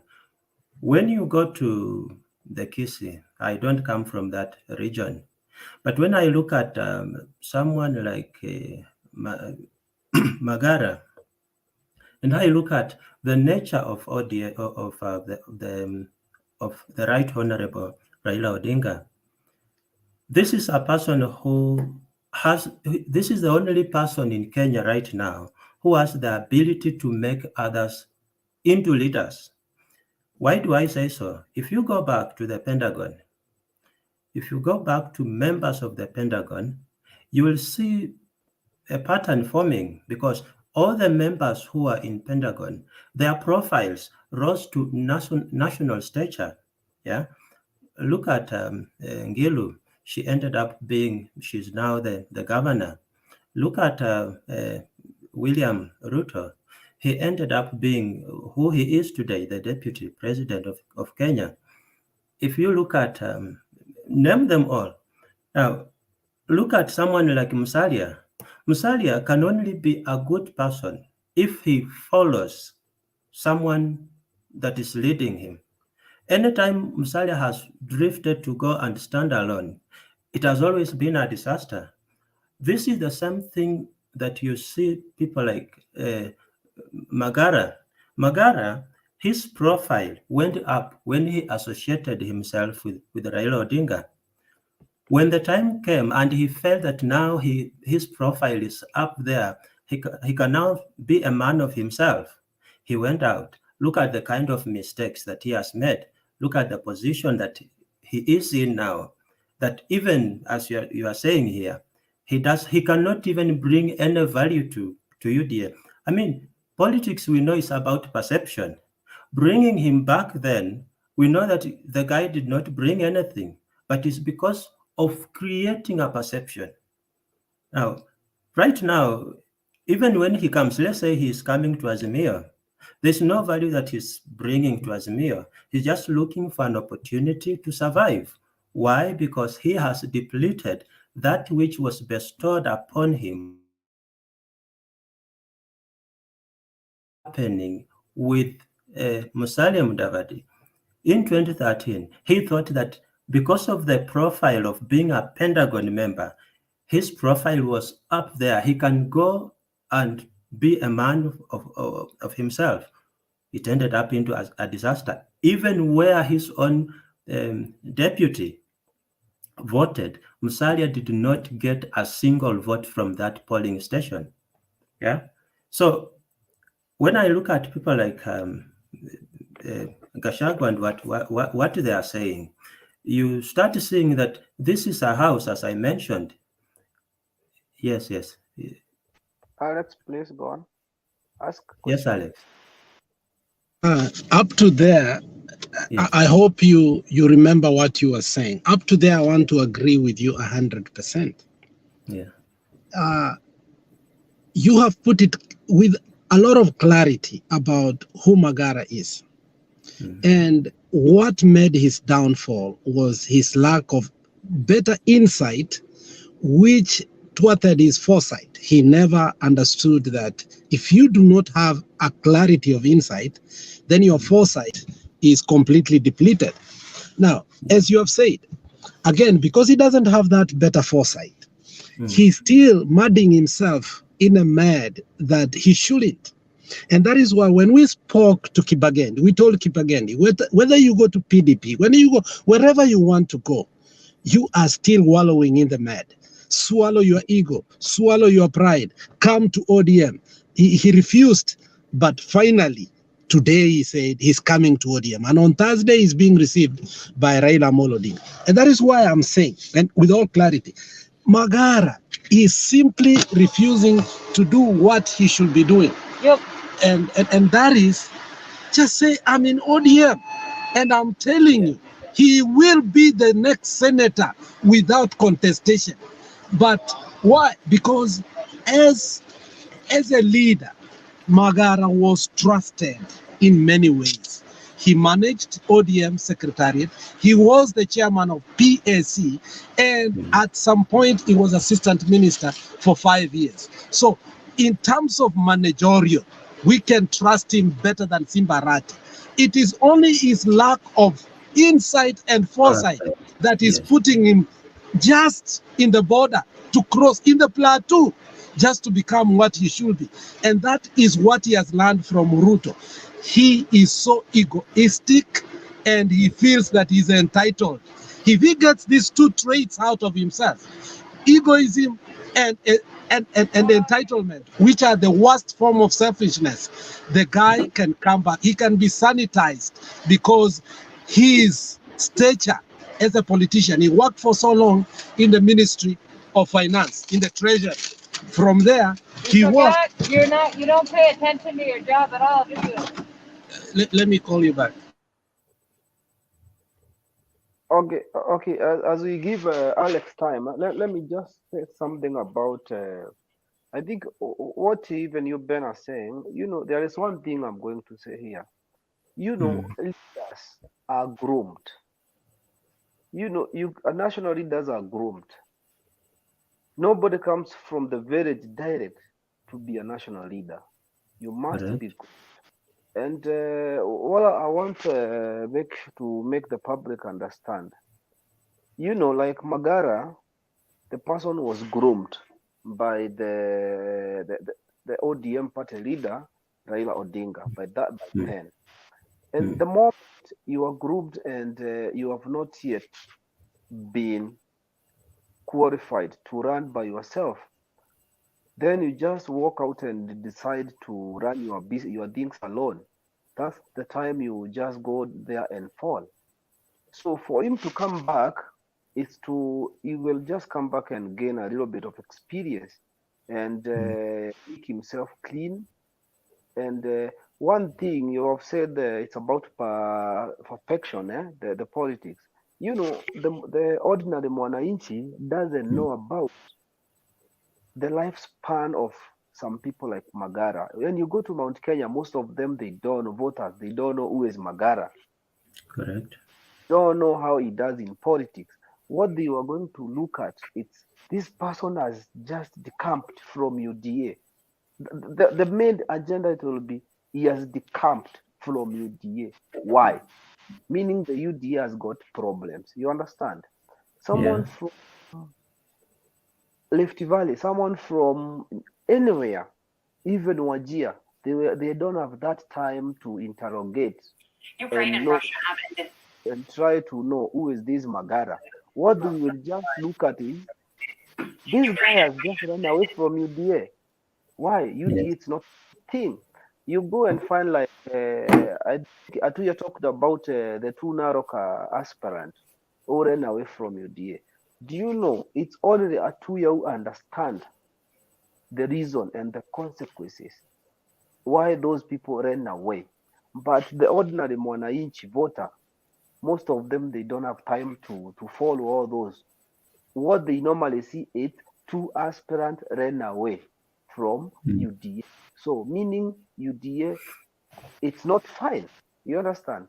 So as for we whom we understand the politics and we have time to interrogate the aspirant, the life of those people, leaders, we are the only people who can make other voters, common voters, understand these things.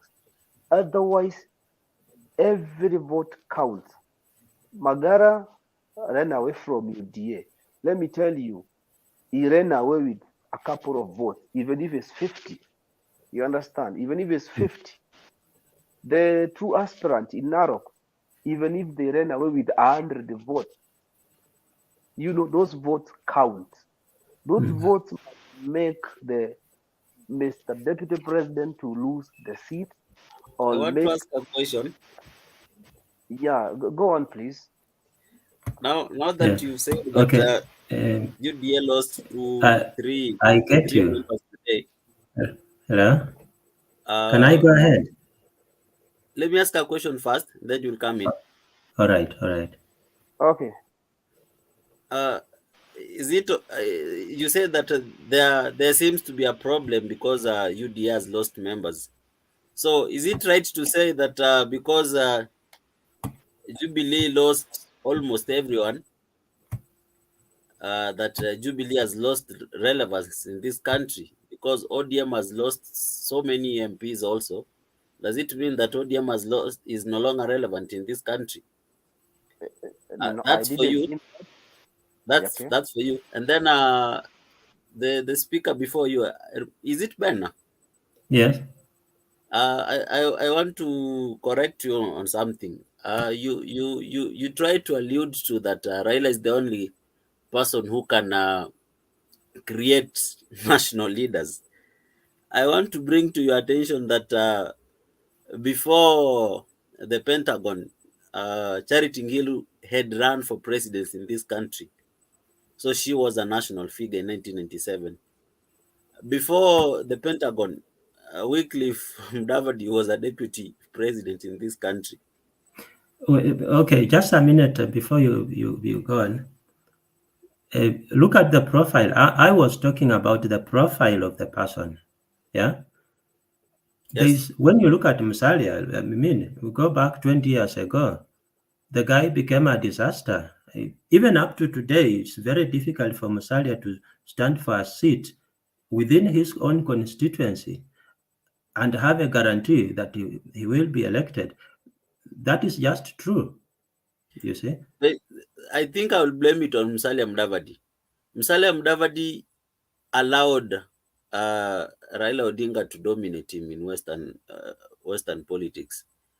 Look at William Ruto. William Ruto, Raila Odinga will say he's the one who brought him into national politics.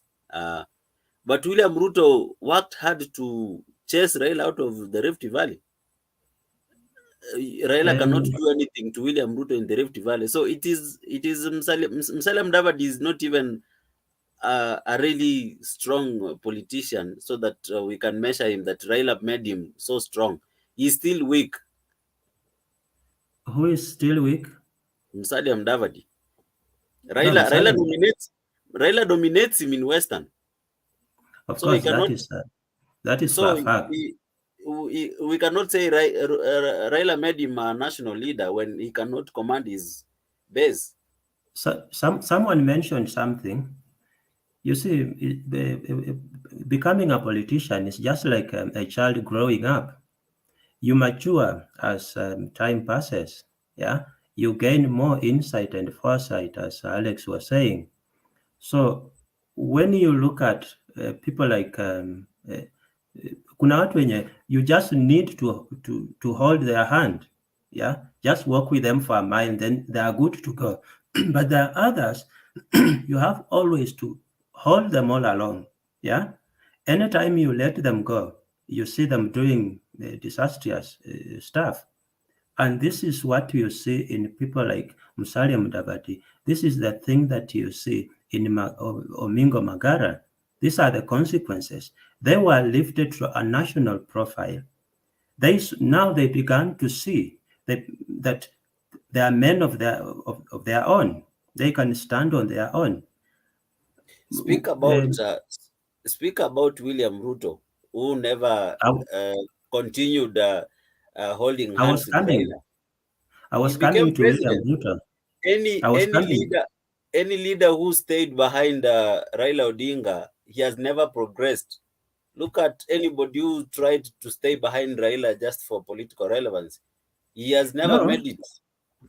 So Raila Odinga is Atuya, there is no statistical truth in that. I mean, Atuya, don't argue for the sake of winning. Leaders that Atuya, and we can give examples. You know, it frustrates me. Like you're very learned, but you try. You know, it's not like you don't know these things. You know them, but you're arguing for the sake of making people mad. And I wish you could stop that before Temba comes, because I'm afraid to take you head on here because tutaharibu mkutano. But wacha Temba arudi, because you seem to be saying things so many that are not right here for the sake of argument. But wacha, was it Sam Amaliza ama the guy that was speaking? Then I take on that, saying that Raila, kila mtu anakaa na Raila, that lazima adae politically. That's statistically wrong. Let me finish. You see, you asked about William Ruto. Prior to 2007, where was William Ruto? I mean, William Ruto follows the same like Musalia in 2002. They were in the same camp. Here is within the Rift Valley, there were two options. Raila could pick anyone within the Rift Valley as his point man. He could have gone to Moi's son, you see. But now Moi's son was on the other side. He went and picked William Ruto. William Ruto was a nobody. Go to the ground, and that is a fact. If you want another example, as Alex has said, look at Isaac Mwaura. Isaac Mwaura was lifted by who? By Raila Odinga. Look at okay, let's go with Mwaura. Where is he now? Namwamba, just go even Namwamba. Yeah, correct, Alex. Look at Ababu Namwamba. When he thought that now he's a man of himself, he can take on Raila Odinga. Right now, if he goes to vie for any seat, I don't think he will have a chance, unless he traces his way back. You see, he can be sanitized, as Alex was saying. He can be sanitized. This is where I have to come in. Yeah. There is the problem with the Raila Odinga nurtured politicians who have never matured and work on their own. if you just have to follow Raila for your political relevance, then you have not gained your political independence. I told you that And why should they? To your right there, to your right there. And why should why is it that Ruto has always to poach people who Raila has mentored? Why is it that he cannot mentor his own? He must come and poach those and outsource political intelligence from Raila's side. He has mentored so many. Example? Kipchumba Murkomen. So is not somebody who has been mentored? Kipchumba Murkomen is if you speak about intellectually, legally, mentally, physically, is Kipchumba Murkomen somebody you can even tell me that he is a person you can regard to be even your personal assistant? Even Kibet, Farouk Kibet overpowers him.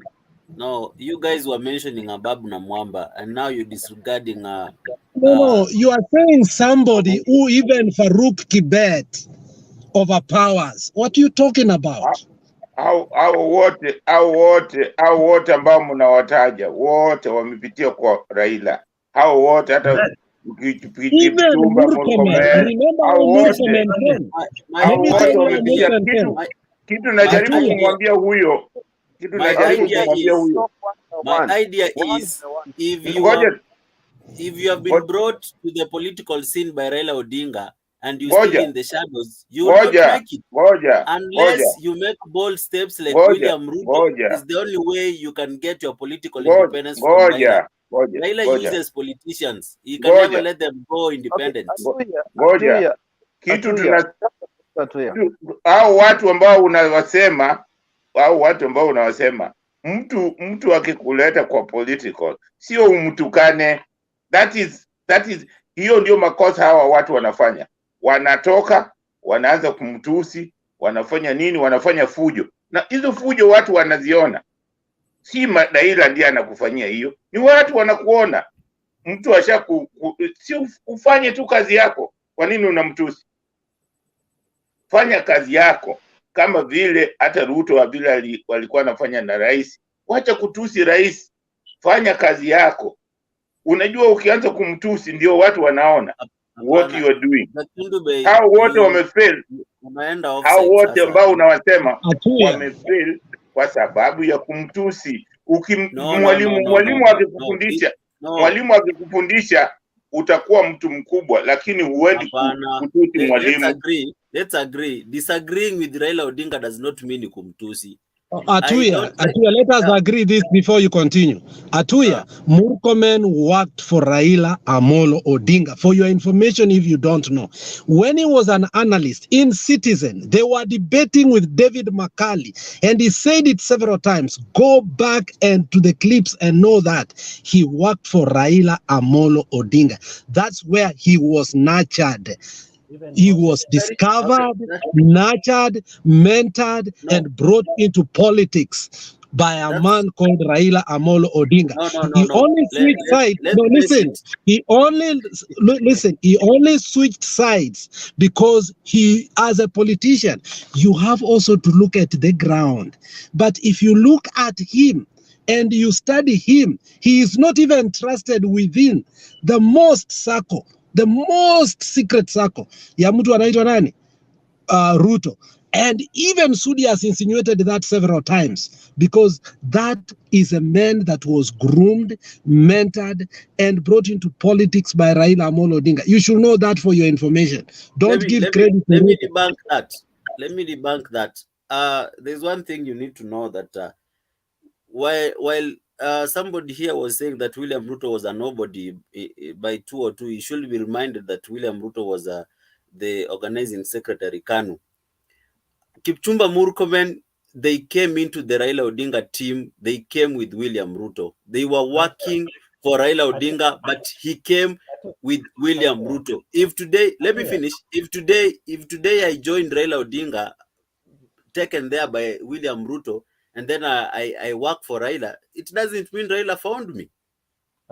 Even Oscar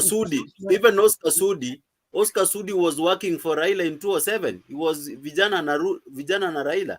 But It doesn't Atuya, mean Raila brought Atuya, Oscar Sudi into missing. politics. You are missing something. You are missing something. When you are saying that Ruto was the Secretary General of KANU in 2002, we are talking about the profile of the person. Yeah. The same. If you look at him, look at Musalia.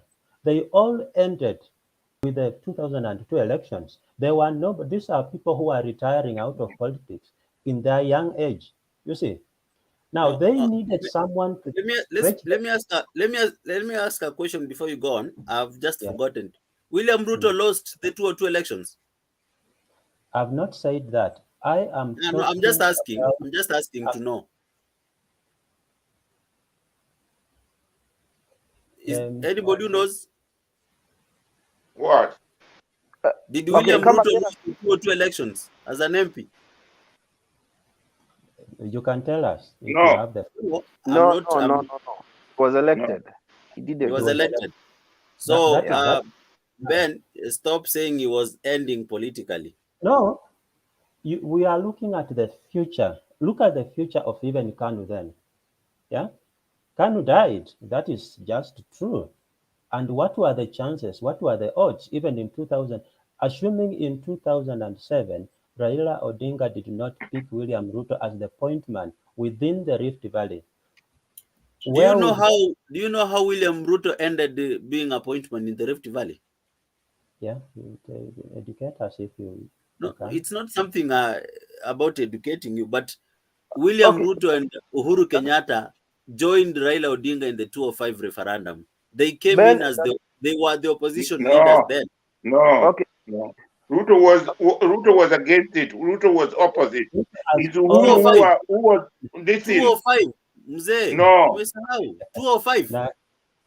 Kindly, Ben, please. Yeah, 205, Ruto and Raila were in the same camp in the referendum. Please mute also. Ruto and Uhuru were the opposition. They were in the opposition with KANU. They joined Raila and Kalonzo, who were defecting government, and formed ODM. And that's how they won the no campaign. And that's how Ruto's fame started growing. Okay, fine. Atuya, just mute. Okay, let me just, you guys, you are going to stay in the same thing for a long time, and we are going back and forth. Let us just continue with the debate. Atuya, I'm sure if I give Alex, Ben, all these people time to interrogate you, at the end of the day, you will find yourself there must be something you are missing out there. So the issue is this. Let's not go about what we are talking about and what I raised. It's about the leaders are groomed. And after we went that far about who was grouped by this person, by this person, by this person, I want to give a point of view on my side that, be groomed to be a leader. There is a certain period you get groomed when you are willing, to take the lead. If you're not willing to take the lead, that's the time you are going to go the Mudavadi direction. You understand? That's the time you're going to go Mudavadi direction. You need to sit down and wait everything to be brought to you. And look like someone like Joho. Joho was groomed by Raila Odinga. You can see the influence Joho has even without Baba being around him, because he was ready to take the lead. Okay, let me talk about even Ruto. Ruto also was groomed, but he was ready to take the lead without even the person who mentored him being closer to him, near to him. So for that purpose, let's leave that for this time. Let's leave that backward so that we can continue with the debate. And I didn't even submit. I think I can talk a little bit before I give you the next round. So my point was this. Let me just talk about the KK over DP slot. You know, and I said when Rigathi talked about the DP coming from Mount Kenya, you know, this thing was planned by UD from the beginning. And you know, they received Modavadi and Weta, knowing very well that those guys, they have nothing to offer. It was just to bring that mentality of they have taken two principles. Literally, people knew very well those people in their places, they have been neglected by the people from where they come from. So for that one, Gashagwa, what Gashagwa said, Gashagwa is someone who is very close to DP, very close. And at 2 years just confirmed Gashagwa is a principal, something I didn't know. I've come to know even Gashagwa is a principal. I thought principals are only 3 in KKA. That's what I thought before. But now, a 2 year has confirmed. Also, Gashagwa is a principal. Whatever Gashagwa said, everybody will take it as a correct information, a reliable information, because it comes from the DP camp and is very closer to DP. So for that one, I think once Modavad come back, we're gonna wait for reactions about it. Let me go to about Omingo Magara. Omingo Magara, even if we say is an inconsequential, leaving the UDA, as I said earlier, every vote counts. Even if he ran away with 10 votes, the place he go with those votes, they will count. He has people also. The same thing. Anybody run away from ODM, Azimio, or any other party, he goes with a vote, even if it's 10 or 20, those votes count. So let's not celebrate about, let me say, in UDA, don't rubbish that he left and he has nothing. He has something. The same thing in Azimio. If someone leaves Azimio, he left with something. For that purpose, I think everything here now we might talk about every vote counts. When it comes into voting, it counts, and whatever it creates in the common voter, it's what matters a lot. I go to the last point about the 2 aspirants from Narok decamping. I said earlier before about that. Those people, we might rubbish them here and say they have no followers, but a common mwananchi down here will not even bother about doing a research or interrogating about their profile. You will just say, you see now, people are running away from UDA, and that will be used as a political tool. The same thing if Azimio lose someone, even if it's someone who is not known, it will be a political tool to say what, you see, the Azimio is losing people. So let us not forget, we only know things that are going to vote. There is a common mwananchi from Mashinani who doesn't have a phone, who is not in social media. He only see on the TV, and that is it. And he goes with that. So for that purpose, we need to, as Kenyans, let us go in a debate that we need to interrogate the leaders. All we need is leaders. We don't need politicians. Because if we elect politicians, trust me, we will remain in trouble. The poverty will not even be improved. We will live in jeopardy for a long time.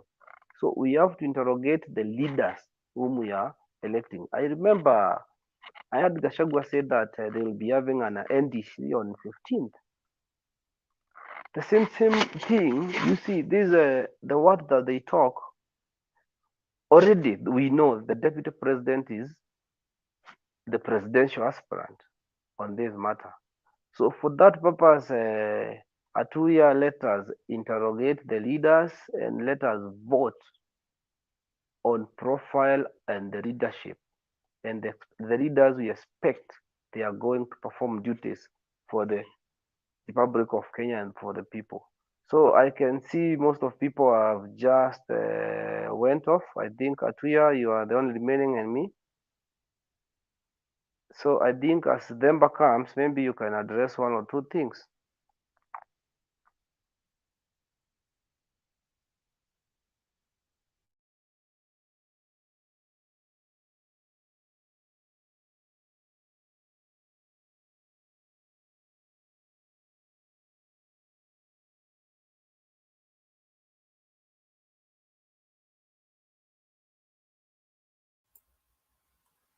Are we left, the two of us?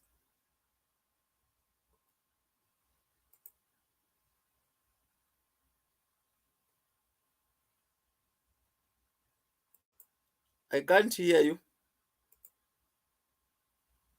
I think the time has gone and everybody has just went out. I So think you'll have to wait for Demba.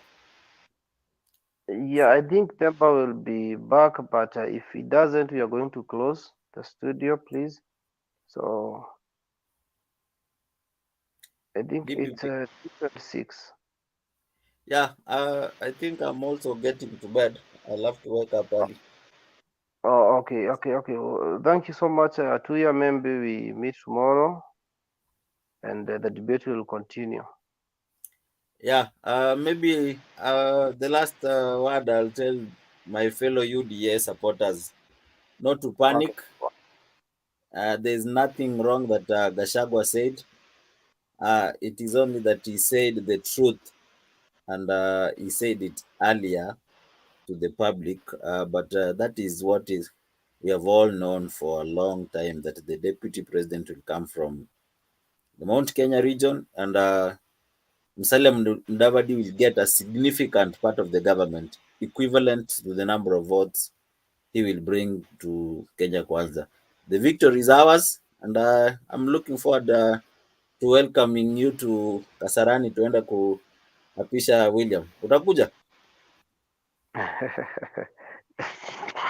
The campaign has not yet even started, so things are shaping up. So I think I pray for you guys, And and I'm seeing someone called David Olo saying useless, Mr. Tuya. Go and tell it to the birds. Mr. Olo, I'm just giving my opinion, and we are debating. You can join in, give your opinion. There is nothing wrong about me standing with my candidate. I'm not stupid by supporting whoever I want. Imagine if I called you the same. okay, in this platform, everyone is allowed to join and changia everything. So it's not a Azimio platform or UDA platform or any. This is a public platform. Everyone is allowed to get in and contribute and do submission and say his or her views. So please let people mind their language. Even if we are supporting Azimio, someone are supporting a different parties. So please let's have respect to each other because it's a constitutional right. So I think we as Azimio, we are focusing on delivering the country and making things be easier to everyone who supports Azimio or who support other parties. So the leader will be for everyone. There will be no leader for UDA only or leader for Azimio only. The leader who will be elected will serve all Kenyans. So Atuya, thank you very much for your time in Asante the sana. platform. So you're most welcome tomorrow, same time as from 8 All right. till a time like now. So thank you so much. Aya, asante. Okay, karibu.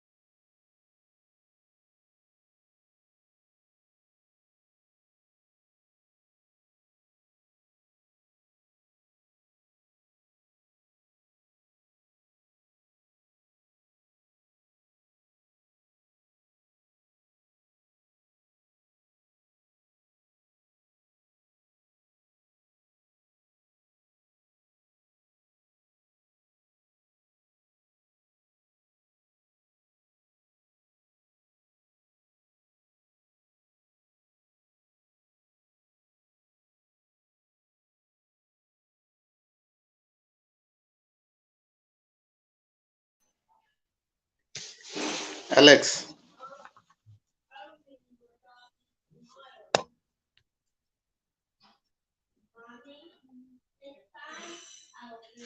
Alex, what happened?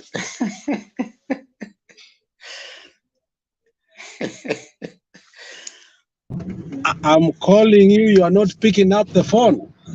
Did you call me? I tried to. I don't know if your phone was okay or what happened. I don't know.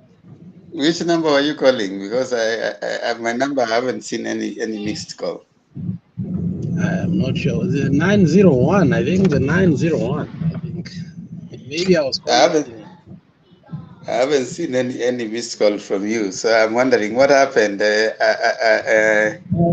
What's his name? We remained about 4 people, and I don't know if it's the network. I think I got out, coming back, trust so that I can come behind. I found out that 2 years left, and because it remained a 2-year Kinyua, and I don't know who. Then looks like just like that, nobody was around. Kinyua disappeared. Kinyua disappeared. and that's what I was trying to say. You know, when there's nobody to add others, and people drop out, it becomes a little hard to to sustain the debate. Yeah, it's very tricky. I mean, yeah, and you can see people in the background because people have been commenting. I think they're still commenting. Yeah. Sorry about that, everyone. Sorry about that. Those who have been in the background for a long time. Now that we are here, I think Alex, I want to ask you a question, so that as we proceed on now. There's this thing that has happened. Do you think, in your view, there's something you said? I think even someone followed it up, that Gachagua doesn't know what is happening. I think it's you who said that. I had a problem with that. Can you try and expound on that a little bit? To the best of my knowledge, I've been thinking about William Ruto as a whole and UDA. And at some point, I was very close to UDA people, very, very close. And the reason is that most of my friends decided to be in that formation. And what I came to understand is the deepest dislike of the people from a certain region. And that one precipitated to a point whereby some of his decisions, that the kitchen cabinet that makes decisions that moves UDA forward, excludes completely the central people. And you understand that at some point the DP was castigated when a certain meeting happened in Zanzibar. You know that. And it is said that only one region people went there. What I know is UDA is Ruto and Ruto is UDA. Without him there, UDA cannot exist. It might be true that Gachagua and other people have funded it. They think they formed it. They think they have a stake in it. But I think the betrayal that he got, because at some point he believed totally that Uhuru and Raila can never be friends because of what had earlier happened. And when the inevitable happened, he came to understand, as Mudavadi came to understand, that a political formation must be fully owned by him in order to propel him to the presidency. So it is my opinion from there. Now, my opinion from there that decisions that will be made in terms of the deputy president and other matters will be solely be with the Rift Valley financier, who among them is Langat or what? This Langat and few other barons, but I don't think Gachagua will be privy of what truly will happen within the UDA in terms of how the nominations will be done, who will be awarded nomination, and how they are going forward. Because I think by now they have realized that they will be in a position. And the fact that they will be in opposition, Ruto must do everything to make sure that he survives. He doesn't need anybody who will give him a problem once again they go to opposition, because he fears losing even what the little that he will remain. So, and that's why for me, I totally believe that Gachagua doesn't know what happens in UDA at this particular time. There was a time he might have known, but as we speak today, I don't think he knows what truly will happen in the next minute with the UDA. Those are my thoughts. Okay, that's an interesting.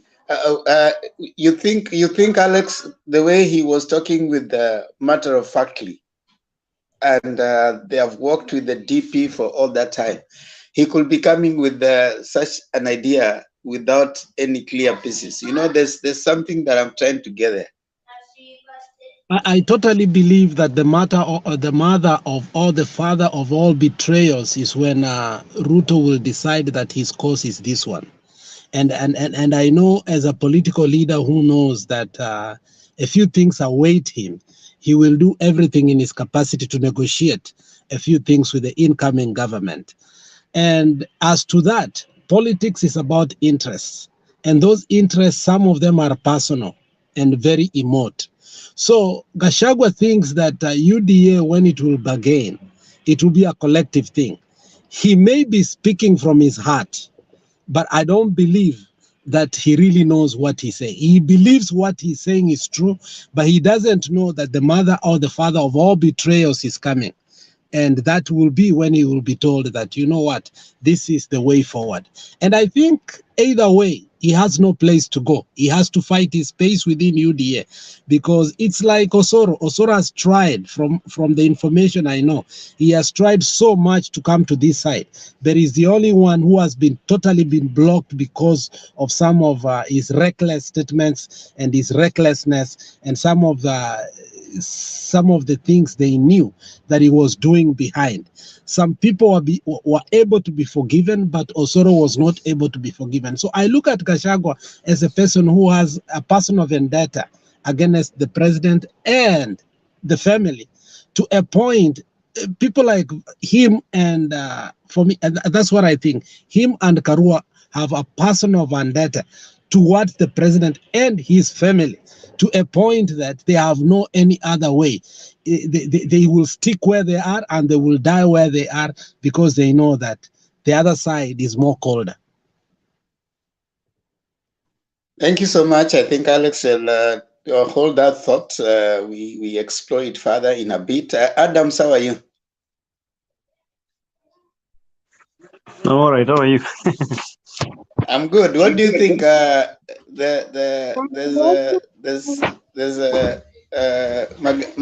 Magara has come to decamp from UDA. What's the import of that?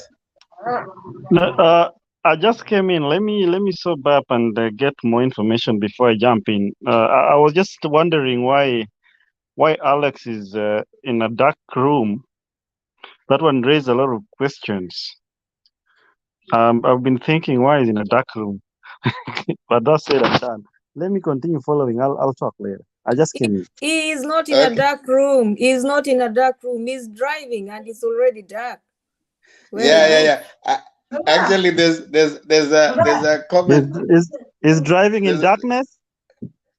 There's a comment. There's a comment saying DI bans and says, "Remember, the screen is dark.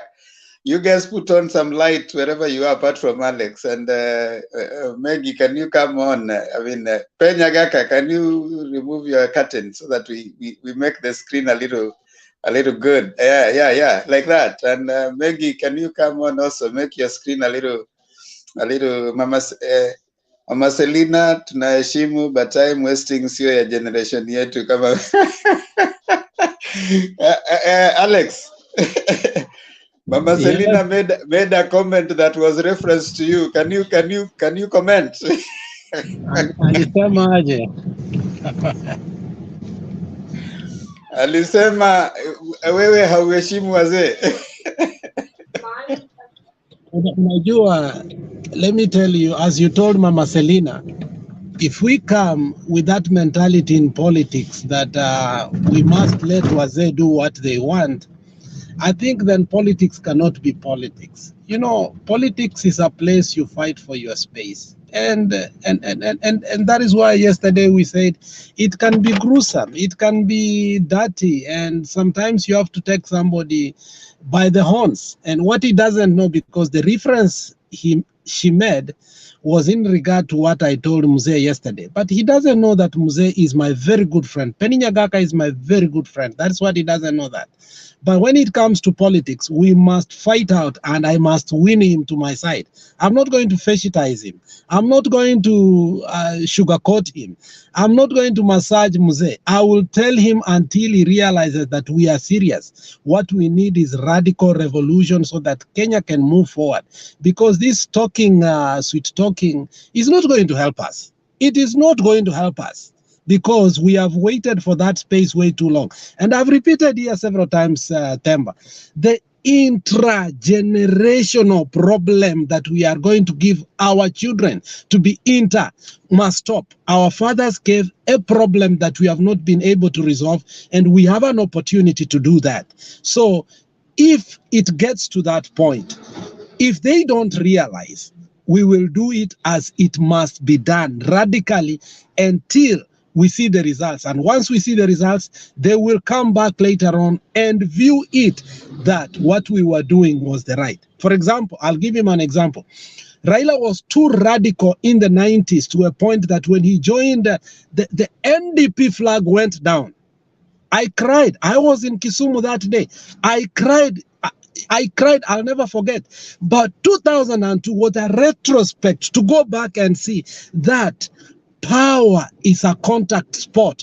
You cannot yap in the media, you cannot yap in Facebook, you cannot yap in Twitter and think that you can change anything. You must have contact with power. For him to have contact with KANU, he was able to dismantle KANU. For him to have contact with Jubilee, he was able to take William Ruto. So that is the idea that I have, that we cannot sit in the periphery and say, Sasa wazee peke yao. We must have a little bit of 20% of that power.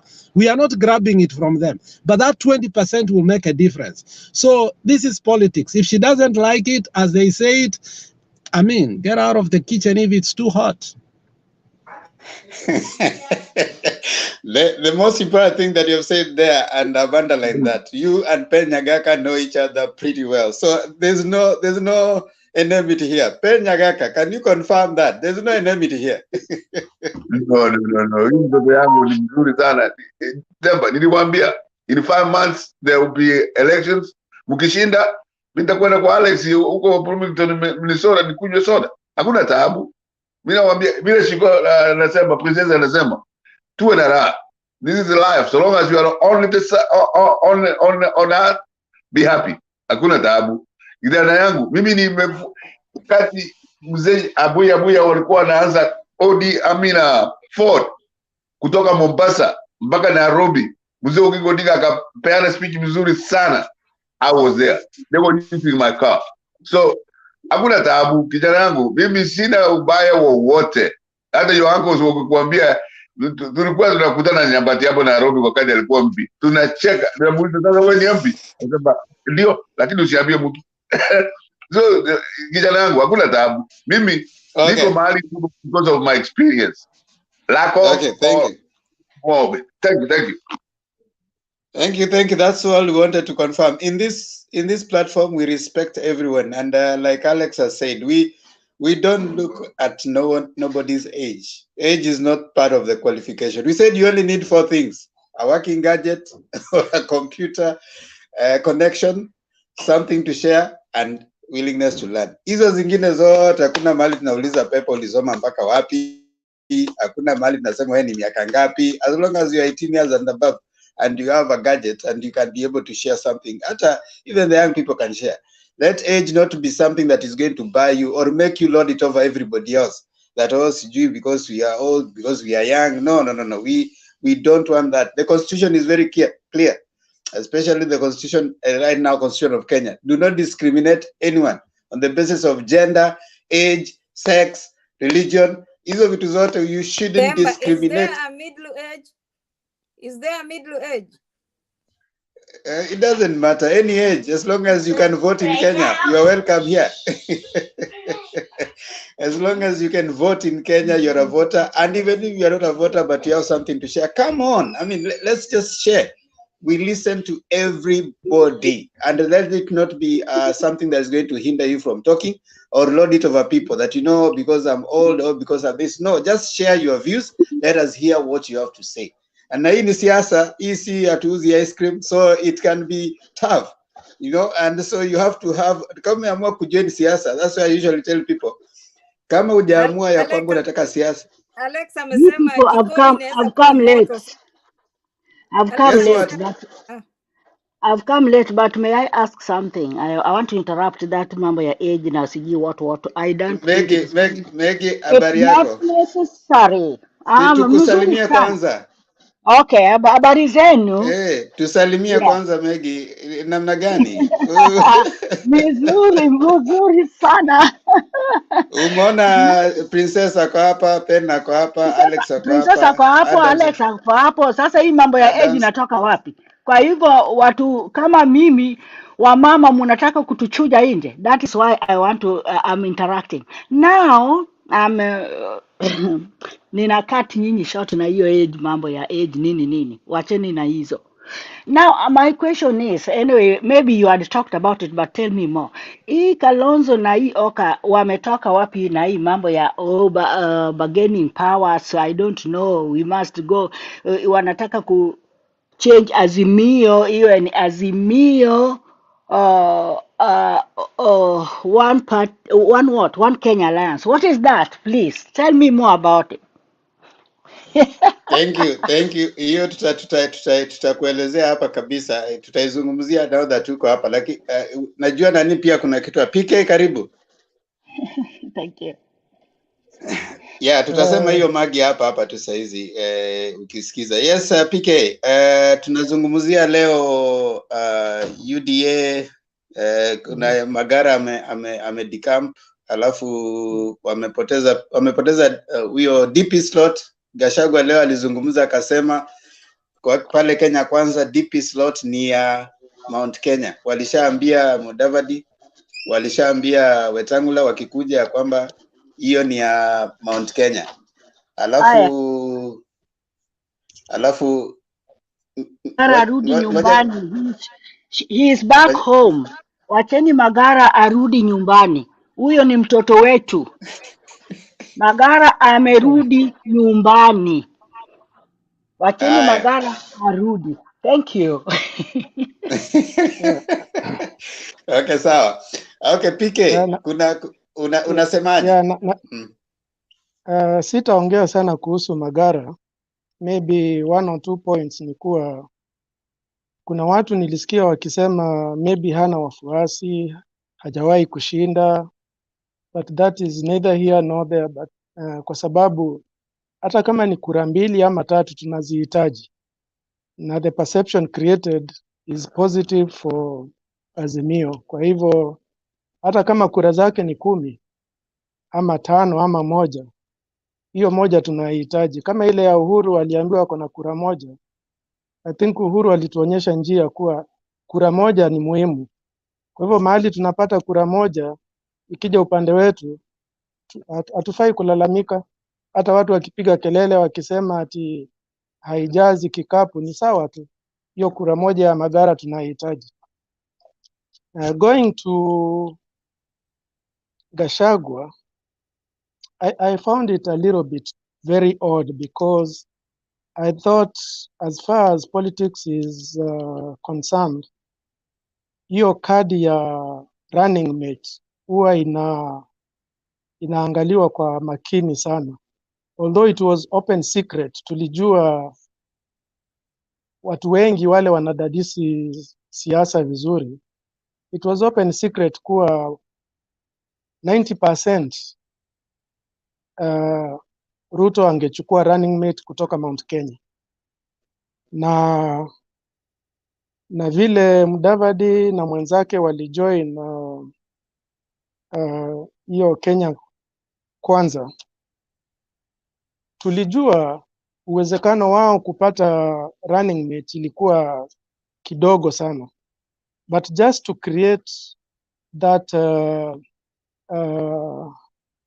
ili wajiuze vizuri katika eneo zao, sidhani Gachagua kuja kutamka kuwa running mate anatoka Mount Kenya ilikuwa vizuri sana. Sidhani I think he slipped. He may not have wanted to say it unless kulikuwa na hit nyingi sana kutoka Mount Kenya. Maybe he has received a lot of hits from his backyard whereby he wanted to reassure. Mimi nafikiri alikuwa ana address watu wake. He was addressing the Mount Kenya people so that they should not be swayed, they should not be moved, watapata haki yao. But at the same time, maybe he ended up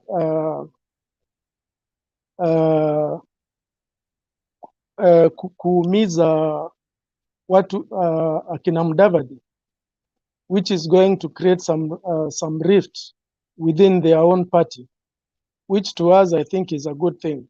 Lakini hata hivyo nafikiri pia maybe alikuwa amecalculate so that should Azimio pick a running mate from Mount Kenya, ataanza kusema unaona walitukopi, wanataka kupick from Mount Kenya kwa sababu pia sisi tulipick from Mount Kenya. Maybe it is a way of preempting something that he is foreseeing coming from Azimio, na kutamka kwake kulikuwa ili kesho ikifanyika awe na maneno ya kujitetea akisema walipick kutoka Mount Kenya kwa sababu walijua pia sisi tulikuwa na nia ya kupick from Mount Kenya, ili ajaribu kubalance hiyo siasa ya Mount Kenya. But so far I think they are desperate for him to show their hidden card. To me is a move of desperation, and it means that in their camp things are not good, and so far I think Azimio is playing their politics in the right direction. Asante. Asante sana. Adams, Ziana na Meg, mbona I mnatuzimia wanted to stima? I wanted to respond to PK. Yeah, ngoja kidogo. Adams, Ziana na Meg, mbona mnatuzimia stima? I'm following. Yani amuoni hiyo screen vile inakuwa dark bwana. My stima is going to be on, don't worry. Aya, Alex. Yeah, let me tell PK. PK, what we are saying is not that Magara, we don't want him in ODM or in Azimio. Magara was a child of ODM. Magara was our hope as a young people because, first of all, the way he came into politics was because his brother died.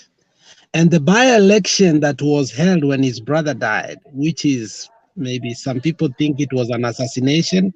We don't know the truth, but the allegation is that his brother was assassinated.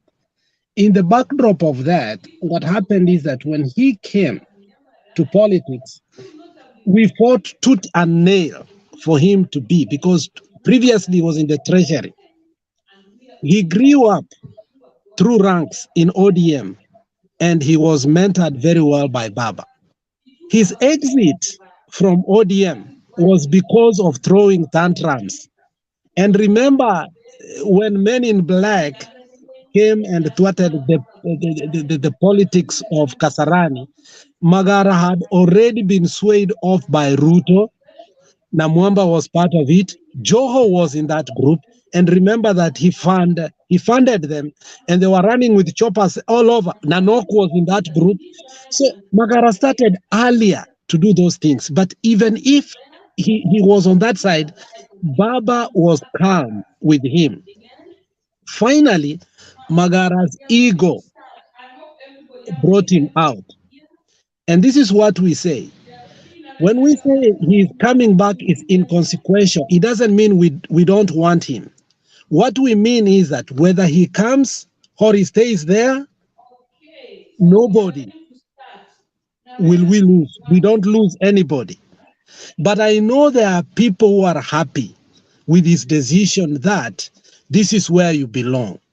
And the reason I say so is that there are people who believe that the Kisii senatorial seat is a toss-up.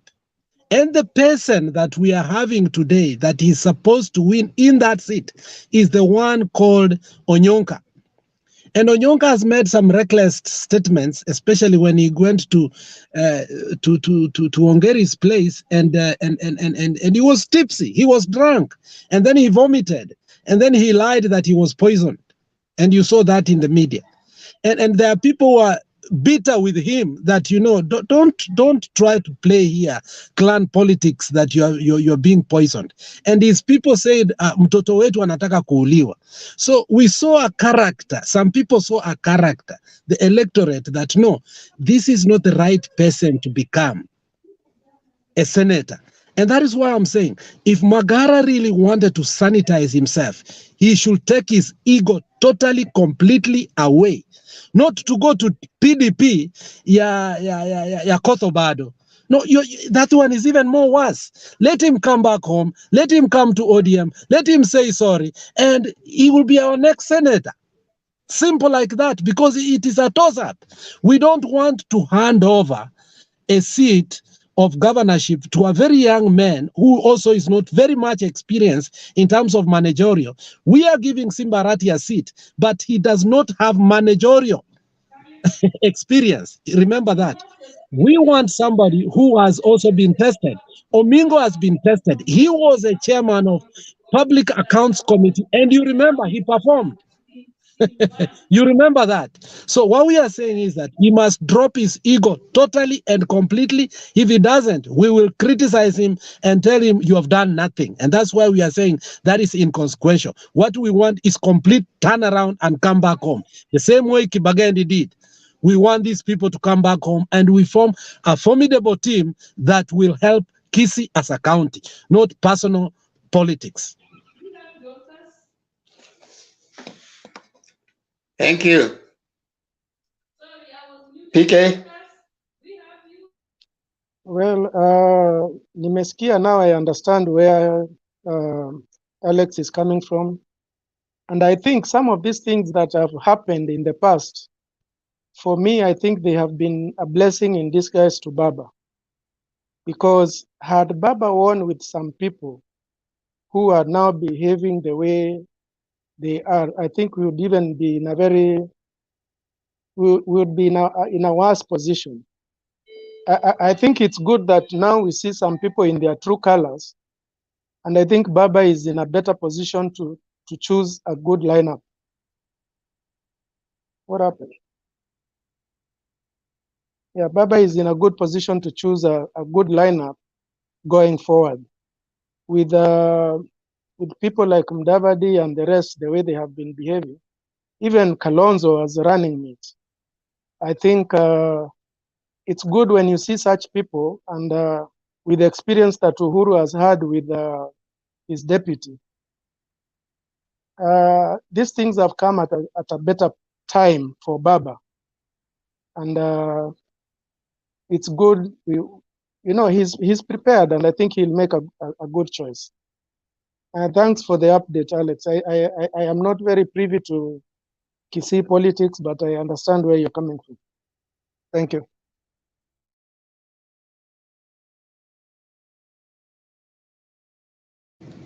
Welcome. Temba.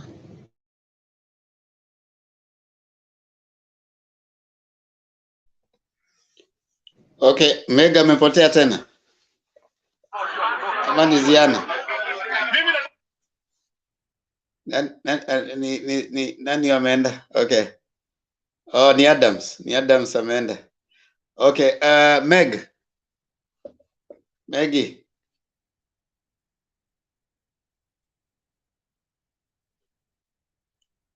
Ziana, toa maoni yako.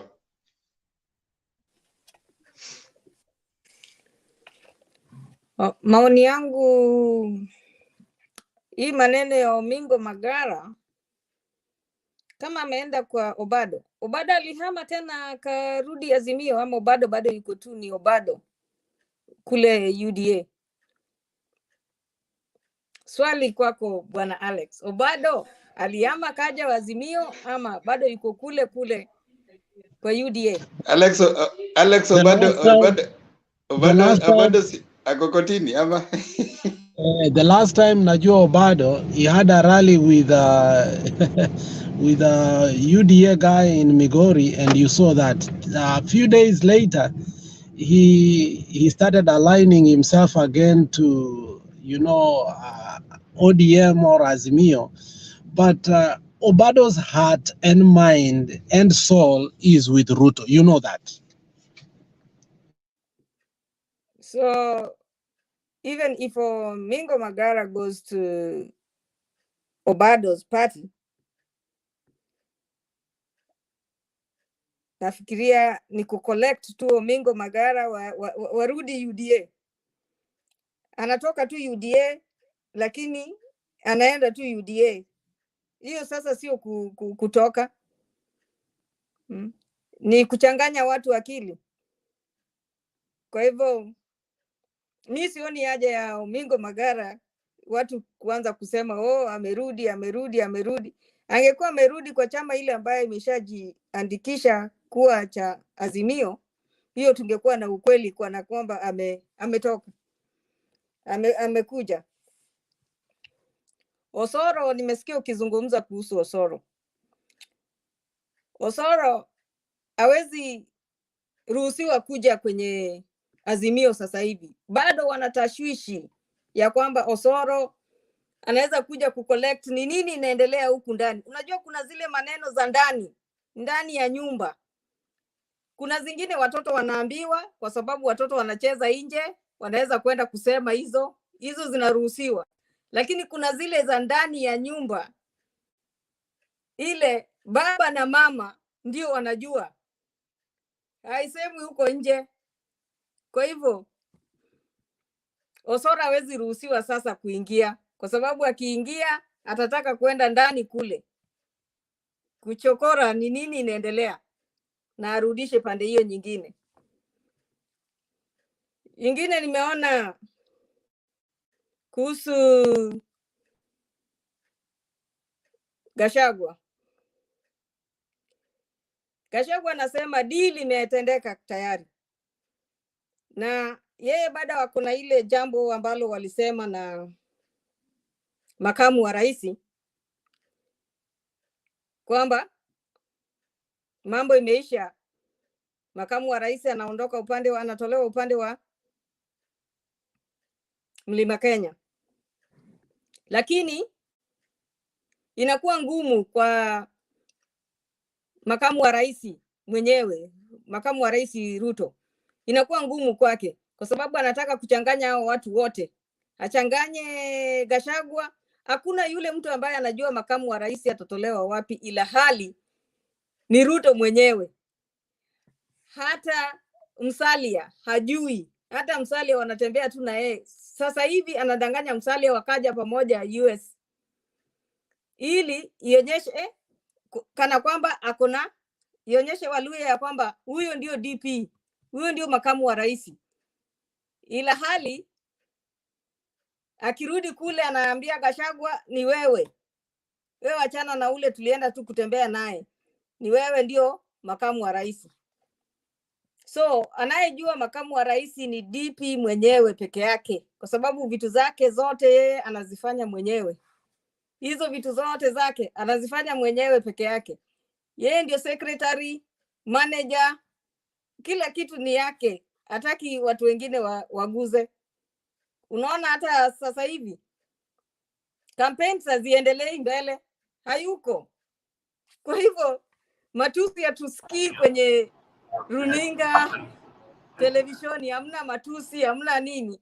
Ila hali kwa sababu hayuko. Kama atarudi, matusi yatarudi, kwa sababu sasa hivi watu wanamngojea, wakina Gachagua wanamngojea rudi ndio waanze matusi.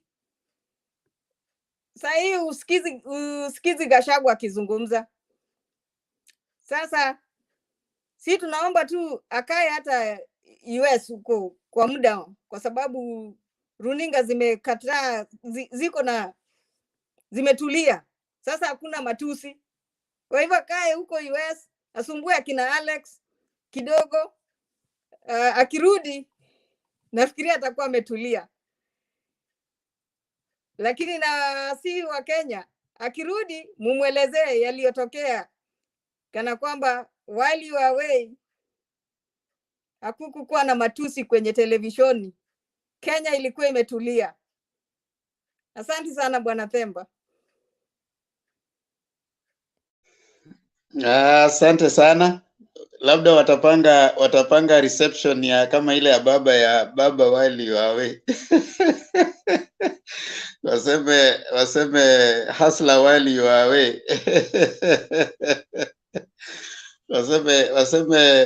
waseme chief hasla wali wawe. Waliambia baba wali wawe.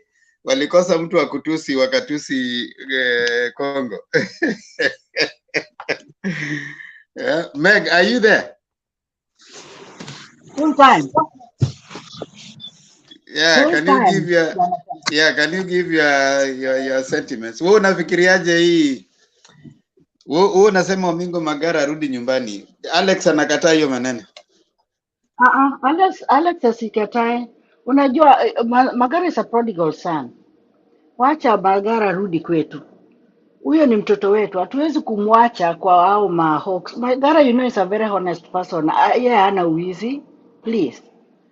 Akishakaa na waizi na sasa ameona hapana, mimi siwezi kuingia hii uizi, kwa sababu hii uizi waitafanya ni gongwe na mawe na nikufe. Wacha Magara akuje. That is our prodigal son. Hiyo ndio maoni yangu. Wachini Magara arudi nyumbani. Yes. Lakini hiyo mambo ya Gachaga anaitwa Gachagua ama Gachaga ama anaitwa Gachagua. Gachagua. That one is a mad person in the market. Nilisikia vile anaongea. What does he have to do with makosa ambayo zilifanyika wakati wa Kenyatta? Anawekea Uhuru. Uhuru ashatenda zake, sasa aende atoe mzee Kenyatta ambaye sijui anataka kuanzia sijui 63 sijui what anataka kuwekea Uhuru na aulize maswali. What are those? Lakini Megi, lazima tu upendi historia. Historia lazima tufuate jamani, Megi. Ndio ninapenda, lakini okay, let me ask you something, princess. Babako alikosea ama aliiba kuku ingine sokoni. Do you have to be charged for that? Yeah. You're just a kid. You didn't know what was going on. Sasa Gachagua anataka hizo maneno zote Uhuru because alifanya makosa kuita Ruto mwizi. Hakuita Ruto mwizi, alisema alipatia Uhuru nafasi ya kuchimba damu na Uhuru naye akachukua. Alisema ameiba, akachukua hizo pesa naye anapeleka kwa nini? Kwa kanisa. So what is happening with Gachagua? Ruto sio Uhuru. Ruto ulikuwa unazungumza Uhuru mara mbili. Ni Ruto alimpatia ni Ruto. Uhuru alimpatia Ruto. Uhuru alimpatia Ruto nafasi ya kuchimba nini? Dams for poor people, watoto wapate nini? Maji. Ruto akafanya nini? Akachukua hizo pesa, instead ya kuchimba madams anapeleka nini? Makanisani. Or maybe if I'm wrong, I think that is it. So Gachagua anataka asiambiwe hivyo.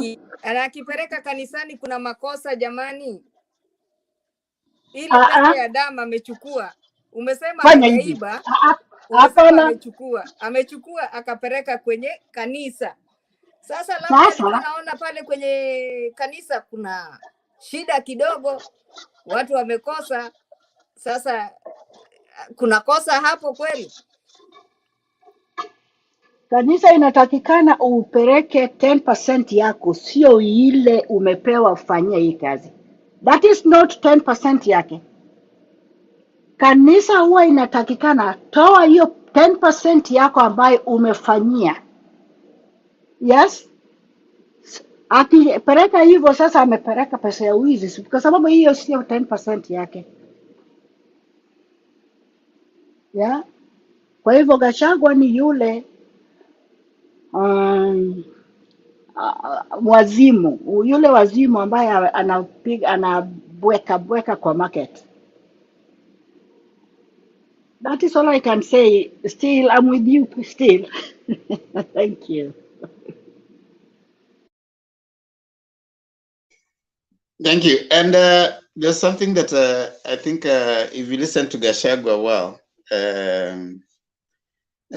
Alex, I don't know if you have had an opportunity, and maybe even Adams or anyone, you've had an opportunity to listen to what Gachagua said.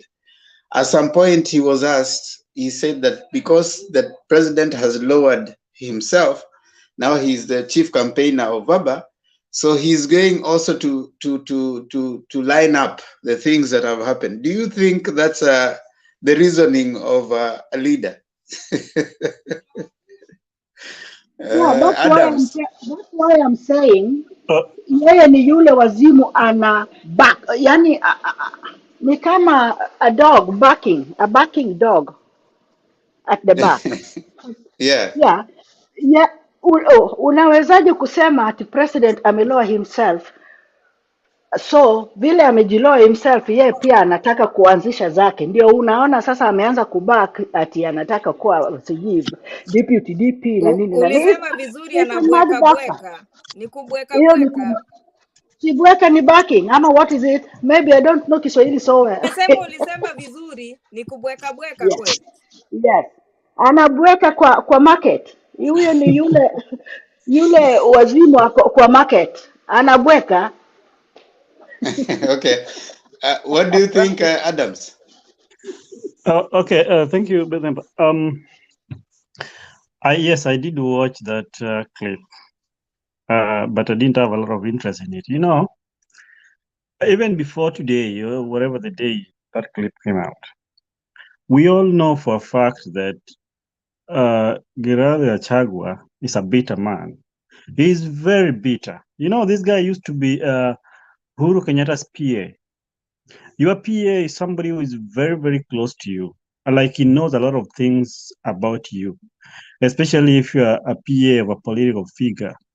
So Mara's politics, he know much even about that family.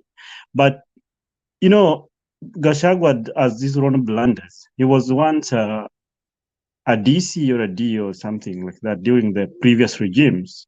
He did a lot of bad things. Gachagua did a lot of bad things. And now the other thing which is following him now, you know, the theft case that is following him, you know. So he's very bitter. And you know, these guys, they fought tooth and nail to form Jubilee party and government. Actually, the facts be said, they sacrificed a lot for them to do what? To form Jubilee party. So now that this thing went apart, they feel so bad and it's so bitter. And then, you know, the Kenyatas and the people who surrounds the president, those who surrounds the Kenyatta's family, like they expelled him. They don't have anything to do with him. So Gachagua, even if he raises up, he's talking. Even his face, he's very bitter. He's very, very bitter. You know, he's a bitter man. So talking all those nonsense he was talking about, not that is going to do anything. We have to understand that the period that we are here right now, the political period that we are in right now, it is okay, you know, you have to come up with political rhetorics and propaganda and everything. So you cannot really sit down and start analyzing and, you know, trying to come up with the truth out of propagandas in politics, especially when people are in election mood. You can't really do that, and you can't really come up with something substantive, you know? So Gachagua will talk like that. He will continue talking like that. And, you know, whatever he said about, the DP slot belongs to the Mount Kenya region, and then Mudavadi comes out and also say his own things. According to me, I feel that up to that comment on the DP section coming from Mount Kenya, and then Mudavadi answered him, I felt good. The reason as to why I felt good is because I wanted Mudavadi to feel bad, which he really felt bad. That was a good lesson for him, so that his eyes can open, because Mudavadi always gets blindfolded when the government is being formed. So it's a red warning for him. So it was that one served Mudavadi good, well, so much. I like that part of it. But technically, Garad, what is the name again? Gachagua is what he is. That is what he is. That guy is a bitter man. He will continue talking. If you've been following the TV interviews, Gachagua is very bitter. It's very bitter, not with Uhuru. It's very bitter with so many people. Even at his backyard, he's a very bitter man. And that case is also haunting him all the time. He don't even know his fate, whether he's going to jail or whether he's going to lose. The other day, his accounts were frozen. Even you and me, if your accounts are frozen with that much money in it, I'll be mad. I'll really be mad, and I can't say anything. So Gachagua, the way he behaves, that's the only way he can behave for now. That aside, right now we are in a transfer window. When let me talk a little bit about Honorable Omingo Magara. We're in a transfer window, so we will be having people moving from one political function to the other. Some of the transfers make sense, like they have impact. Some of them do not have impact. So from where I sit, Omingo Magara having ditched UDA and trying to make inroads back to the fold has no impact. What is Omingo Magara gonna add? Nothing. Omingo Magara is coming with nothing. He's just coming like Omingo Magara. What is he bringing to the table? Nothing. These are people who are made and cooked by Raila Odinga, and they went to the political limelight, to the public, and then they started just stamping.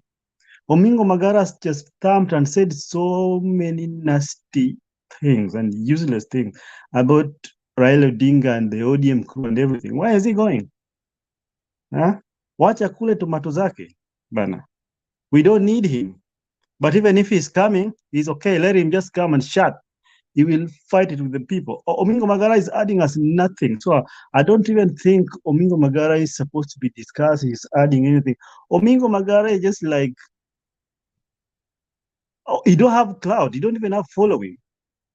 You wanted to be the governor of Kisii, but Simbarati and the likes, those people their game is high. You can't really match them. So whatever happened in UDA, the house is getting so murky and hot, he can't really stay there. So he's looking for a landing ground. Where is he going to land? The ODM is already arranged and packed. Where is he going? Let Omingo Magara be what it is. We don't need Omingo Magara, but if he wants to come, let him come and vote for us. One vote, that's okay. But there is nothing much that Omingo Magara is bringing to the table. The other boy, that boy, what is the name? The other one who is very arrogant. There was the ex Chokora. What is his name? Huh? Osoro is a loudmouth. He's good in propaganda. I think he's even more important than Omingo Magara because Osoro can do some good propaganda. We need propagandists. Osoro but let me ask you, Adams, so that you comment on this. Yeah. Within the same. I mean, on a very closed interval. Yes. There's this guy called Kibagendi. Kibagendi is a friend to Alex. So I know Kibagendi, Anthony. Yes, he's my friend. Yeah, Kibagendi. After Alex came and shared a very interesting juice from their WhatsApp forum. Yes. A few days later, Kibagendi ditched UDA Yes. And a few days later, he's having this photo up with Baba. And right now on his page is all Azimio, and he's going for somewhere, some church. I don't know, is it Bomachoge or something, one of those constituencies. But within the same time, we have this guy, UDA treasurer, also ditching the place. Okay, forget about Omingo Magara, the person. Yes. Do you think that perception that they are creating is important for Azimio? Because either way, we can't just trust them. They may not, as individuals, have that clout, but Omingo Magara was a treasurer in UDA. Did I lose you or something? And can you hear me? Can you hear me? Yeah, now I can hear you now. Sorry. Is it my connection or yours? I don't know. So, do you think this is a person who was very senior in UDA? I already got your question. What you're saying? Yeah. That movement of that's euphoria. These people ditching UDA and coming this way. Okay, is very good for us. A plus for ODM or for the Azimio crew. Okay, that's a very big plus because these are public figures. In as much as they have their flaws, these are public political figures in a region of the Gusiland. Okay, so them, I know Gusiland is pro Azimio like 75%. Okay, but them moving like that perception of that one shows that, hey, you know what, UDA is not really having good grip with the people, with the common, with the ground, the kissy ground. Okay, that's a good thing. But now when we go to them one by one, by the way, Anthony Kibagende is a force. I have known him from during his days in campus. That guy is something else. You can't compare him with the Soros and Omingo Magaras of this world. Anthony, I don't. You said Alex is his friend. I think maybe can confirm that. I didn't hear whatever he said about him. But Anthony was also made. He was also cooked and made by Raila Odinga. The way you see, I think he was just bought with some money. Everybody wants money in California. Then he went to the other side. But Anthony belonged this side. Okay, so when he's back, I can that guy. Yes, I can give him a second thought, but not Omingo. Anthony is more important than Omingo. But that move, when you talk about the general move, the exodus of Gusi leaders, from the other side, that move from Sodom and Gomorrah, very, very good and very, very much important. So, yes, that's what I can say for now. Okay, thank you so much. Yes, there's that in my view right now. Whichever person moves from whichever side. Of course, you said something that is very, very key there. That is, it's a transfer window, and reality is already sinking on many politicians, and we are going to see that coming up in the coming days. You are going to see movements a lot, especially before the last day where you're supposed to move to a party. I think it's sometime in March. After that, whichever political party that you are in, you will remain there.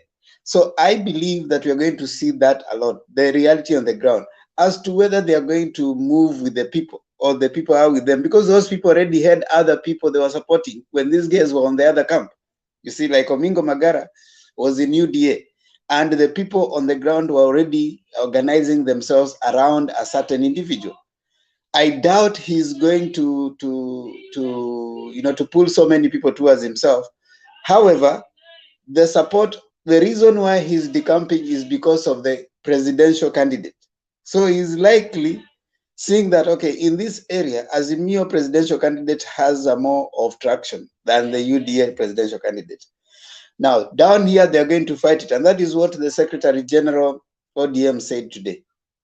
He said that on the ground, especially for the other seats, like governor, senator, all the parties are going to field. All the parties are going to field. But now they are going to look at, okay, fine, where can we not field so that we support our sister party? For example, if you see in Langata that a sister party can do better, you don't field there. There's no business in you going to field in Machakos, yet a sister party there can do better. There's no need of you going to field in Kiambu, yet Jubilee can do better. So you see, there are those kind of calculations they're trying to make so that they can win elections. So they But say the secretary. a point of order on there, Themba, just 1 second.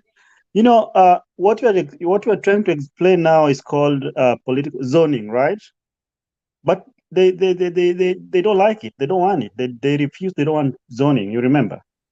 Not necessarily zoning. What I said, what you heard me, what the Secretary General said, that all the parties are going to field in all the positions, but it doesn't make sense for you to field in a sister party's place while you know clearly you don't have any strength. So you're actually going to make your sister party lose, like what happened in NASA. There are candidates who lost, and Jubilee came in and won those seats simply because there was sibling rivalry. Yet they knew so well that they couldn't win. You see, like a place like Vihiga, there are seats that ODM could have won but didn't win. A Jubilee person won. Yeah, even So Langata constituency. Even Langata. So what we are saying is, if the Secretary General said that they are going to look at all those methods, there are many ways of doing it. So they are considering those areas, so that the idea is Azimio has as many seats as possible. That is the focus, that Azimio wins as many seats as possible. How do you do it? You will have to kind of, make sometimes some places you don't field so that another person fields, and the person you support them, you see. So because if you go and compete, you're likely to not get seats. And what will that have done to you as a ruling party when you don't have seats? You see what Uhuru did when he went with the Jubilee. The people that won seats, all of them had their allegiance to Ruto. So he didn't have people, So even if he tried, he couldn't even, govern. So he had to reach out to Raila. So that is what we're trying to say. Now, as for the movement, for me, I think I like the idea. Anything that is likely to give a perception that this thing, because the headline is UDA is crumbling. That's whether Magara is a prized player or not. He was a treasurer. He has moved out of UDA. Anybody moving out of Azimio right now to even UDA, that's a plus, because it gives certain optics. They're saying, okay, this place is crumbling. So that's for me a step, as opposed to the idea of looking at as to whether he's going to make it as a governor or not. That's a different ballgame, because I heard he's not coming on to ODM. He's probably going to go on another party, but within the Azimio. So he might probably consider one of those many parties that are in Kisii. There are many other parties, like there's Wiper. There are other parties that he might be able to consider. There's Nyangarama. Nyangarama is the in-law to David Arika, the one who got upset with David Olo yesterday. So he has a party of his own that they have signed a deal with. No, Gesima, not Nyagarama. Nyagarama died. No. Yeah, the one who is there is who? The one who is there is called Nyaribo, but the in-law is the deputy governor. The deputy governor. Both. I think both of them are, but the father-in-law is the deputy governor. Yeah, okay. The governor, he said one of them is a governor in Nyamira. Who is the governor? Nyaribo is the governor. That is the in-law. Yeah, but the deputy is his father-in-law. Okay, so Nyaribo has a party which also is supporting Azimio. In that case,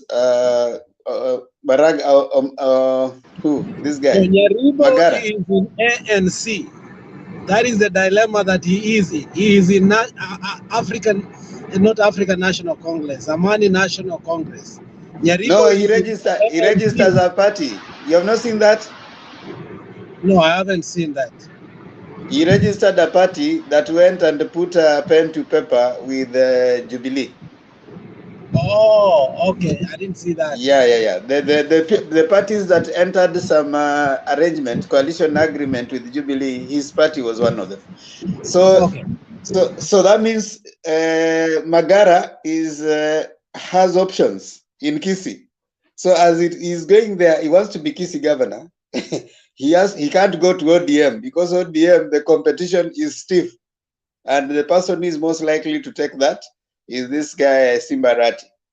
So he can't. He will not definitely come to ODM, but he wants to be on the ballot. So that means what? He's going to go to another party. All right. Now this is the other thing. It is good for optics for Azimio, but it could also be a way of trying to create a chance for the other UDA guy who might likely to come. Because if he comes and he is standing na anasimama na Azimio, atagawa kura za Azimio. You get what I'm saying? So I would be very, very, yes, happy that people are coming, but also not really happy because this could be people who have been sent to come and spoil the votes. That's the other thing that I want to look at it. Most likely, that is what I was thinking about too. Yeah, these are people who could have been sent to come and disorganize the votes. Disorganize, yeah. Yeah. So you send as many people to vie, so that you kind of have a chance for your person, or they don't have as many people coming within the ODM. Yeah, it's a political strategy so that you go there, disrupt, split the vote, and then the winner ends up he wins with a simple minority or majority, whatever the term, and then he becomes the governor. That's it, and it has worked so many times. Yeah. Yes, Steve. Before you are thrown out, you keep going out. Leta maoni yako.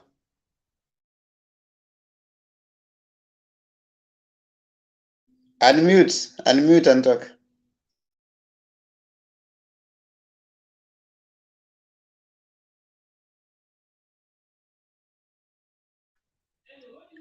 Unmute. Steve.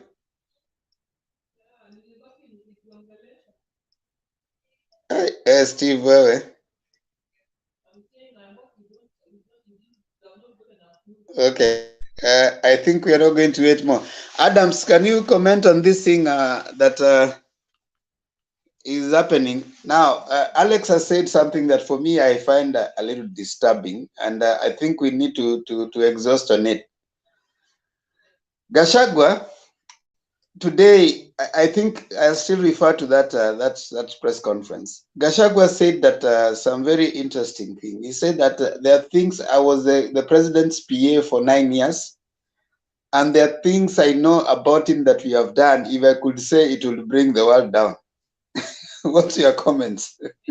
I think it all boils down to the same thing. You treated. I remember, in 2000, when did Moi try to support Uhuru Kenyatta? Was it 2002, right?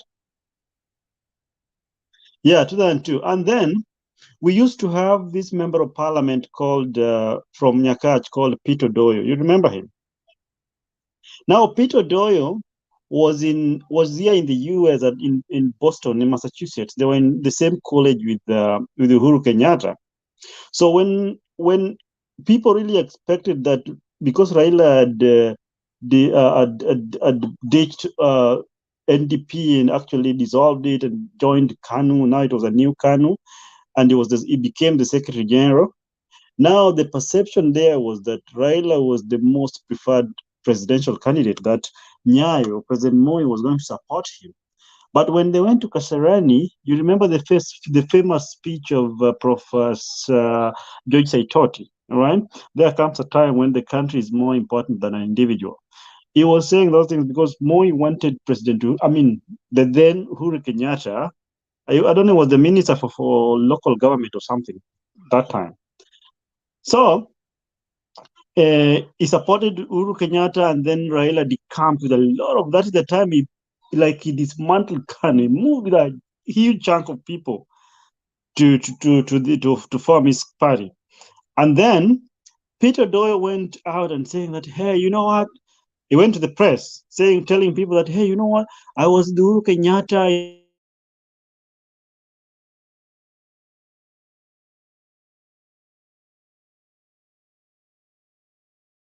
He should step down. That if Uhuru Kenyatta do not step down, he is going to say all the nasty things that he did while they were in the university.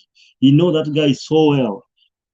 So those are just, it's a threat. At the same time, it may mean well, because let me tell you, there is nobody who can dare come to the public and start saying the truth, be it true or false, like bad things about the Kenyattas. The only person who can do that is only one in Kenya, is Raila Odinga.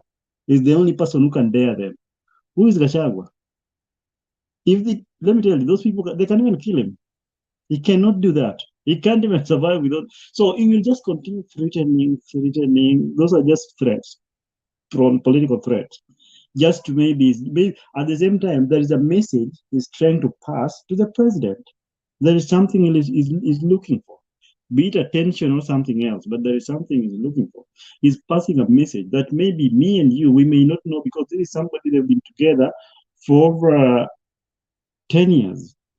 And I think this guy worked for Moi government and partly Kenyatta's government. So there is just something he's trying to, but I'm telling you, there is nothing Gachagua is going to say about Uhuru Kenyatta. He will just say, talk like that. I will, but nothing. There's nothing he's going to say. At the end of the day, it will just end like that. That's what I think. PK, what do you think? I think Gachagua is annoyed because he somehow burnt bridges, thinking that Uhuru was done. Even after this presidency, he knew that there's no way Uhuru was going to come back. Whether they win or lose, he knew Uhuru's term was done. But to wake up and realize that Uhuru might just be very much around, and Uhuru has actually turned tables on them, he cannot believe. And I think that is part of why the bitterness has been accelerated, such that he's in a spot whereby he's seeing himself lose. He's already burnt bridges with Uhuru, and he's stuck with his money. And I think it's out of desperation that he's talking all these things, and hoping that because of some maybe some private information he knows, he's just trying to blackmail the president, thinking that although he will not say it, as Adam says, I know he may not say whatever dark secrets he knows. He may not say it, but he would want to play it as a card to say, I never told, I never snitched on you. So it's like, you can also sympathize with me and forgive me also, even though I said bad things about you, but I also kept some secret that if I had said, people would have looked at you in bad light. So even if he has some private information or some dark secret, I don't think he's going to say anything. He's only using it as a bait so that he can have some way of maybe one day looking at the president and telling him that I knew so much, but I didn't say anything. So at least we were just playing politics. That is my point. But obviously he's bitter because they are losing, and he burned bridges. That's great views. But PK, do you think it would matter if he said anything about Uhuru is not running? Uhuru is not going to be the president of Kenya. Uhuru is after 9th August, when the next president has been sworn in. I mean, however much that you throw at Uhuru right now, would it matter? Yes. No, you know, all along before Uhuru, there is a vacuum. According to them, there is a vacuum in Mount Kenya, which needs to be filled. And that is the kingpin in Mount Kenya. And all these people are looking at Uhuru's exit as an opportunity for them to rise. And now that Uhuru is looking like he's not even going anywhere, he's going to remain the kingpin in Mount Kenya, they have no chance to rise.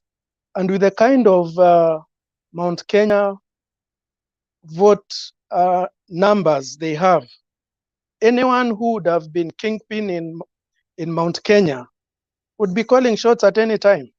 He would be the person to talk to in future elections. And I think he was building himself to taking up that position after Uhuru. But now it looks like Uhuru is not even going anywhere as Mount Kenya kingpin, even if he doesn't become president, but he's still going to be holding on his position as the person to go to in Mount Kenya.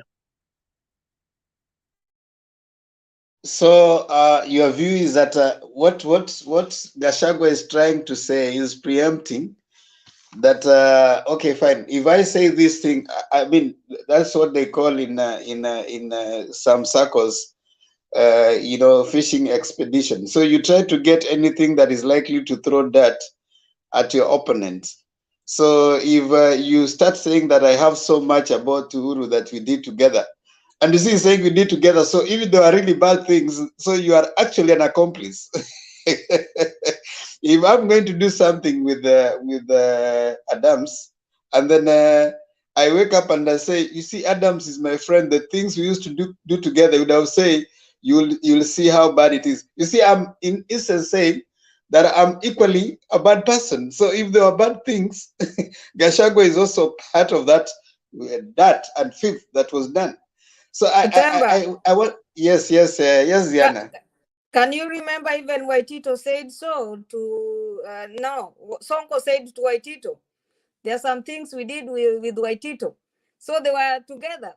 The birds of same feathers flock together. So he's trying to mad Uhuru with the bad things, but so that he's trying to pull him down so that they go together, but he finds it cannot happen because and he said that he's not going to say it, he's going to die with it. He said, if you can listen to it well, he said, I'm not going to say it, I'm going to die with it. But he's trying just to say that so that people, he just think that people are going to poke him and then he say anything. But he's not going to say it. I don't think he's going to say anything. Yeah, he's not going to say anything, Ziana, you're right. But yes, PK, yes, go ahead. I wanted to say that some of these people, just by being at close proximity to these people, they have, I think they have this illusion that they are at par with them. We saw it with Maina Wanjigi. Just because Maina Wanjigi brokered some peace deal or something between Raila and Uhuru, he must have had this illusion that he's at par with them, but he's forgetting that some of these people are institutions. Raila is an institution by himself, and so is Uhuru.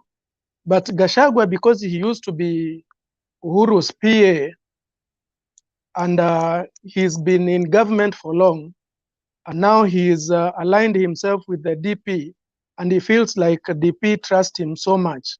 He feels he's at par.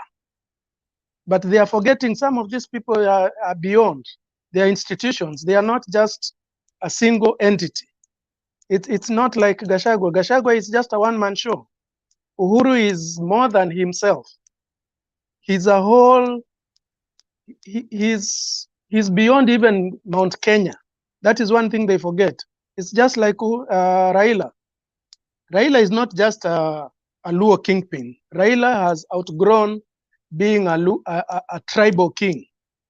Gachagua has to go through being initiated as a Mount Kenya kingpin into national politics. But he thinks he's at par with Uhuru, which is, I think, is just an illusion. Let me add my piece of. Let me say something a little bit, Alex. Sorry.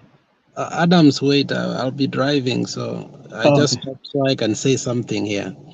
Themba, I think it's good to be honest up to a certain point, because in politics you're not supposed to be too honest again. You know, that is true nature of politics. But on the side of Uhuru Muigai Kenyatta, the person that mentored him into politics did not mentor him right. To some extent, Uhuru was careless with his personal life.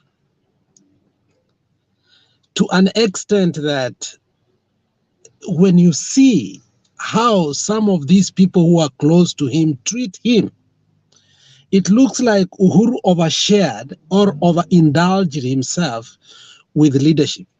I have been a little bit close to Mzee when he has come here in the US.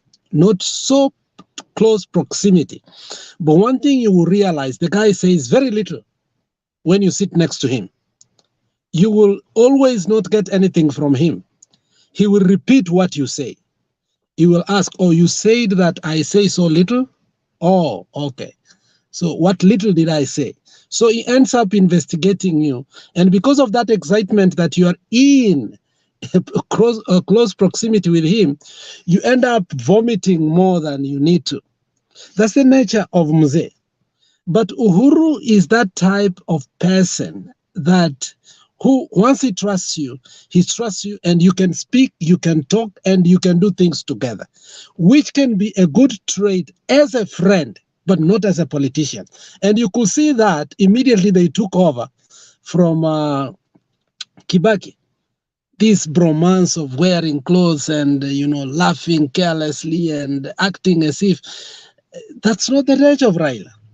So when I see these people bitter, it's because they could drink with him to very late hours. They could speak personal issues. They could go Uko Kenyatta Market and eat meat and all these things. So to some extent, there are things they know.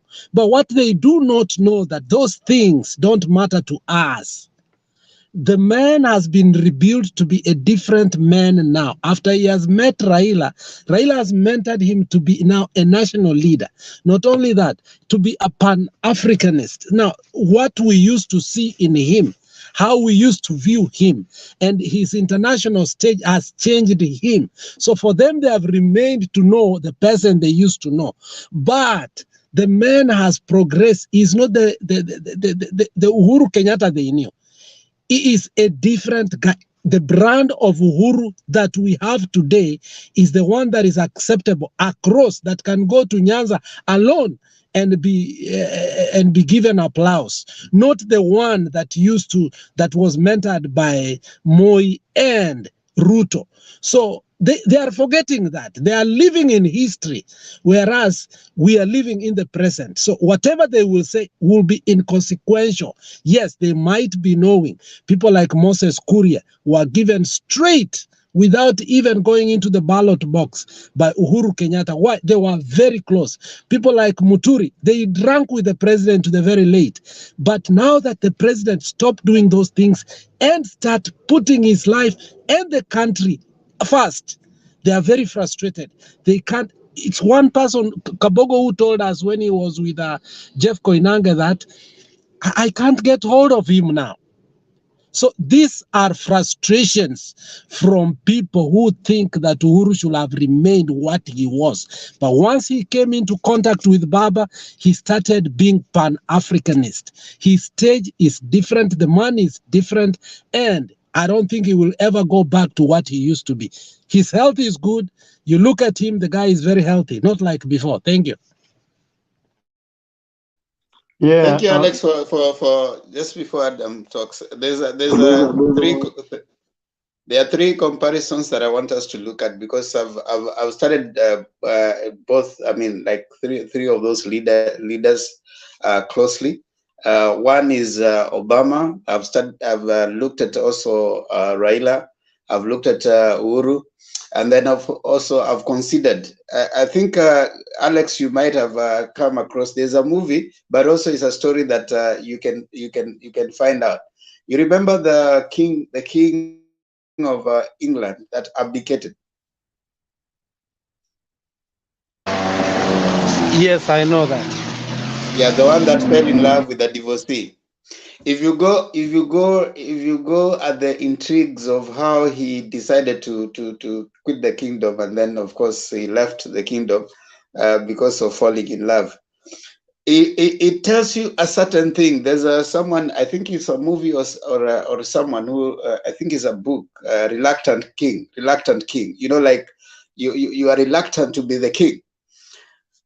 You find the life of Uhuru initially, you know, was not necessarily one that was to pursue leadership with the gusto that it's supposed to. Raila has been in the trenches, you know, like pursuing certain tenets and ideals that he stood for. So that has been a consistency. If you look at Obama, also similar thing. He had been in the trenches. He started, you know, organization, you know, like community organizations to stand for certain ideal. Uhuru's earlier growth is not defined by fighting for any certain ideals.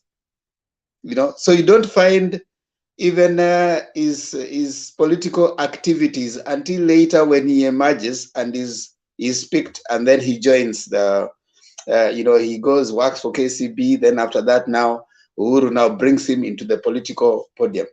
He was that reluctant king, you know, not necessarily. You realize even the you know, the idea that Moi brings him, you know, he's actually, you know, propped to pick the presidency. He's actually propped, and even when they go to campaign, you see the way he's not really having that mettle. You know, someone who looks like he wants this power badly. That was not Uhuru, you know.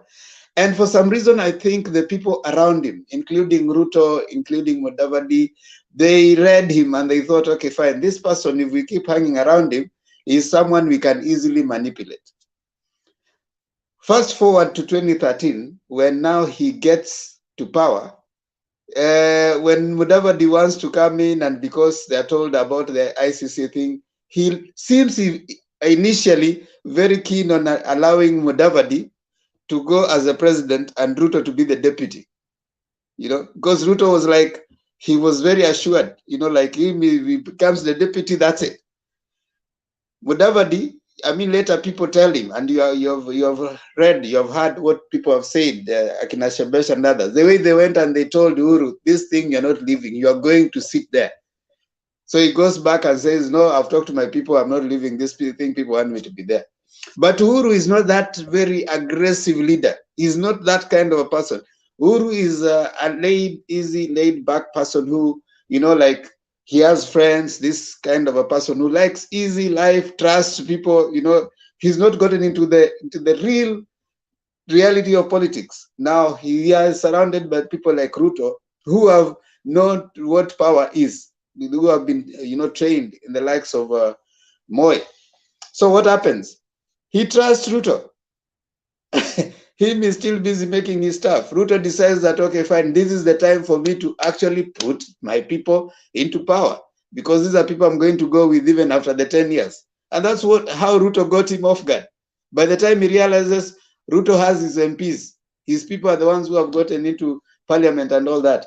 And so it became so hard for him to lead, until, of course, Raila came on board. So Uhuru, who is coming after Baba has come in, is Uhuru who is being told that, hey, you know, political power, once you get it, getting it is not enough. protecting it and making sure you govern is another thing. So that is what he does. Now, you can compare Uhuru and that president who abdicated. In fact, I imagine Uhuru, if it was something possible, Uhuru would have let this thing go. Would have just said, amwezi nisumbua hivi, let me just go do my other things. So acha nyinyi muendelee kufanya hii. He was leaving it to Mudavadi, you know. But Raila came and taught him. So you can also appreciate their appreciation of power. What is their concept of looking at power? Uhuru was that reluctant king. Raila is someone who knows what getting power and governance means. He has ideas, he has things he has stood for all this time. Yes, Adam.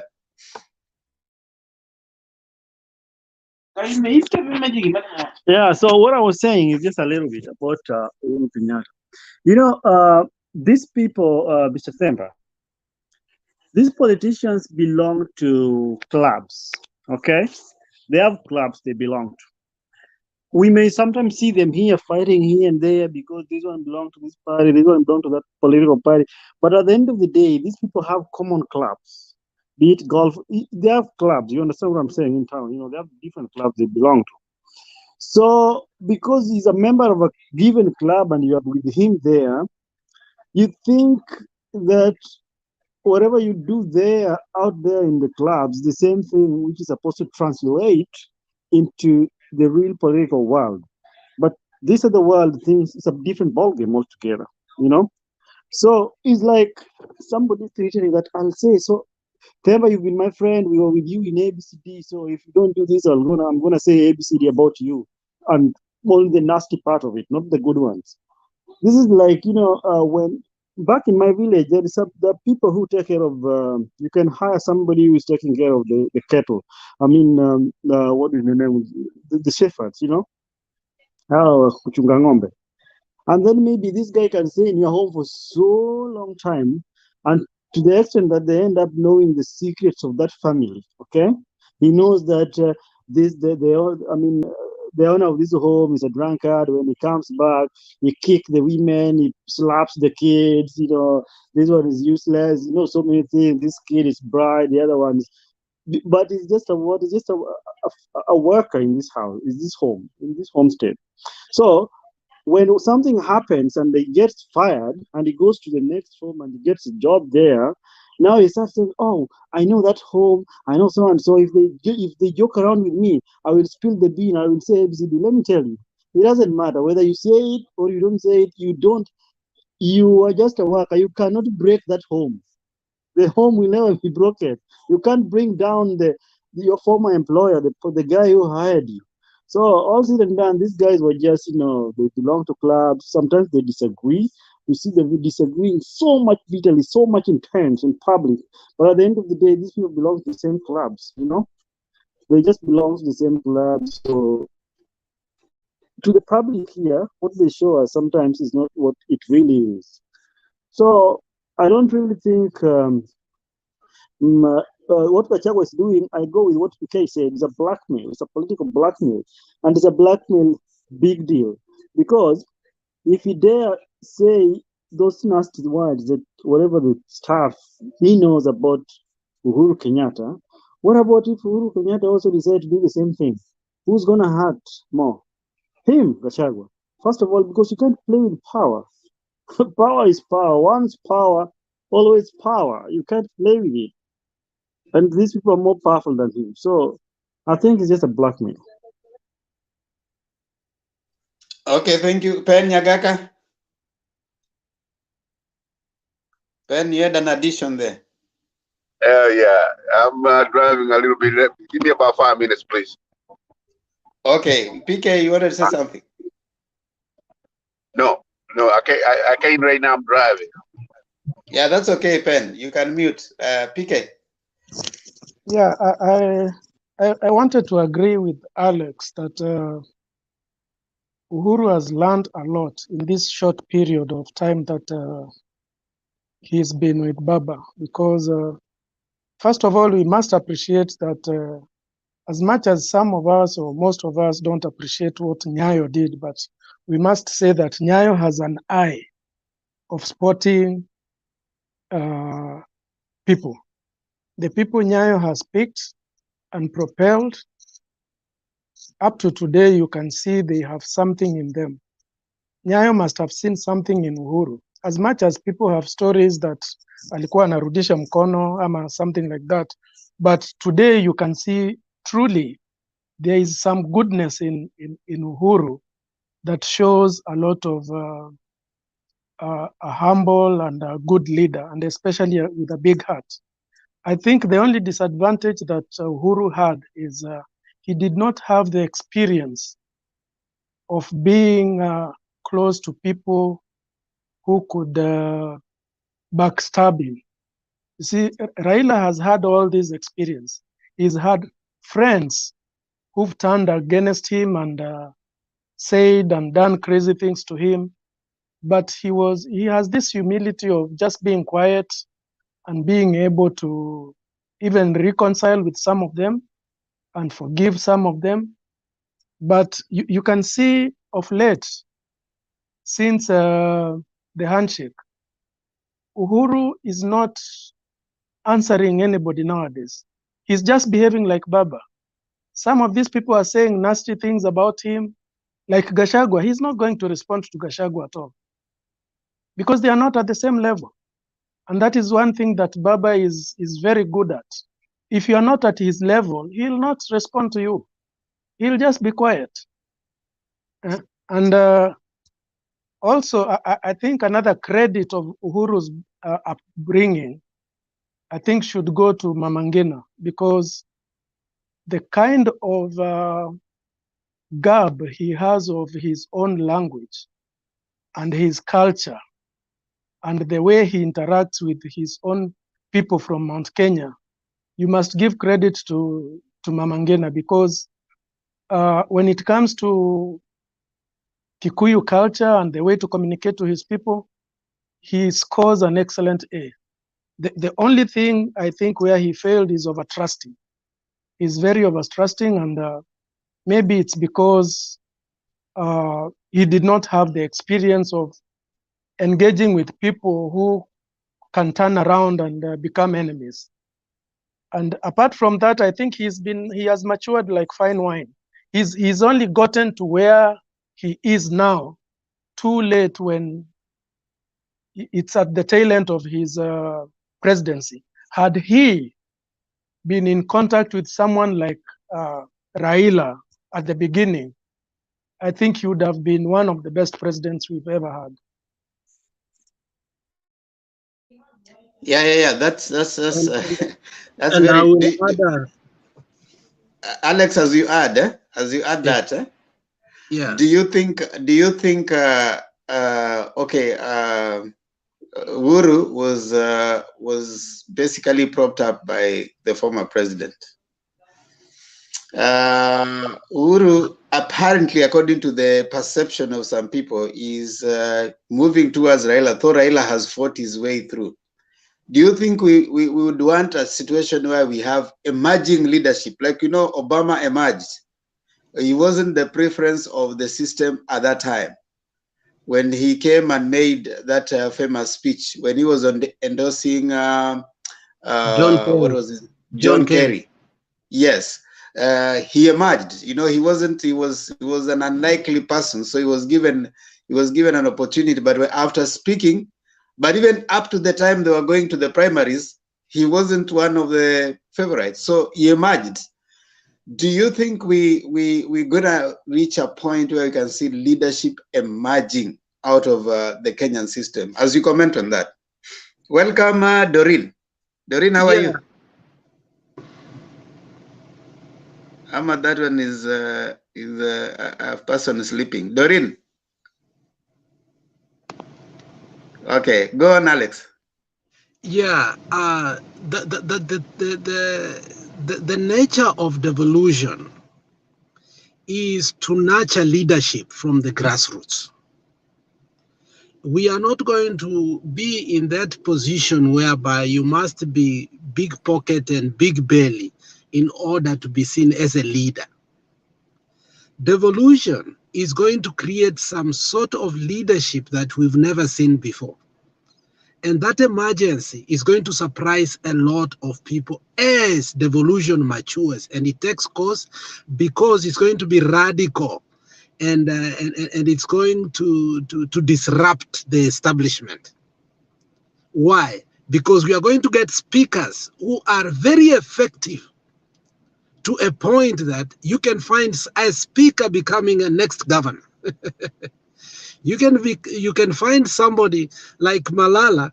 It's only because that he has forgotten, from MCA to almost the majority leader in the Senate.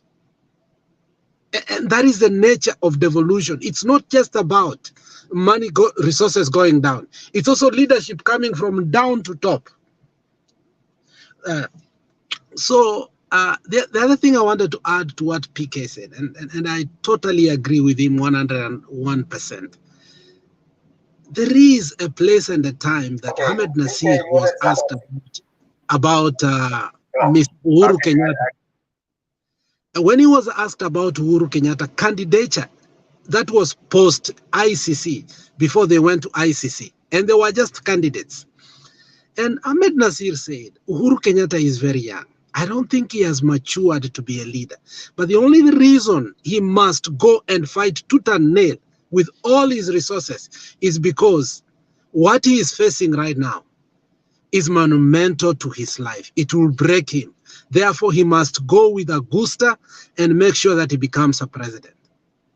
If you were to ask me today, who is best fitted to be the president of Kenya, if it were not that Baba had fought for the constitution and been consistent, I think Uhuru Kenyatta, it is now that he has matured to become a president, and he will deliver. His cabinet, his record after 5 years will have taken Kenya to a level that no one could believe.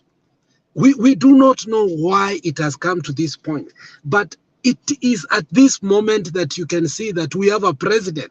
For far way too long, the guy was in the shadow. He always had doubt, he always had fears, which were just created by these people called URP within the coalition of Jubilee. But now he has come out as a true leader that we needed, that will give us direction. And that is what a leader is. So the true leadership of Uhuru Kenyatta is now. And I wish if we were to form a coalition and we vote for a prime minister who is capable to answer questions and answers in parliament, it will be interesting to find that Uhuru Kenyatta can do that. Not Kalonzo, not Mudavadi, not, I don't know, Gideon Moiva has reached that point. But somebody who is privy. When you watched, this British, the Torrent and the Commons and ABCD, when you see the man who is a prime minister is answering questions and the opposition leader is seated there grilling them left and right, I am amazed by the galaxy of knowledge of these people on how government is handled and day-to-day experience, even to the last minute before they come to parliament, of the kind of information they get. So Uhuru has known what the government is. He has realized what a government is. Everything he feared has come to happen, and therefore there is nothing he fears. So he has gotten true political freedom. It is now that he is ready. If we were to have the first prime minister in Kenya under the new constitution, I think Uhuru is right. That's a personal opinion, and I know many people are going to, throw stones at me. But I will say, the one who was supposed to throw a stone at me is Jesus. He never threw this stone to me, so don't throw any stone to me.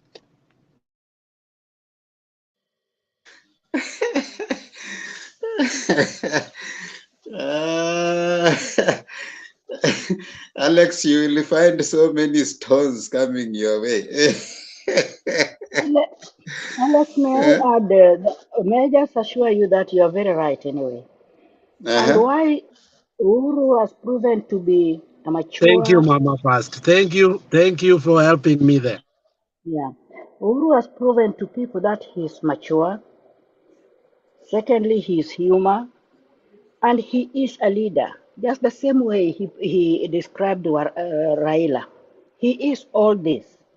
And actually, even me, the way I see Uhuru now, if that chance can come for vying for premiership, I think he can get my vote. Because finding somebody who has really lowered himself down to the opposition just for the country, it's not all that easy and it is not possible. And he's proven everybody, even his allies, wrong that Kenya comes first than myself.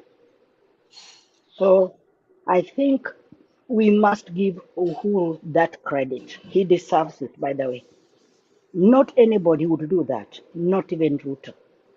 Thank you. So Maggie, you agree with Alex that yes, PK. PK, go ahead before I bring Julia. Yeah, I agree with Alex. That's why I said he's matured like fine wine, but like a little bit too late at the end of his presidency. But I also noticed that in the last few meetings, like from Sagana and all these NDC meetings, Uhuru has turned out to be very eloquent and very good at delivering his points, even without notes, without referring to anything. And he can speak and deliver and be spot on anything.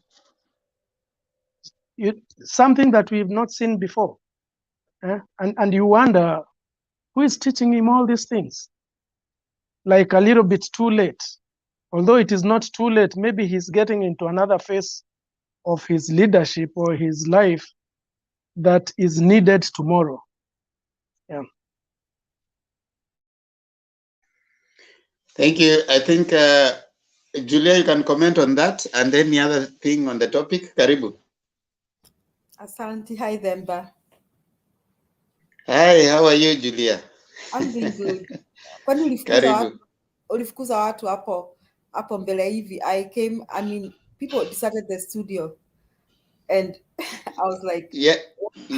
What happened? I told Alex and his other friends to remain here. You know, I normally leave for about an hour. So Alex decided to leave the studio unattended. Alex and Kinywa, they disappeared from the studio, but it's okay. We are here. It happens. Tomorrow, by the way, you guys pray for Bernard. Bernard texted me. Let me just read that here so that you guys can be aware. He said that, let me read that for you. This was Bernard's text. Where is it? It is here. He said that Masabit things are not good. After giving the food to the hungry Rendiles in the interior, they got double puncher. They managed to change the spare tire, so they are moving on. They are almost at Lysamis. That was 2:45. That is our time. I don't know what time it was, Kenyan time. So you need your prayers. I think the place they went to was a little bit far, so they had tire punches and stuff like that. So we pray for them. Hopefully, it'll be back to Kenya, peacefully. wow. Those guys who are on the other side, they say they are not in Kenya, so they are coming back to Kenya. But hopefully, tire busts are normal stuff, but we hope that they arrive safely. So we'll hear the updates. Hope they were able to take some movement. So tomorrow things will hopefully be okay, and Bernard will have come back, so we won't have to have a studio unattended like it was today. But Alex decided to run away. Alex, man, be good. But anyway, Karibu Julia. I'm at work, my friend. I stayed the last minute, but I try to be the most honest and loyal show guy here, because I log in first and I log out last. So I understand, bro. I'm just putting what? Don't worry, we'll introduce that, and we'll be mentioning names, loyal fans, loyal panelists. So panelist of the week, we are going to vote on Sunday, so we see if we will get it. So start looking for votes with these guys who are here, so that we see if we stand out as a panelist of the week. Logging in alone is not the most important thing. Are you staying on? And nicely, are you putting on your curtain on and off? So those are some of the things we look at. Julia, karibu. Asante. Thank you, Temba. All the same, I need to appreciate what Bernard and the team has done. Was a wonderful mission. That's so awesome. That's a thing I see here. I see in this country. People really, I see a different culture. I once visited UK, and I stayed there for some time, and now I'm here. I kind of almost think that Americans really care when it comes to times of need. That's a good thing that Bernard is doing. That's a wonderful mission. However, we pray that in future we'll not have Kenyans who are going hungry, so that we have to raise money to feed them. I think the structures will be put by Baba. On the topic, I want to agree with Alex. That was a very good analysis about Uhuru. I see he's now able to articulate things that are important for the nation. He's doing a good thing. He's matured politically, and like many of us have agreed here, if he has another role to play, I think he will not be disappointed. More so, I love the way he was able to unite, to work with Raila. I mean, he has helped us go across the bridge and see things differently. Even people from Mount Kenya now, I think going forward now, maybe for decades and even for centuries, we will never have that foolish conflict between the Luos and the Kikuyus. I think Uhuru has helped people cross the bridge, that we can do this. We can leave this tribal thing and do things differently. So I'm really impressed with how he's carrying himself. Now, earlier I found people discussing about the issue of Gachagua, and people are arguing about whether what Gachagua said, and also I'm seeing something on the that is the people decamping from Uda. But I don't want to comment about people decamping from Uda, because many things make people decamp. This country, anything can happen. I was even telling someone that these MPs you see in Uda, especially those ones in central Kenya, even if they're elected through Uda, don't be surprised when they go to parliament, find them supporting the government of the day. So anything is possible with our politicians. They keep crisscrossing from one side to another. However, Gachagua, the undertones of his talk in Citizen, even if people try to justify that he was talking to Mudavadi, he was not talking to Mudavadi. He was telling Ruto, don't cross our paths. We have backed you this far. Don't dare go there. Because Ruto right now is in the US with Mudavadi. Put yourself in Gashagua's shoes. How would you be feeling? Like you've worked with this man, you fought for him, even if he claims that maybe you are the one organizing the campaigns, the fact that he doesn't think you'd be the best person to travel around with tells you a lot, speaks to you loud and clear, your place in his heart. So that's a backlash from Gachagua. That is how he's feeling. He's feeling left out, and he's throwing a warning to Ruto, telling him that I have campaigned for you this far. I am the one who have been doing this for Uda in central Kenya, and here you are. So he's trying to tell his boss, don't try it at home. What you did with Uhuru, don't try it at home, because we're gonna allow you. That is what he's trying to serve a warning shot. That is what he's trying to do. And me, when I saw that, I said to myself, do unto others what you'd like done unto you. That behavior of Gachagua is the same behavior of Ruto towards his boss.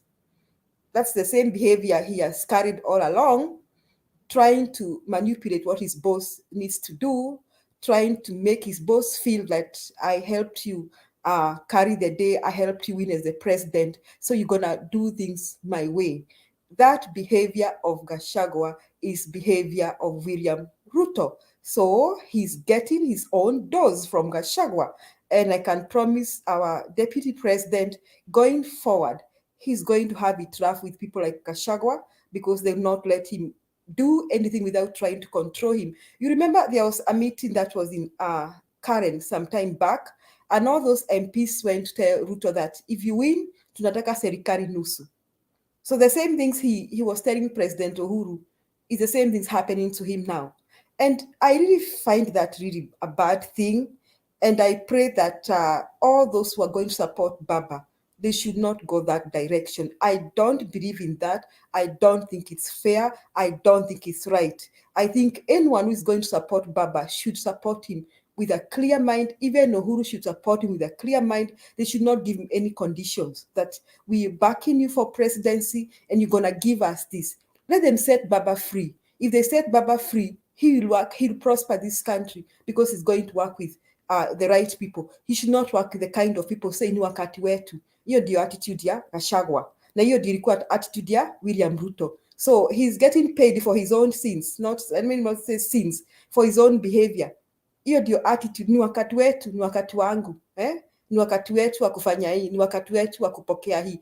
That's attitude with Kalonzo too. The Kalonzo is saying, I support you, you give me this. I keep asking myself, if I know this is most likely the thing that is going to happen, because that's the Kenyan politics that Uhuru is trying to talk to people, to work with them, to support Baba, and they give their conditions. But I keep asking myself, now, what are those conditions? Is Baba gonna give them like cabinet slots? Now, are we going to have Baba still doing the same thing, giving cabinet slots for the sake of giving cabinet slots, for the sake of giving cabinet slots? So that if you are Kalonzo Musyoka, you bring your best friends even if they are not performers. Is that the kind of a government we want? Is that the kind of leadership we want? Can we for once Kenya set the president free to work with the right people? Even if we support him, can we set him free to work with the right people? So Ruto is getting his own dose. I was very happy to read that, to listen to that. I said, that's good, so that now he understands. You do unto someone this thing, it will be done unto you. For me, Gachagua was not even addressing Mudavadi, was talking to William Samuel Ruto, that Mr. Ruto, you can go to UK with Mudavadi, you can fly to US, you can even do globe trotting with him, but pay attention. We have worked with you. You cannot give him the deputy president. It is ours by force, by fire. That is what Gachagua was trying to say. So going forward, Ruto is going to have a difficult path because of the Gachaguas and the like, because they are this kind of Central Kenya people. I don't like that. I am sorry I come from Central Kenya, but I don't belong to that school at wakati wetu. Me, even if it takes 100 years now before Mount Kenya gets presidency, it's okay for me, as long as we have the right people in power.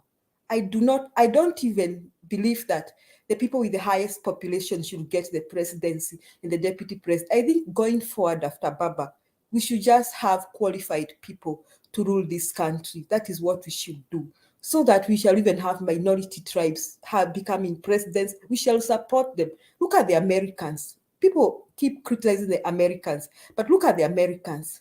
Did you know that the Americans needed to agree to support Obama? It's not the black community that voted for Obama only. Even the whites supported Obama. And even now, the people who are supporting Joe Biden. Okay, Joe Biden had got his big support from the Afro-American community and the migrant community. But still, that population was not big enough to make Joe Biden win presidency. It is because we have a white population that believes in Joe Biden. So can we cross the bridge to as Kenyans, that one of these fine days we can agree that this person does not have to come from a big tribe and support them? And when we support them, we don't gonna give them conditions. We are voting for you that you give our tribes 5 cabinet secretaries. I pray, it's my prayer that we cross that. But for Gachagua, Ruto is getting his dose. That is good for him. So when he comes back, he has to deal with the Gachagwas and the others and Kimani Ichung'was and the Didi Nyoros who all think he owes them something. That's I'm very happy with that. I hope UDA people can hear that. And I know they're about to call me names. It's okay. I'm gonna be mad. But that's my point. Thank you, Mr. Themba. Wow. Julia is talking like a patriot. He has a country at her heart. Thank you, Adams. Actually, I think Julia, you have said something that is very significant there, because when Gachagua was talking, he was saying that when Mudavadi and Weta came, they told him that we have already. You see, the similar language that the president said when he was talking about Raila. He said when he shook hands with Raila, he told Raila that I have nothing to give you because I've already divided government with the other person. So there's nothing that I'm going to give you, but you're going to support me. You pick the similar language from Gachagua. Gachagua is saying that we told Mudavadi, and then I think you're also right that there's something he said. He said that when Mudavadi and Wetangula were coming, we were categorical with them because they are running from politics of conmanship from the other side. We didn't want to lie to them. We told them categorically that there's no deputy for you. So deputy president is not there for you. We are going to find something else for you. So I think that was sending warning shot. I think I want to agree with you to that extent that could be he was trying to tell the deputy president that you can work with Mudavadi, you can call him your principal for all we care. But one thing we know is that already president and deputy president is sealed. So if there's any other thing that is going to take, or you guys are considering throwing us out of that arrangement, we need to be knowing as you guys are working. So I think that is a statement. Now the deputy president dilemma is going to be trying to now, you have brought in Mudavadi and Weta with these big voting masses. You have to give them a very big post so that you can achieve a certain leverage this side. If you don't give them that, then you are likely to lose them also, because you lose not even them, lose their voters. Because if you're going to tell them that, once we get in, you see now there'll be no way of them talking about reviving BBI, because you see at Azimio, the promise of BBI is real. The president said that it has just gone on break. So you can easily tell someone that, okay, fine, you're not going to be the deputy president. We are going to have president and the deputy, but we are going to revive BBI. And once BBI is revived, you are likely to get a prime minister. So you're going to be given prime minister, which is something Azimio can promise. But UDA or Kenya Kwanza cannot promise that, because for them, they were anti-BBI, They didn't want it, and they're not going to even do anything around it. So what is it that they're going to put on the table? Because they're also campaigning that we are not looking for any positions. Let us get, first of all, the power. Now you have the president. How are you going to get the power? Now you have moved away with the key campaigners. They have been campaigning Mudavadi and Ruto. So you're going to say the president and the deputy. Gachagua has been left behind. But I hear Alice Wahome is in that entourage too. So it's a team of about 31 people that have gone. So I hear Alice Wahome is in that entourage. I hear Kimani Ichung'wa is in that entourage, and several other people. But now Gachagua has been left, the person whom we have been thinking is likely to be the deputy president, because the DP has been saying that, let me work with this person up here. So I think you're right to an extent that he's addressing Ruto and he's telling him that, hey, if you're going to go there, you better give us what we agreed. So that is interesting. We want to know how that pans out as the week go ahead. Yes, Penyagaka, what is it? Hey, Janangu Habari. I'm just agreeing with you guys that now the teams are formed. Our Uda team is doing very well. If you have any questions to ask about Uda, I'll take. But we are even prepared to be in opposition, because then could we really improve our country? Because in every nation, Penyagaka, you can't prepare to be in opposition. no. Ukienda kwa vita, you don't prepare to lose, but you can lose. So we're not prepared to lose, but it's possible to lose. That's the beauty of democracy. So we're not even worried about that. The entourage coming here, I could have been in Washington, but like I told you guys yesterday, I have a personal problem. But kuzungumza na nyinyi na kuwasikiza all day is very beautiful. Huyu kijana yangu Alex anataka kunichapa, lakini mimi ni baba yake. Lazima anifunze vile mimi namwambia. But on another note, nyinyi ambao mko na watoto na una show na msichana yako, that's very beautiful. Watoto wote wakimaliza homework, hiyo ndio mimi nawaambia tu. Watoto wangu, when they were younger, people thought they were geniuses. No, I was strict, KKC style. Lazima ufanye homework yako. Na hiyo tu. Education in America is very easy. Watoto yangu niliwaleta kutoka Kenya, they went up 1 grade each. So maneno ya siasa ni mzuri sana, because we have seen it all. Mzee Oginga Odinga used to say something and he ends up in jail just like that. Now Gachagua is talking, everybody's talking. You guys are talking, I am talking. So that's the beauty of it. And the Temba, I really appreciate you when you say, if we stop talking, then we will start fighting. But we should not stop fighting. But tukano matuzi ni kitu mbaya sana. Huyu kama huyu Naniolo ananiambia ati mimi ni cook kutoka Sogoi. Mimi namwambia mimi nakula filet mignon na steak. Which one do you not cook? Because hiyo ni uzi. It just doesn't face me. I've watched this forever, and I've seen enough. But you guys, you are free to say anything you want to say. This is the democracy that people fought for. Shikoku. Yes, some people don't know filet mignons. You need to explain that. Alex, wewe. No, huyu alikuwa ananiita cook. Na ninamwambia chakula mimi nakula. Filet mignon, no matter mambo. Anyway, so that's that. But thank you very much for the opportunity, and I wish and I hope your show continues. All these young people from everywhere. Hata vijana yangu ya Kisii wananipiga, lakini lazima niwaambie ukweli. Sitaacha hiyo. Lakini na ukipigo usitoke hapa, wewe kuja hapa, endelea kuja, unatupatia wasia. Yeah, ilikuwa technical problem with my phone, and then that's what's even better, because then I came to realize that what mistakes I was making. You know, because nobody should think like me, or should I think like you or anybody else. Just when I listened to you for the last 2 weeks, I really grew up. Demba, wewe nikuambia moja ya mwisho. I think I told you yesterday, but I can repeat. Mimi mzee, I can repeat. You made me teach my kid economics. Now she's a banker in Deutsche Bank in Germany. Na ananiuliza, what books have you been reading? Namwambia pana, mimi najua hiyo yote. So because of you, Demba, that's why I was dying to come to the show. I would not run away. No.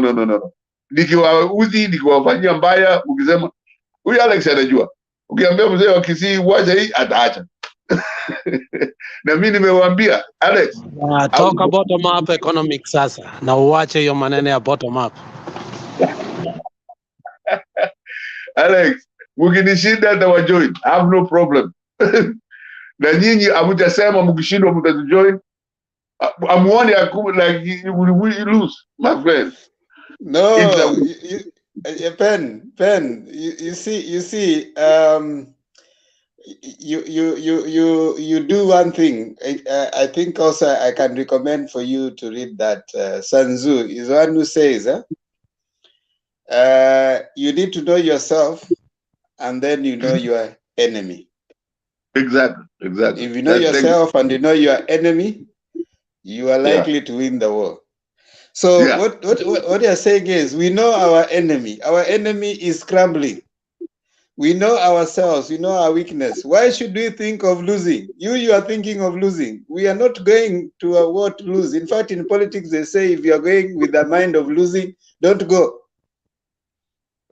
My friend, Losing, we are very losing in politics is a byproduct. It is not the product you are going for. It's just like walipotengeza Viagra. It wasn't for what it is being used for right now. Temba, I am not winning. I am not losing. You are going to lose. You already say you are prepared to go to the opposition. That one is a very bad mentality. Mama just want me some money. Trump just gave me $1,000 from my friends, $100 each. Rednecks. I grew up with them. I didn't know that they hated black people like that. You will never know. In a democracy, you can lose. That's the beauty of democracy. Who knew that even Trump would win elections here? Let me ask you, Pen. This is what I'm asking you. You know, there's what they call no. Let me give you an example. Like when you go to a race, you see all the people who go to a race, like they are going for the marathon race, yeah. Yes. Nobody there is going to lose, apart from those people who go to run for charity. But those elite runners, none of them is going to lose. Right. They just tend to be to finish at number 1, but they didn't go there to be number 2. Exactly. That's true. Yeah, so the fact that there'll be a number 2 and number 3, it doesn't mean that those people went there to lose. You don't enter a political race to lose. Someone wins. You didn't go there to lose. Someone won. Okay. So when you're going, you don't go preparing that, you know, I'm ready to be in the opposition. No, opposition will be because someone won. Yeah. Have you ever seen any political competition where they say that and the loser is no, in a presidency they only announce the winner. So that's why I like you guys. Very smart. But at the same time, you do know that in a democracy you can lose. You prepare to lose, but you win. Hiyo tu. Lakini usitoroke kuja hapa. We like your wisdom. Every time you come here, we really like. I also like your banters with Alex. Is your nephew. I like your banter. So keep coming. Lakini awendi mahali si bado uko hapa. Let me hear what Meg has to say. Meg, umenyamaza sana. I have a question for you, Thamba. Yes, go ahead, PK. This question goes to you and Julia.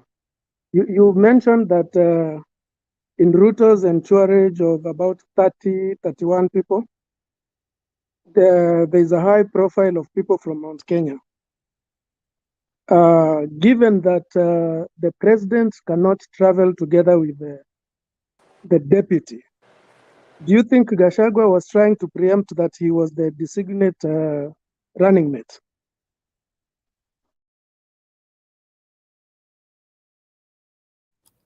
You see, that's also an interesting view to look at. Can I answer that? Yes, go ahead, Ben. Thank you, Temba. Yeah, Gachagua is the running mate of Ruto. Gachagua is supposed to deliver 10 counties of the mountain. Na hiyo matusi alikuwa anasema jana, hiyo ni kionjo tu, ni kuanzia. So Gachagua is positioning himself. The entourage that came here with the deputy president, they are positioning themselves. So we have only 5 months. Sisi tunaendelea mbele, nyinyi you have not organized. Muna huyu Karoso anakimbia ndani anarudi nje, na niliwaambia that is one of the best statements Dania alisema Raila. He's a watermelon. So sisi naongojea hata sisi hapa Uda tumtaki. Asante sana. Sijui nimeanza your question. But we look forward to Rigathi being the deputy president in August 9th. Thank you. Yeah, then, but I believe I want to agree with the pen and also what PK is asking. I think Gachagua is positioning himself. He's trying to tell, he's trying to tell Ruto, I'm the deputy, I'll be your running mate. That's what he's trying to say. So I think he's trying to assert himself but I read bitterness, the undertones of his statements. He was not a happy man. I mean, the way I looked at him on TV, he was trying to say, you cannot trust me to work. You see, Ruto is not yet the president, so he doesn't need Gachagua to be deputy president here in Kenya. So Gachagua was trying to express that, I don't know why you had to get that entourage and walk around with them, and I'm not there, but I want to remind you that I am going to be your running mate. Because even at one time, before Ruto said simnipatie huyu mtu kwa hiyo mkutano alikuwa akiongea hivyo, Gachagua alikuwa hapo. Gachagua is the one who began by saying, si mimi mniruhusu niende nikafanye kazi ingine. He's the one who began that conversation. Then when he said that, Ruto said, si mnipatie huyu mtu. So I think for a start, Ruto had been conversing around Gachagua and had seen him as a strong person, just like we've seen Baba and a few number of people, like we've seen Lee Kinyanjui, we've seen Peter Kenneth, and now Peter Munya is coming up. And between those three people, two of them are going to be disappointed. Like, just have seen Lee Kinyanjui taking a back seat. I think he's kind of feeling, no, I'm no longer the most preferred person here. That's why he's taking a back seat. So Gachagua doesn't want to take a back seat. So he's throwing a warning shot to all of them that beware, I'm the person who has worked hardest in this campaign. So you're not going to just come from nowhere and take over. That's what Gachagua is positioning himself, is positioning himself for that running mate thing. He's announcing, he's blocking, he's building a wall that you cannot take it from me. Hata kama wewe ndio umeenda US ama umeenda wapi, usikuja hivi ujifanye hiyo kimbele yako ufikirie sasa utachukua nafasi yangu. That's what Gachagua is doing. I agree with Penn, I agree with PK. That's what Gachagua is doing. So I'm really looking. I also like Penn's announcement that they are ready to go to the opposition. That is good, Penn. We appreciate, you are appreciated, and Uda is appreciated for accepting that. Yeah, it's good to accept your faith, right, Penn? Julia, Julia, Ben, you want to say something? Yes, Ben. Ben, what do you want to say? I want to say to the young lady that congratulations. Mimi sisi kukubali niende opposition, lakini kicha siwezi kujinyonga. Nyinyi mnasema mnataka kukata miti ya kwangu huko Nyakuta mahali mimi natoka, nisijinyonge. Nijinyonge kwa nini? No, you have to be prepared for both sides. You go to war. Bila mheshimiwa amesema juu ya Zanzu, lazima ujue ule anaye kupigana naye ni nani, alafu utamshinda. Yeye amwangalia hata Ruto, amwangalie his speeches. I listen to Raila speeches every day anyhow. Lakini nyinyi hamtaki kuona hata. I have a lot of friends. Alex anajua. I have a lot of young friends of mine. Ambao yule niambia ule Felix ndio walinunulia Raila gari. Alafu akaniambia mzee, faa mzuri sana ukuje hapa. So I thought like these young people must value me to give them advice. Kwenda huko waliambia niende kupatia Raila gari, nikakataa. So tumeona mingi, lakini we are not going to lose. But if we lose, we are prepared for it. That way you can enjoy either losing or winning. But if vile tembo umesema, you don't go to run a marathon hoping to lose. No, you hope to win. Do you win all of them? No. So that's what I was saying, young lady. Yes, you're right. You're right, Ben. You know, you don't go to lose. You know, and a loser is a fact of the thing, but it is not what you go to do. You know, you don't go to lose. So, number two, Ben, you have raised a point about us not listening to Ruto. You see, I if I can predict what you're going to say, why should I listen to you? You know, over time we say in mental health You My friend. over time, you wait, Ben. I make my point before you respond. you realize, Ben. At some point, I'd even said here that I was not going to be responding to UDA people because, but over time, after you talked to me, I chose to change my mind so that I can be engaging you. Because Ruto, he can predict what his speech is going to be like tomorrow. Like right now, I know what he's going to say in the next rally. It's not going to change. It's the same thing. I can bet. Go and look at the last 3 speeches of Ruto in any of the rallies. Any of the rallies. You can pick what he's going to say. It is the same thing. Part of it a lie.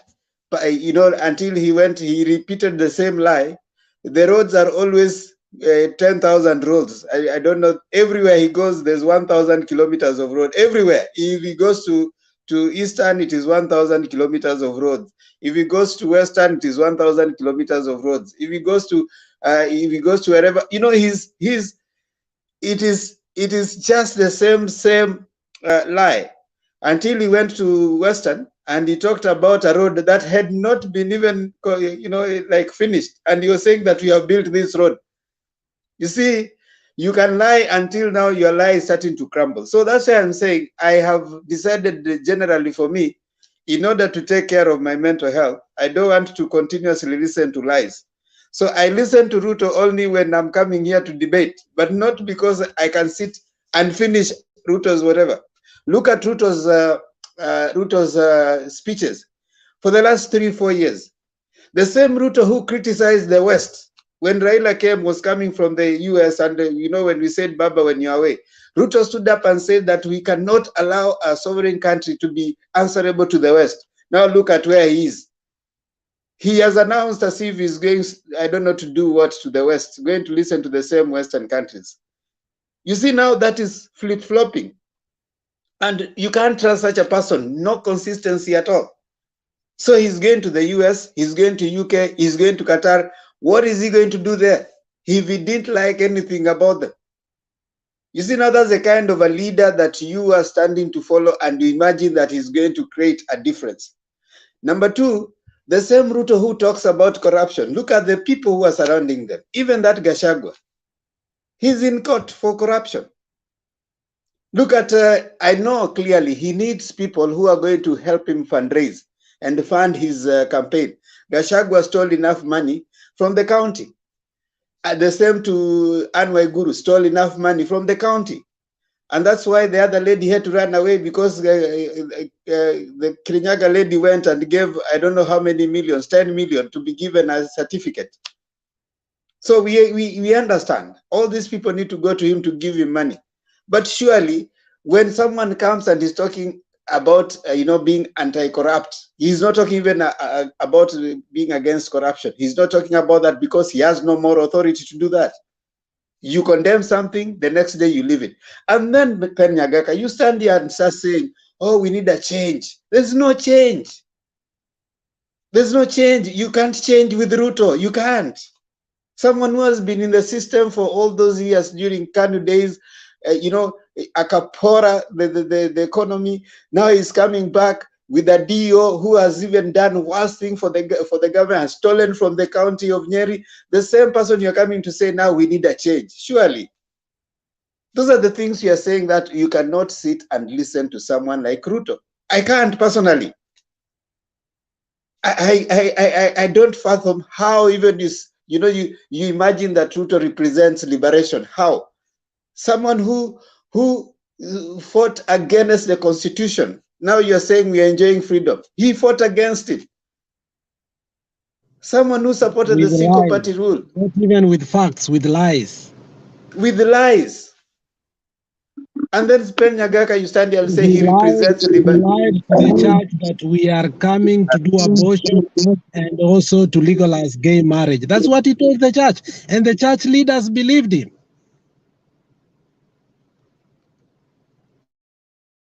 So Pen Nyagaka, wait, Pen Nyagaka, I finish. You asked us why we don't listen to Ruto. I mean, it's sickening. It's sickening to listen to him. And that's why the only narrative you can keep repeating are the lies after lies after lies. And lies don't hold for too long. They crumble.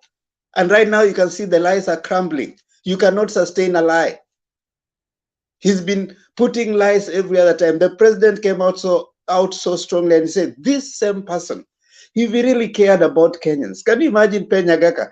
Your people at home have been paying taxes to pay that guy for 4 years. He has not been working. Do you really care about your people at home who have been paying him? If anything else, that should concern you. How do you pay a ghost worker for 4 years? He has done nothing, and then he wants you to give him other 5 years. Surely, which concern is there? Penyagaka, I think I agree with Alex when he said, surely, even if it's for humane, simple humane, Ruto does not represent any liberation. He doesn't represent any liberation. He doesn't. I agree with you, you don't have to support Raila, but kindly support another person, not Ruto. At least go and support that guy who wants to come and legalize ban. At least him is providing some kind of liberation. He'll take us to Jamaica. and he's coming to Blunt in Oklahoma, so it's next to Dallas. Temba, is Abdu Badida still running? No, Abdu Badida is not running. At least there's even Kagame. Support Ruben Kigame. At least that one represents. I wanted Nyagaka to support Abdu Badida, Mwalimu. He doesn't even Yeah, know who is that. support someone else. Don't support someone who has actually been part of the problem.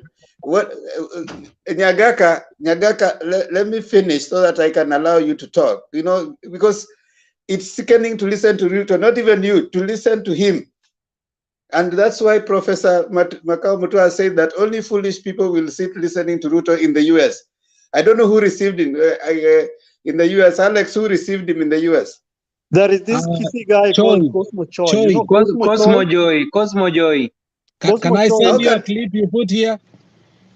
I might not be able to put it. We'll put it tomorrow. How can you go and be received by Choi of all the people? No, we just finished our consultative meeting with UDA, and tomorrow we are going somewhere a little bit, and we hear what he will say. And Penny Nyagaka is here with us here. I don't know what he's doing here. And I told him to call Felix, and Felix will give him the Zoom.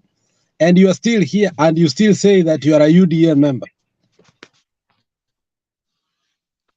Okay, now I'll allow you, Pen Nyagaka, to see. But please, Pen, support someone else, not William Samoei Arap Ruto. That's a ghost worker for 4 years. He has chewed our money without working. I mean, okay, go ahead.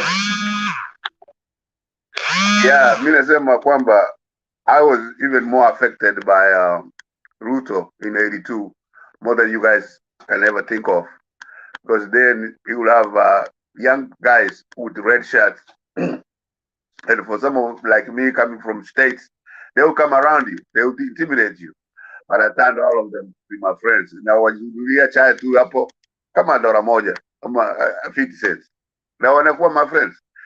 Even I agree with everything you guys are saying. That's why I come to this show. Alex, I have my mom, she kind of sick, I won't travel outside. No, you don't agree. Pen, Ngoja. You just hold on, just mute. You don't agree with everything we are saying. You're not agreeing with everything we are saying, Pen. Wacha kutudanganya. Hatutaki utupake, inaitwa kupaka. Penny zina azimio.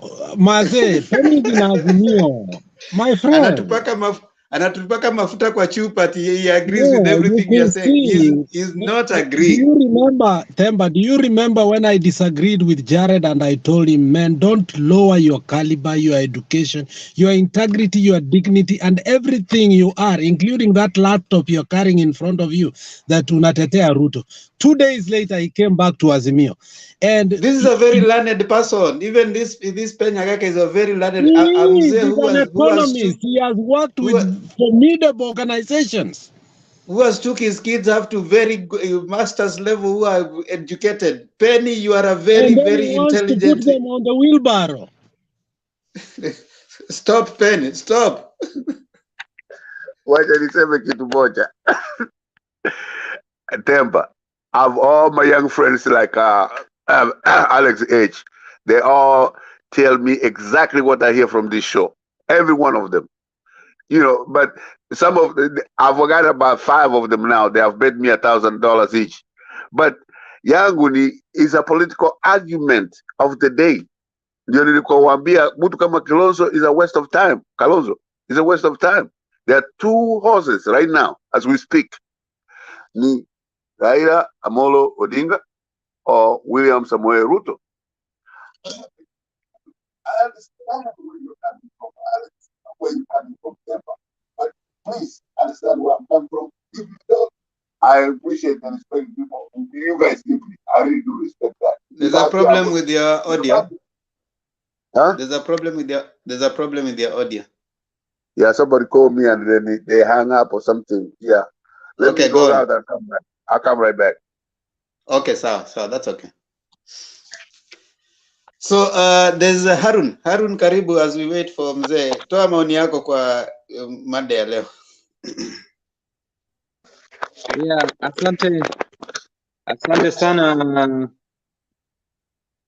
Just let me add my volume. Yes, asante sana Mr. Themba kwa kunipa nafasi angalau nami nichangie. Kitu cha kwanza ningependa kusema kuwa Gachagua aache makasiriko for not accompanying William Samoei Ruto and his entourage to USA/UK.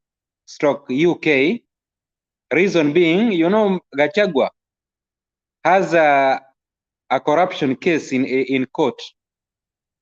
Maybe before he was granted bail, he was instructed by magistrate to deposit his passport. So hapo lazima watu tujiulize, cause kuna hii kesi yake yenye ingeanza mapema but akaomba iahirishwe mpaka September this month ndio aende kwa uchaguzi kwanza. So hiyo case ya 12 billion or 7 billion vile nilikuwa nimeisikia bado iko hai inapumua. So tuangalie hivyo. So awache makasiriko. Najua tu kama angekuwa na passport yake huenda William Samoei Ruto angemruhusu afanye nini? Apate kusafiri. So alafu na jambo lingine Gikuru manze alinimaliza. Aliambia Gachagua should desist from talking of regional UDA mindset to a broader Kenya kwanza philosophy. Hiyo jambo ilinishtua, yani kuwa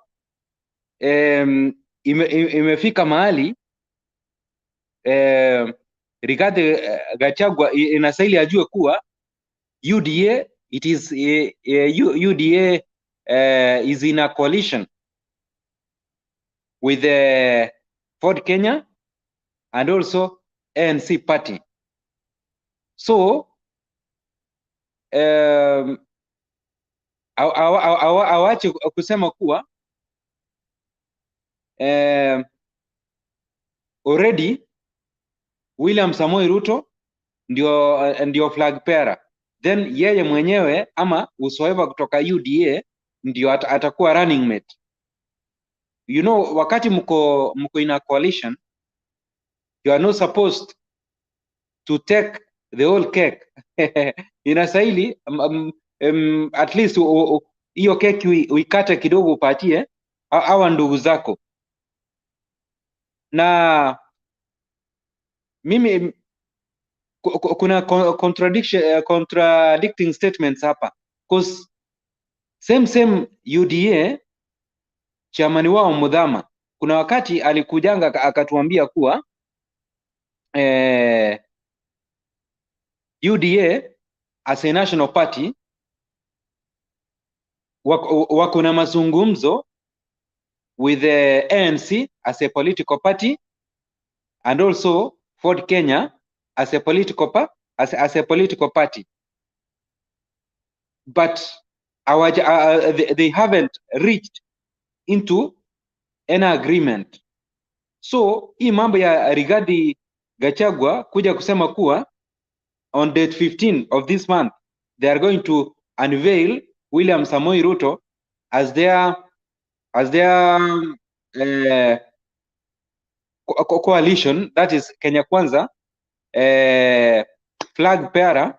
In fact, ina contradicts, because hatuwezi tukajua tuamini Gachagua, tuamini UDA chairman ambaye alisema kuwa hakuna agreement ambayo wamefanya nini, they have reached. So William Samoei Ruto, ile kitu ambayo ningependa afanya akitoka USA UK tour, inastahili aje aweke vitu sawa, cause watu wake sasa hivi hizi statement za Gachagua Mudhama zinawakanganya, na hiyo haitakuwa mzuri. But kwetu kwetu tu tuko sawa, reason being we are on the right path, because mambo yetu in 2 weeks time itakuwa imefanya nini, itakuwa imekamilika. Hiyo ni kitu iko on record, but kwa UDA mmeona kuna kashira mahali. So ningependa kuja kwa the issue of Omingo Magara. Unajua wanasemanga ng'ombe wakienda malishoni lazima jioni warudi wakuje kukamuliwa. So Omingo Magara vile alisema kuwa akiwa pale UDA hawezi akarealize his dream, hence he has opted in fact to quit. Mimi ningesema kuwa kwa maoni yake, kama ameona kuwa mahali yako he can't be able to realize his dream, ni vizuri ametoka mapema, ndiposa ye mwenyewe arrange his own life, then kutoka hapo aone vile atajitoza ulingoni. But I know very well in Kisii right now and Nyamira manze, ODM hii chama imekamata vizuri sana. So I'm very sure anytime tutamuona hata Usoro, Silvanus Usoro, I'm very sure, because ameenda chini ya maji sana. I don't know why, but maybe anytime Mr. Alex unaweza sikia kuwa Usoro naye amepata kibagendi man. Next week on Wednesday we are having him back. If a miracle happens on Thursday. Oh my God, amina. It will be so nice man. Wacha watoto wetu in fact warudi nyumbani, baba atawamenta wakiwa na ndugu yetu Matiang'i pale, na kila kitu itakuwa sawa. By the way, the whole Kisii and Nyamira counties sasa hivi kama hauko kwa ODM, because hata mimi uanga anapiganga masimu naambiwanga ground mazee ni Azimio. So kama huko kwa wing ya Azimio ni ngumu sana, na hiyo in fact it is a big plus, because in fact 2017 kwa sababu ya yale mambo mliyaona kuhusu nomination na nini, in fact we as ODM tulilose a lot, because in fact the whole of Kisii County tumekuja kupata an MP hii mambo ya Bonchari by election. Ndio tumekuja kupata nini recently an MP, which is very wrong, because ODM hizi mingi sana kutoka Kisii stroke Nyamira County imekuwa ni chama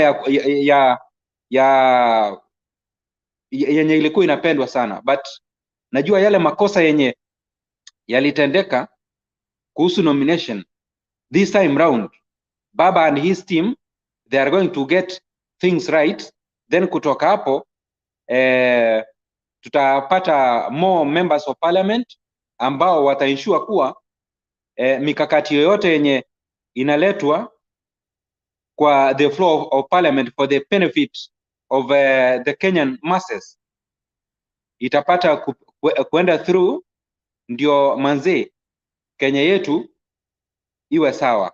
Alafu ningependa tena kuguzia, nimesikia mkisema kuwa Uhuru Muigai Kenyatta sasa hivi ameiva, kama kiti ya prime minister ingekuwa angepewa.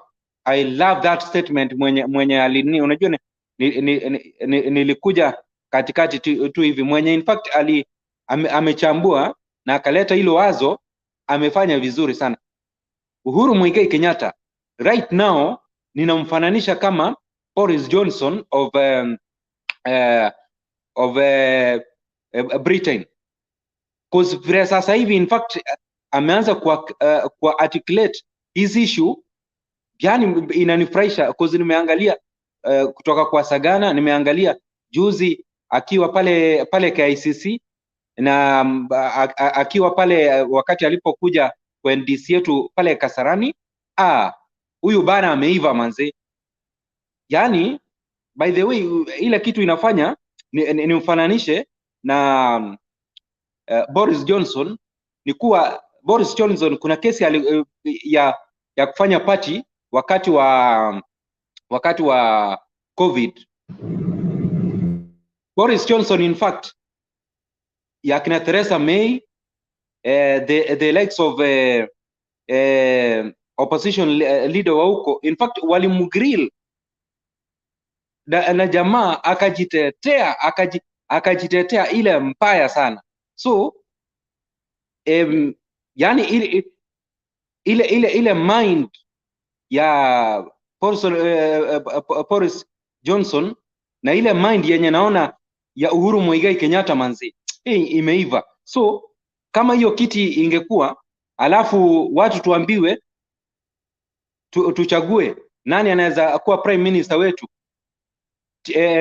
maitik nampatia Uhuru Muigai Kenyatta tu pap, na kila kitu inakuwa sawa. Back to you Mr. Tempa. Wow, thank you so much Harun for that, and umekubaliana na sisi vile tulikubaliana kidogo pen vile tulikubaliana na I think Alex, Julia alisema hivyo pia, na PK ya kwamba Uhuru ameanza kumachua. In fact PK alisema amemachua kama fine wine, amekuwa sasa ile leadership imemwingia vizuri sana. So inakaa tuko na a general agreement, na Megi pia, Megi nini yake inamsumbua. Now I'm chatting with I think it's important I update you guys. I'm also with Bernard. Bernard walikuwa like I had said earlier, walikuwa wameshikwa na puncher. So this is what he say: we are safe, we made it to Laisamis after midnight. Of course pia phone battery ilikaisha. So they slept. They are waking up this morning to fix the tire, and then they start the journey back home today. So one tire completely destroyed, and they're trying to replace it. So the nearest town is Isiolo, so they have to use a motorbike to send it iende mpaka Isiolo tengezwe, and then hopefully Laisamis hakuna petrol station hapo karibu, so they have to go back to send it to Isiolo. So keep them in your prayers. Hopefully they fix everything and they get back on their journey back to the city. So that's the update so far. They have done the mission well, but hizo sasa ni changamoto za usafiri kawaida hizo zinakuwa, so pray for them. so that they get themselves safe. I want to allow Penya Gaka to speak, and then I know in a little bit, in about 16 minutes, watu wa Facebook watatupwa nje. Tumefurahi sana. Ngoja Pen, just mute a little bit, I'll give you time. Watu wa Facebook asanteni sana kwa vile ambavyo mmekuwa nasi kutoka tulipoanza fungua studio hadi wakati huu. You are with Wekesa up to some point that came in, alafu kukakuwa na halitu lal ikaenda kitambo. Kuna vile station ya KBC I shouldn't have mentioned when ilikuwa inafungwa saa 5 usiku, so kulikuwa kuna not KBC, VOK. Yeah, VOK ilikuwa inafungwa saa 5 usiku, alafu inabaki nako ka screen ambayo iko dark mpaka waifungue asubuhi saa 11. Of course, right now it's 24 hours, so I think I've gotten better. So sorry for that little darkness, but we'll make sure that we avoid it at least moving forward. We'll make sure that Alex and others stay on within that time. And of course, Harun kindly, kama nani hatakuwa amefika kesho, Bernard, you have to come in early so that you stay on until for like 1 hour nikuja. So thank you so much for those who are on Facebook and have stayed up to this time. See you again later today at 9 for any developments that are happening in politics in Kenya. Tunashukuru sana. Subscribe to Mutembei TV, and even as you subscribe to Mutembei TV, remember to subscribe to Themba Ondiege TV. Watch Adad and his daughter having a beautiful journey together and talking and just interacting. So go there too. Thank you so much. Wale wa Facebook najua mtaenda, tuonane. YouTube kaeni hapa mpaka tufunge. Aya, Pen Nyagaka, it is your time. Yeah, thank you very much, Demba. The speaker who just spoke, not Alex, huyu mjana yangu. Huyu mwingine ambaye spoke is the reason why some of us will never enter in ODM or Azimio. The same reason. It's wishful thinking. How can you change the rules of Kenya to be like Britain? Where, do you know where Boris Johnson came from? Boris Johnson came from the street, like Soko. Look where he is. So please, Demba, when some of us will not join you, Alex, is because of everything that these guys talk about. Changing the constitution on the street. And that's what we got with BBI and the answer. Follow the law. Here in America, if you're in Dallas County, you follow the laws of Dallas County. And they're really, they are right there. So all I was saying, sitaki kuombana, lakini ile mimi nataka kuambia ni kwamba lazima to follow the constitution that we just set up. Yes, like you told me Tembali, I didn't argue with you. Ruto disagreed with it. Ruto didn't like it. But what was he for? Alex, have you ever asked before yourself, what was he there for? It was for parliamentary, like you saw in Great Britain. That's what Ruto was about. But this guy is against Ruto, and he talks forever against Ruto, but he agrees with what Ruto was talking about. My friends, we tusigombane, tuonane August 9. Na wewe tembo ukisema ulisoma sanju, kwenda soma tena. Lazima uchue hata mahali your enemy sleeps. Utabushinda. Like if you don't want, you say you listen to Ruto and you get sick. My friend, we listen to Raila every day and get sick, but we come out of it. It is a point of order, Mr. Nyagaka. Okay. Mr. Nyagaka, with all the due respect, your side, you yourself as the side that you support are supposed to be the last people who are supposed to talk about constitution and constitutionalism. That is something that you guys don't believe in. You've never believed in it. So what are you talking about? Just talk about something else, but matters constitution and constitutionalism, leave for us. You guys don't believe in that. You've never believed in it, and you're not going to believe in it. So there's so many things you can talk about, but that side, put aside with all the due respect, sir. Thank you.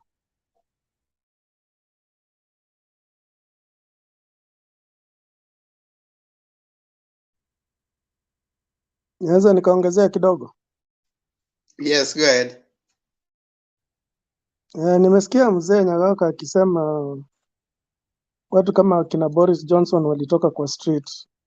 Sasa nashindwa akina Ruto mwenyewe na hao watu wake, kama anaitwa nani yule jamaa wa napiga makelele sana.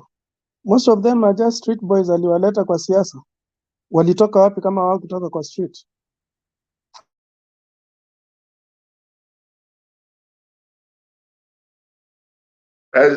There's Raila left us in the streets and they went to stay with the millionaires. Boris Johnson is still in the streets. You cannot, Pen, you cannot, which street is Ruto in? You cannot keep saying Raila left us in the streets. You cannot have the same tactics that worked in the 80s to use them in 2021. You can't use the same tactics. If when they fought for independence, they went to the bush.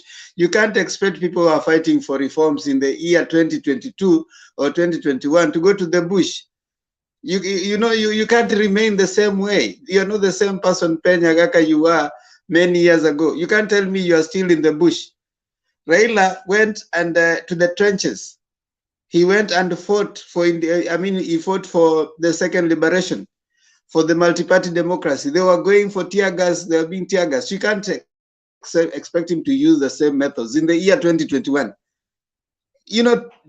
Several years later, you're fighting for different new things. Then you're fighting for freedom. Right now, you're fighting for reforms. You're fighting for a new change of systems, a new reformation. So you can't say that he left us in the streets. There's nowhere written that Raila is the only one who is supposed to be in opposition. There's no constitution like that. Even the same Ruto can fight for freedom. Why is Ruto not resigning and going to the streets? Why is he not joining you in the streets? Now that you love Ruto that much, he doesn't like the current government. Why is he not resigning and going to fight with you? So you keep saying Raila, Raila. Nobody's name was written to be in opposition, and nobody's name was written to be fighting for freedom every time. So you keep saying Raila left us. You are left there. How come you are left there and right now you're supporting Ruto, who is a deputy president? You are not left there. Pen Nyagaka, it's okay to support Ruto, but I don't think, like Adam has said, we need to support Ruto. Please, Ruto does not represent any forward thinking. Ruto is the representation of the KANU era, and that's why he wanted to bring back the one-party system.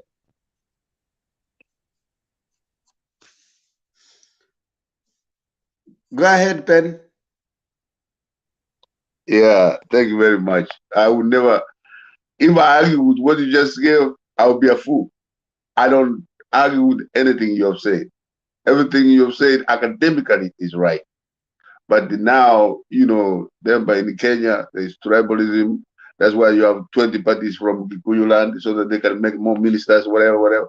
Any argument can go. That's why I always start and finish with, let us respect each other and know that August 90 will come and then go. Argument you just made is the only reason why I will not be if you guys win. Because it's a very beautiful argument. I like that. I don't have no problem. I didn't say I will vote for either, but I actually accept and the analysis you just gave. I will not even argue with that. That's what makes me comfortable when I say Mukishinda nitakuja kwenu. It's the argument like that. Raila, there's so many things I can tell you good about Raila and against Ruto, but I'm not voting for Raila for many, many reasons why. Now, I'm not a cook in Sogoi. So, remember, I respect your idea. I respect you guys, again, Alex. But Sima, if I respect you, then I have to follow you, or you have to follow me. No, let us accept that. Pen, you don't just have to be against me because it's a political position. You don't just have to disagree because someone has to disagree. Why would that person who is disagreeing be you? Someone else is telling me down there that we voted him. If he resigns, he will betray us. They just don't betray their supporters. Now that's the most outrageous thinking I've ever had. Did you go anywhere in any ballot paper and you saw Ruto was vying for presidency? It wasn't Ruto. It was Uhuru Kenyatta who was going to be the president. And the vice president, the deputy president was Ruto. So if you go there, you voted for Ruto, simply because there are people who have been magnanimous in us when they haven't agreed with the ruler of the day, they have resigned. That's what we call magnanimity. Ruto is busy saying that we are not looking for positions, and he's telling Kenyans who are reasoning and thinking. Someone who has been there, you have paid him to do nothing. He's telling you, I'm thinking about you. If you thought about me, you'd have not been eating for 4 years. Right now, Ruto has gone to the US. All those trips paid by the taxpayers' money. It is not his own money. He's the deputy president of the country. He's being paid. You're paying for that trip. And he's coming back to tell you that he thinks about you. That is why Penyagaka, I'm telling you, you know, they say you can fool some people sometime, that you cannot fool all the people all of the time. Kenyans have known him for who he is. And I tell you, this time round, Penyagaka, this time round, Kenyans are very wise. I want us to start taking our closing points. Penyagaka, hold on. I'll give you a time. I want us to start taking our closing remarks, and I'll give everybody 3 minutes so that we give our closing remarks at least for today. Then we can meet again tomorrow to chambue another topic and another day. So I want to start with PK, you'll give me your 3 minutes. Adams, you'll give me your 3 minutes. Harun, then we come to Julia, then Alex, then Meg, then we finish with Penyagaka. So PK, tafadhali. Yeah, I'll try to be very quick. But on starting, I would like to mention that on the subject that Mzee Penyagaka was talking about, there's one man I like called Atwoli. Atwoli always tells us that he created or made so-and-so to be who he is. We've had this lie peddled all the time that Ruto made Raila to be prime minister. Ruto made Uhuru to be president. This man, if he's so strong, so powerful to make people prime minister and president, he can actually make himself president. So I don't know why they always cry about it. If he has that power to make someone president, he can make himself president. If he has all the power to make somebody prime minister, let him go ahead. We've seen Atwoli say that he's made so-and-so this, and he goes ahead and does it. So he can as well go ahead and make himself president. Anyway, moving out of that, I would like to comment about Gachagua and some comments that were made by Uhuru in Sagana. I am privileged to understand the Kikuyu language very well, although I am not from there. And there is no translation that can be done to emphasize the delivery and the meaning of some of the words Uhuru told his people. There are two issues I would like to point out. One of them is when he narrated the story about Matiba and Raila. And I can tell you, it sank home so powerfully. It has not been, I've not seen the story repeated anywhere in the press or by anybody, but that story about the two men really sank home. The other issue, which I wanted to pick up, is the way Uhuru narrated the issue of the dams. And he married it with how children are deprived their livelihood and even to the point of accessing water. I don't know how it can be translated to give the real meaning of how Uhuru delivered that point. Maybe Julia can try and explain it when she gets the chance, but I'm sure she will agree with me those 2 points, the way Uhuru delivered them, they must be disturbing Gachagua a lot, because right there, the whole Mount Kenya vote shifted, and Gachagua must be a very worried man. Thank you. Thank you, PK. Yes, Adams. Yeah, thank you. Let me just talk for a minute. Like, I mean, right now we are in a political transfer window, and we should keep on expecting and experiencing a lot of political alignments. It's going to continue like this, not until after nominations. Once all the parties are through with their nominations, that is now is the time when we will see the final group, like the final grouping that, you know, these are the people that we have.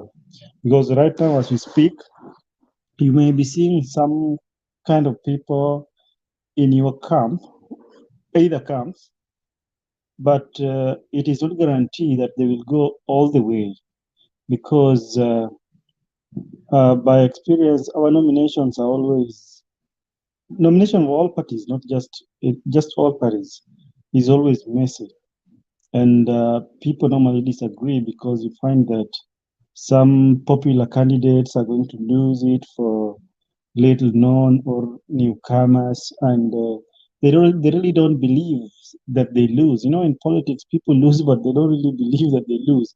Even the person who is getting 10,000 votes and this competitor gets over 100,000, they still don't believe that they lose. But because of pressure, some of them end up conceding.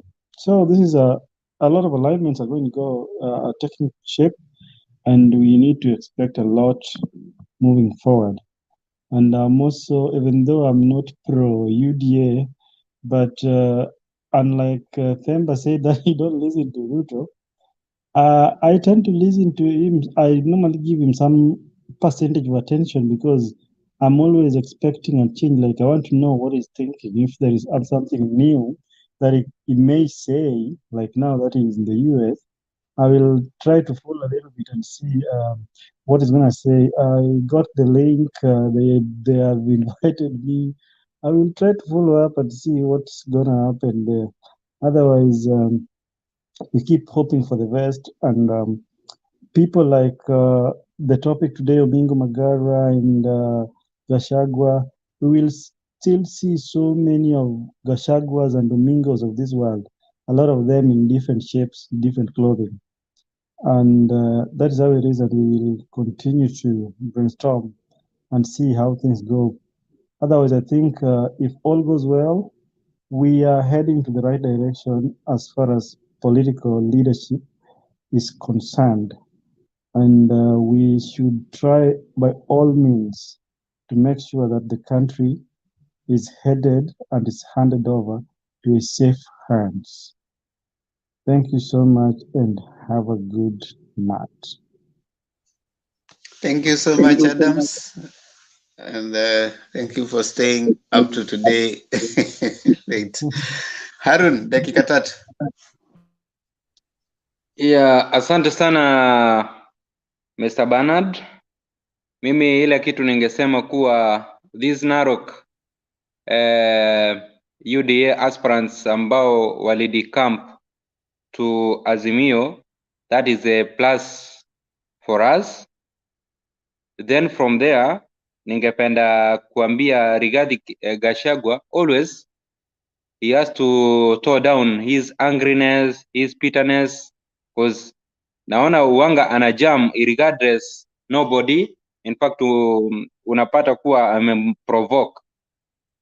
Alafu jambo lingine ningependa kurudia, niambie Pen Nyagaka, if BBI itarudi na hii slot ya prime minister, tuulizwe kuwa nani tungependa aichukue. Hiyo tu nampatia Uhuru Muigai Kenyatta kwa sababu nimeona ameiva. So let's wait and see kama ni Supreme Court itakuja na yepi. Alafu ningependa kuambia Wakenya hii time ya campaign period, let us maintain peace. Reason being uchaguzi inakuja na inaenda na sisi tunabaki, so it is high time sisi our brotherhood, our sisterhood lazima tuipatie kipaumbele. Alafu na wakati utakapofika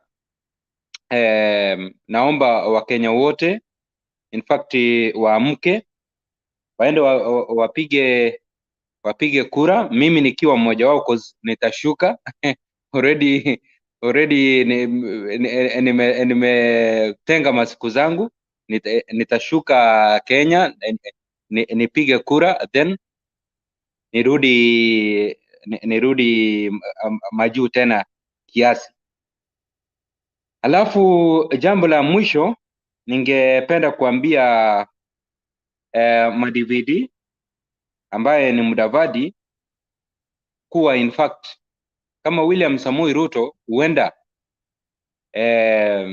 cause wakati nimeona Simon Gikuru in fact akiwa ameandika ile barua nzito namna hiyo, which means Mudavadi huenda William Samoei Ruto kuna vile alimpromise kwa mdomo na wengine to maybe wewe ndio utakuja kuwa my running mate bila kuconsult hao wengine cause mbona wakati Rigathi Gachagua alipoongea namna hiyo iliuma Mudavadi mpaka akaambia Secretary General wa ANC kuwa hebu andika barua uonye Rigathi Gachagua kuwa asaili aingilie mambo ya nani atakuwa nani katika Kenya Kwanza.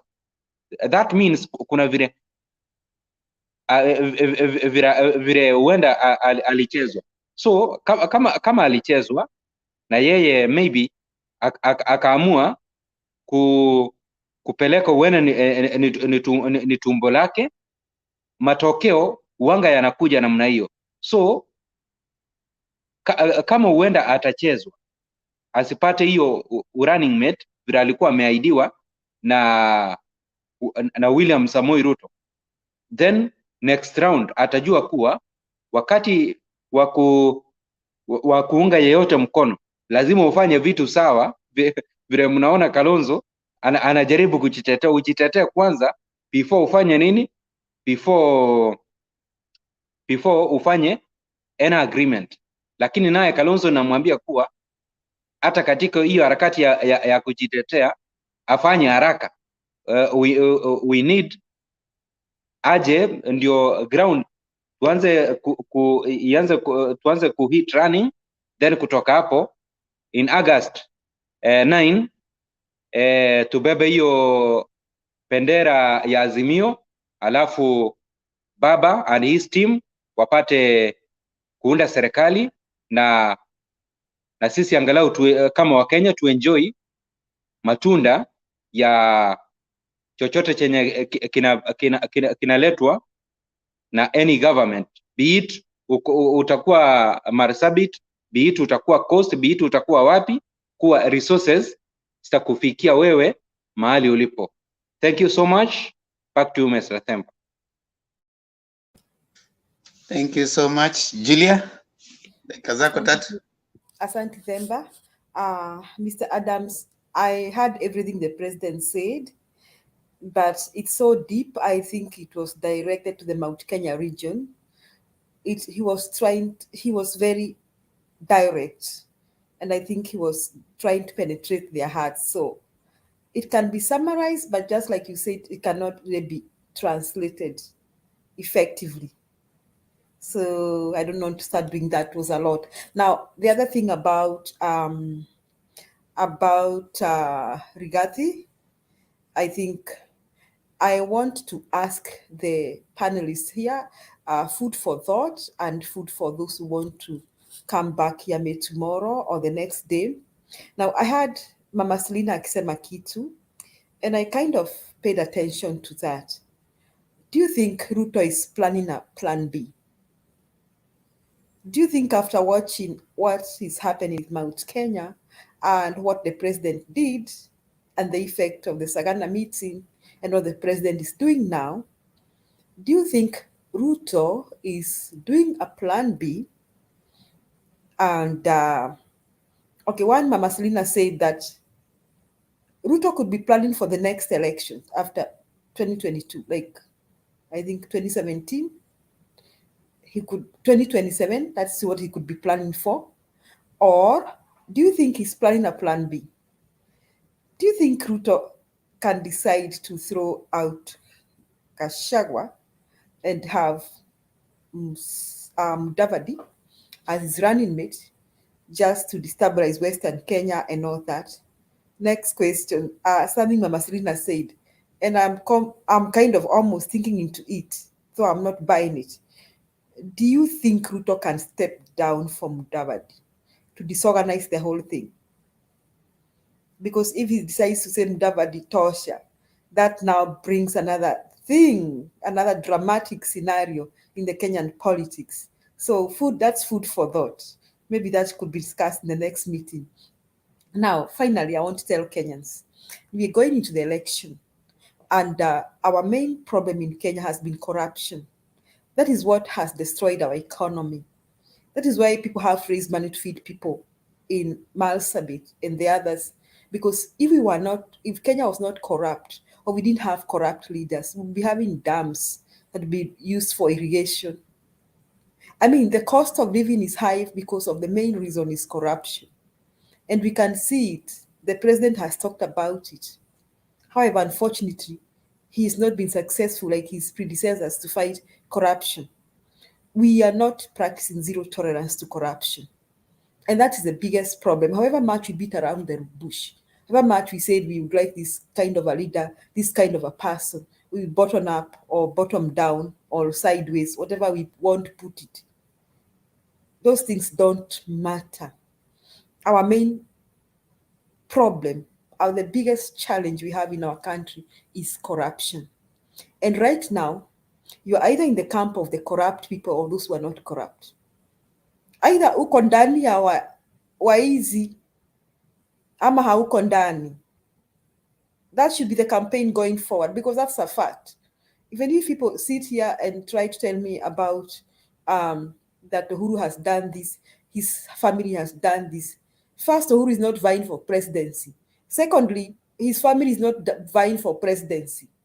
It is Raila Amolo Odinga and William Samoei Ruto. So I want to ask Kenyans who are watching this show, if you search your heart, weka ukabila kando na huo uongo mwingi mmepewa mkiambiwa sijui nani ni mganga, sijui nani si mganga. You've no evidence to prove who is mganga, who is not mganga. But if you are sincere, we are sincere in our hearts. Whom do we think we can entrust this country? Whom do we think we can trust to fight corruption between William Samoei Ruto and Raila Amolo Odinga?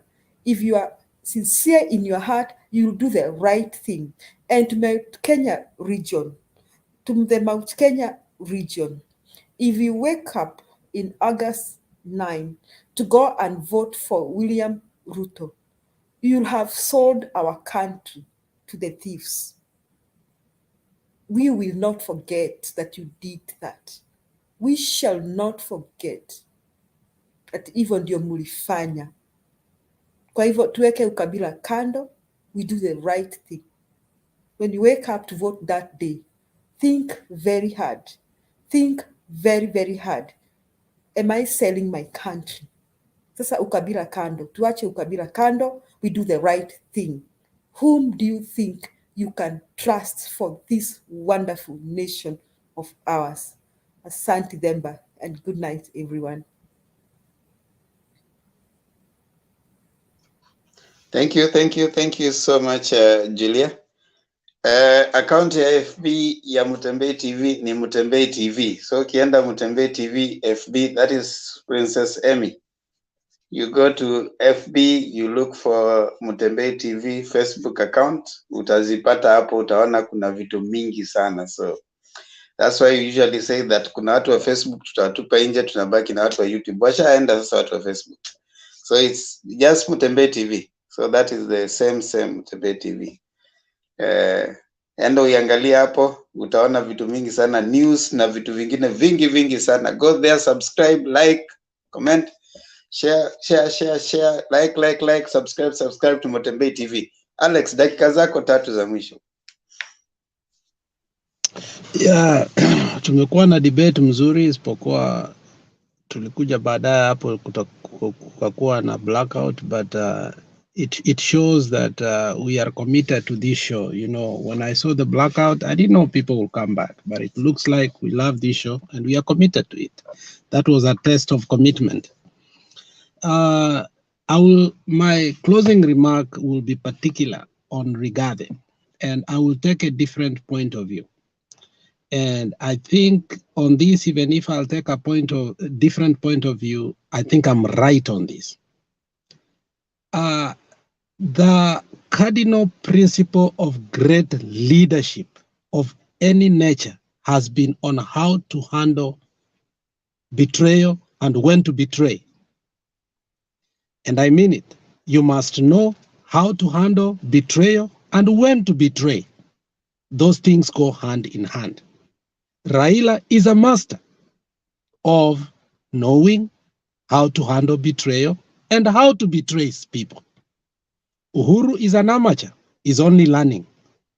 He was responding to every betrayal, but lately you realize that he will only respond for the people that matter. And for that, he has only responded to one man, Ruto, and at the right time. Ruto, he does not know how to handle betrayal. He is a baby in a diaper. He pees anywhere and poops anywhere because he is in diapers. So he responds to everything. He even responds when flies are passing by. So my favorite author wrote this thing, and I read it when I was very young, and I've always kept it. Be friendly to all, but intimate to few. But let the few be well tried before they win the appellation of your heart. Be friendly to all, that is Raila. Intimate to few, that is Raila. But let the few be well tried before they win the appellation of your heart. Raila trusts nobody. Raila, you may not even know. That's why it's called an enigma. And that is the disadvantage Uhuru had. And Uhuru for a long time, he was predictable. Ruto is very predictable. So why do I say that's where I'm going to talk about Rigathi? Rigathi will be betrayed. Ruto is learning that the greatest cardinal principle of leadership is that you must betray in order to move forward. And he is going to. If that was not so, Rigathi could not have responded. Why would he respond? Why would he take his time to go to mainstream media? Why would he give all those what he said? Because he is sensing, he knows, and we have been given intuitions. Themba is an atheist, will not allow this, but intuitions is the Holy Spirit in you. You will know when somebody is going to betray you. We know he is going to be betrayed. So this man has sensed betrayal. The rest have sensed betrayal. That is why we are hearing here, there is 31. They know that betrayal is looming because it is fundamental, it's a principle of leadership. If you look at Raila, he has been betrayed by almost every major leader that he met. But he has also betrayed when it is time to betray. There is time to be betrayed, and there's a time you must betray. And that is the nature of politics. This is the season of betrayal. Rigathi will be betrayed. First of all, because he has no value. He has no value, and he will never be valuable. He is valueless. there is something in management called intelligence. Intelligence in management is when you use somebody until they have no value. The only value they have for you is to give you information and be your mouthpiece. And that is what Rigathi is for Ruto right now. And even that has come to an end. So he has no value. If it's money, there is another way they can get money.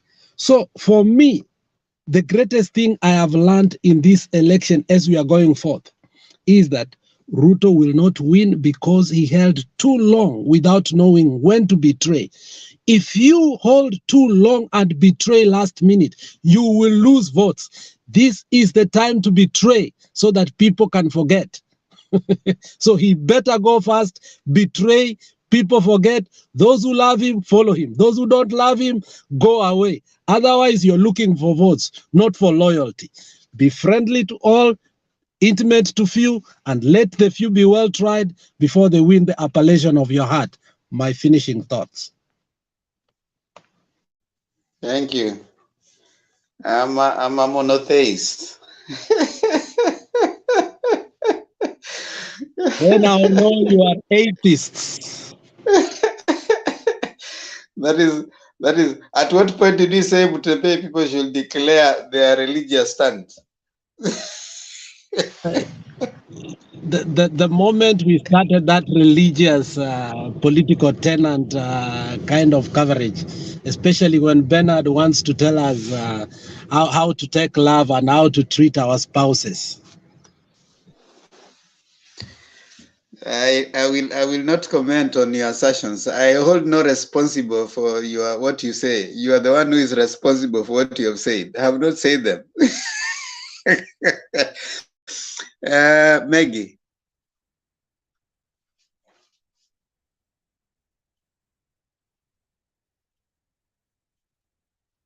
Okay. Ben. Yes, my friend. Okay, your final thoughts? Yeah, yangu ni kusema you guys are smart. Everyone is speaking here. I'm learning a lot. But the yangu ni kuwauliza tu kina Alex ni follow the constitution and let the constitution be written in such a way that any constitutional changes should stop 2 years before the elections so that we can move forward. Every society has to be structured in a certain way. And then, but that's why I was telling you that Ruto cannot resign because the constitution was written so that he can be so protected, because we went through a system where Mzee Moi will fire anybody, anyhow, anytime. The constitution of today is written where they frustrated Mzee Odinga Baka, he left. So we know what's going on. Yangu ni kusema kwamba every time you repeat the same story, and you saw it in public, Demba, when he took all his job and gave it to Matiang'i, you have seen the politics that has followed in Kenya. I'm not making it up. So that he can be frustrated, so that he leaves like Mzee Omingo Odinga. My friend, what happened to Mzee Omingo Odinga? He lost everything. You can lose, but stay in the system. So that's what we're doing. Yangu ni kuambia kina Alex, kina Patriot, let us take care of Musi. It doesn't matter. In August 9th, it doesn't matter who wins. But let us take, good example for Musi. In that maybe all boarding schools or all schools that are permanent, think bigger, more stuff for us, because everybody's going home. You saw what Kenyatta did. He went over there to Sagana and talked, why can't we do the same thing? Wakizi wako na pesa nyingi, wako na akili, vijana wote wakizungumza. I'm very proud. I'm very happy. So let us take care of Gusii, and we know, Teba, this last word, we know that Uda is not welcome in Gusii. I go home and I stay with my brothers, every one of them, tell me, my friends, everybody. So I know that. But you don't have to be in a winning side to be a winner. You can be in a losing side and be a winner. Because what we're telling you about all this other stuff is real. But you say you are more real than us. So we agree to be in opposition. That's what I was telling you. We're not planning to lose. But if we lose, tutachua, Sijui mnasema mtakuja kwetu mtoe miti nisijiue. We're not killing ourselves. We are very happy, and I really encourage you guys. You're doing a good thing, and let's go from there. Na yangu sikuja hapa kuombana na nyinyi at all. I'm old enough to be your daddies, and I want you to look at me knowing that you, my uncle, lakini anazungumza maneno mengine. That's it. Sio kukuudhi, sio to tell you bad things juu ya huyu na ule. No. Politics, we're going to disagree, but not on a personal level. Kama wewe tembo na msichana unafanya show na yeye na wasichana watano na wote wanaendelea sana. You know, you Alex is uncle can tell him. But let us come here and talk positive and live positive. Temba, the last one, una vitabu yote nimesoma, lakini unafikiria kama Raila atakuwa president. Na vitabu inasema ya Sasu, ya Socrates, Plato, hiyo zote nimesoma na mimi. Lakini mimi nimesema sasa. Asante sana.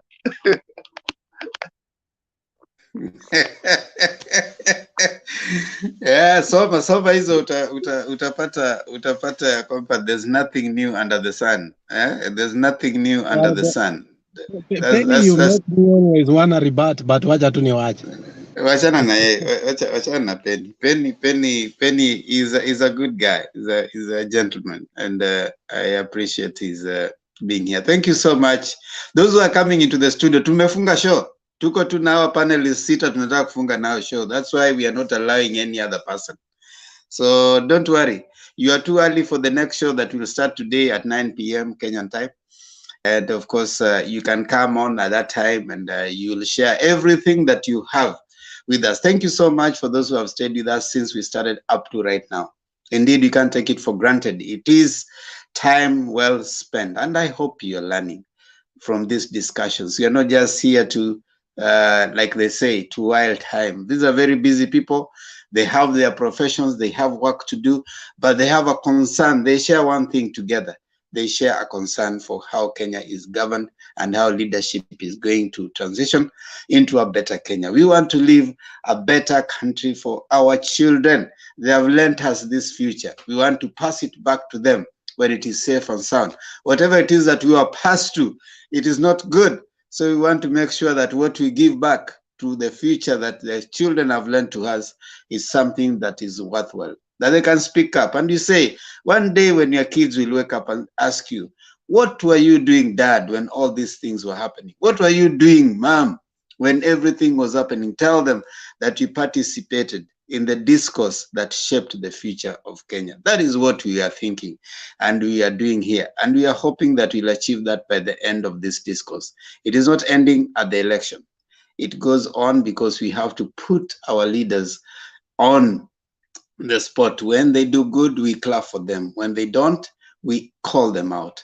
Now, one thing we always say is we have to finish by singing our national anthem. The first answer, at least, because it's a prayer. It's a prayer for a good Kenya. Kenya that is cognizance of everybody's part. And it says, E Mungu nguvu yetu, ilete baraka kwetu, haki iwe ngao na mlinzi. Na tukae na undugu, amani na uhuru, raha tupate na ustawi.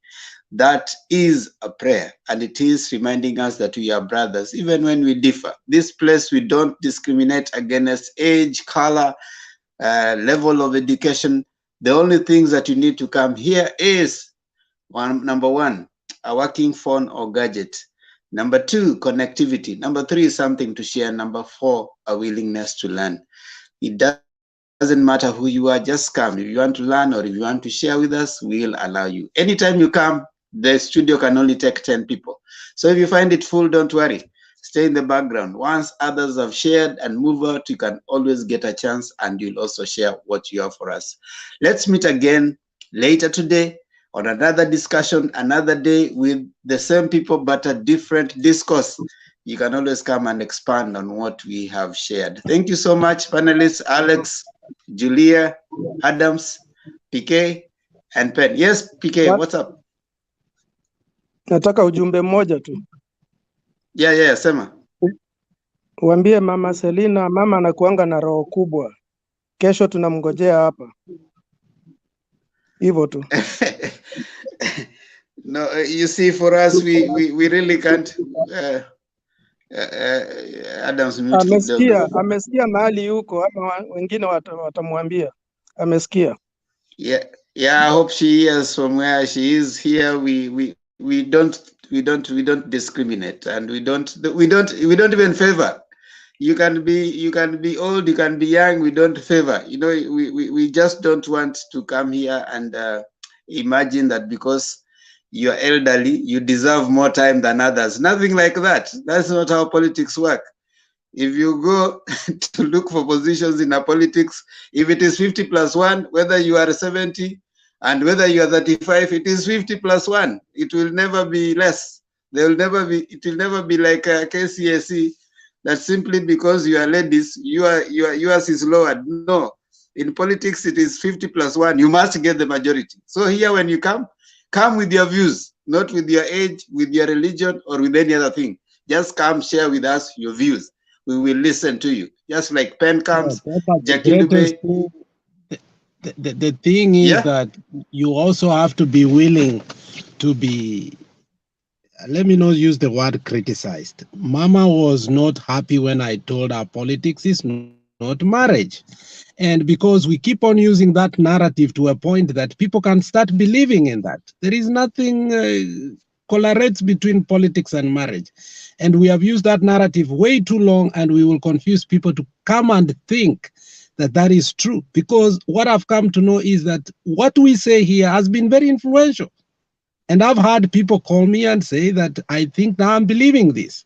But when you keep on redundantly saying marriage and politics, you may make young people think that is true, but it's not.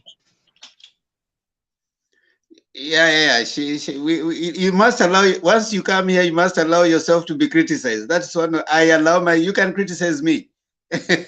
You can wake up and tell me, hey, I don't agree with you. That's the nature of a debate. It's not that anybody is right. I have criticized Pemba to the core and we have disagreed. Yeah. But I'm back here and I tell him I'm not going anywhere. I don't say I'm going, I say I'm not going anywhere. Yeah, so hope Mama Selina probably in other forums she has been treated with kid's glove. When she came here, she realized that the kitchen can get hot. And by the way, it's gonna get hotter. So we are not promising that it's gonna get any cooler. Yeah, it's gonna get hotter. We just need to embrace each and everyone's opinion, regardless. But then, when your opinion is being embraced here, you must have at the back of your mind that we have to embrace divergent views. People don't have to think the way you think. Okay, we may be arguing about the same thing, but the way I view it is different from the way you do.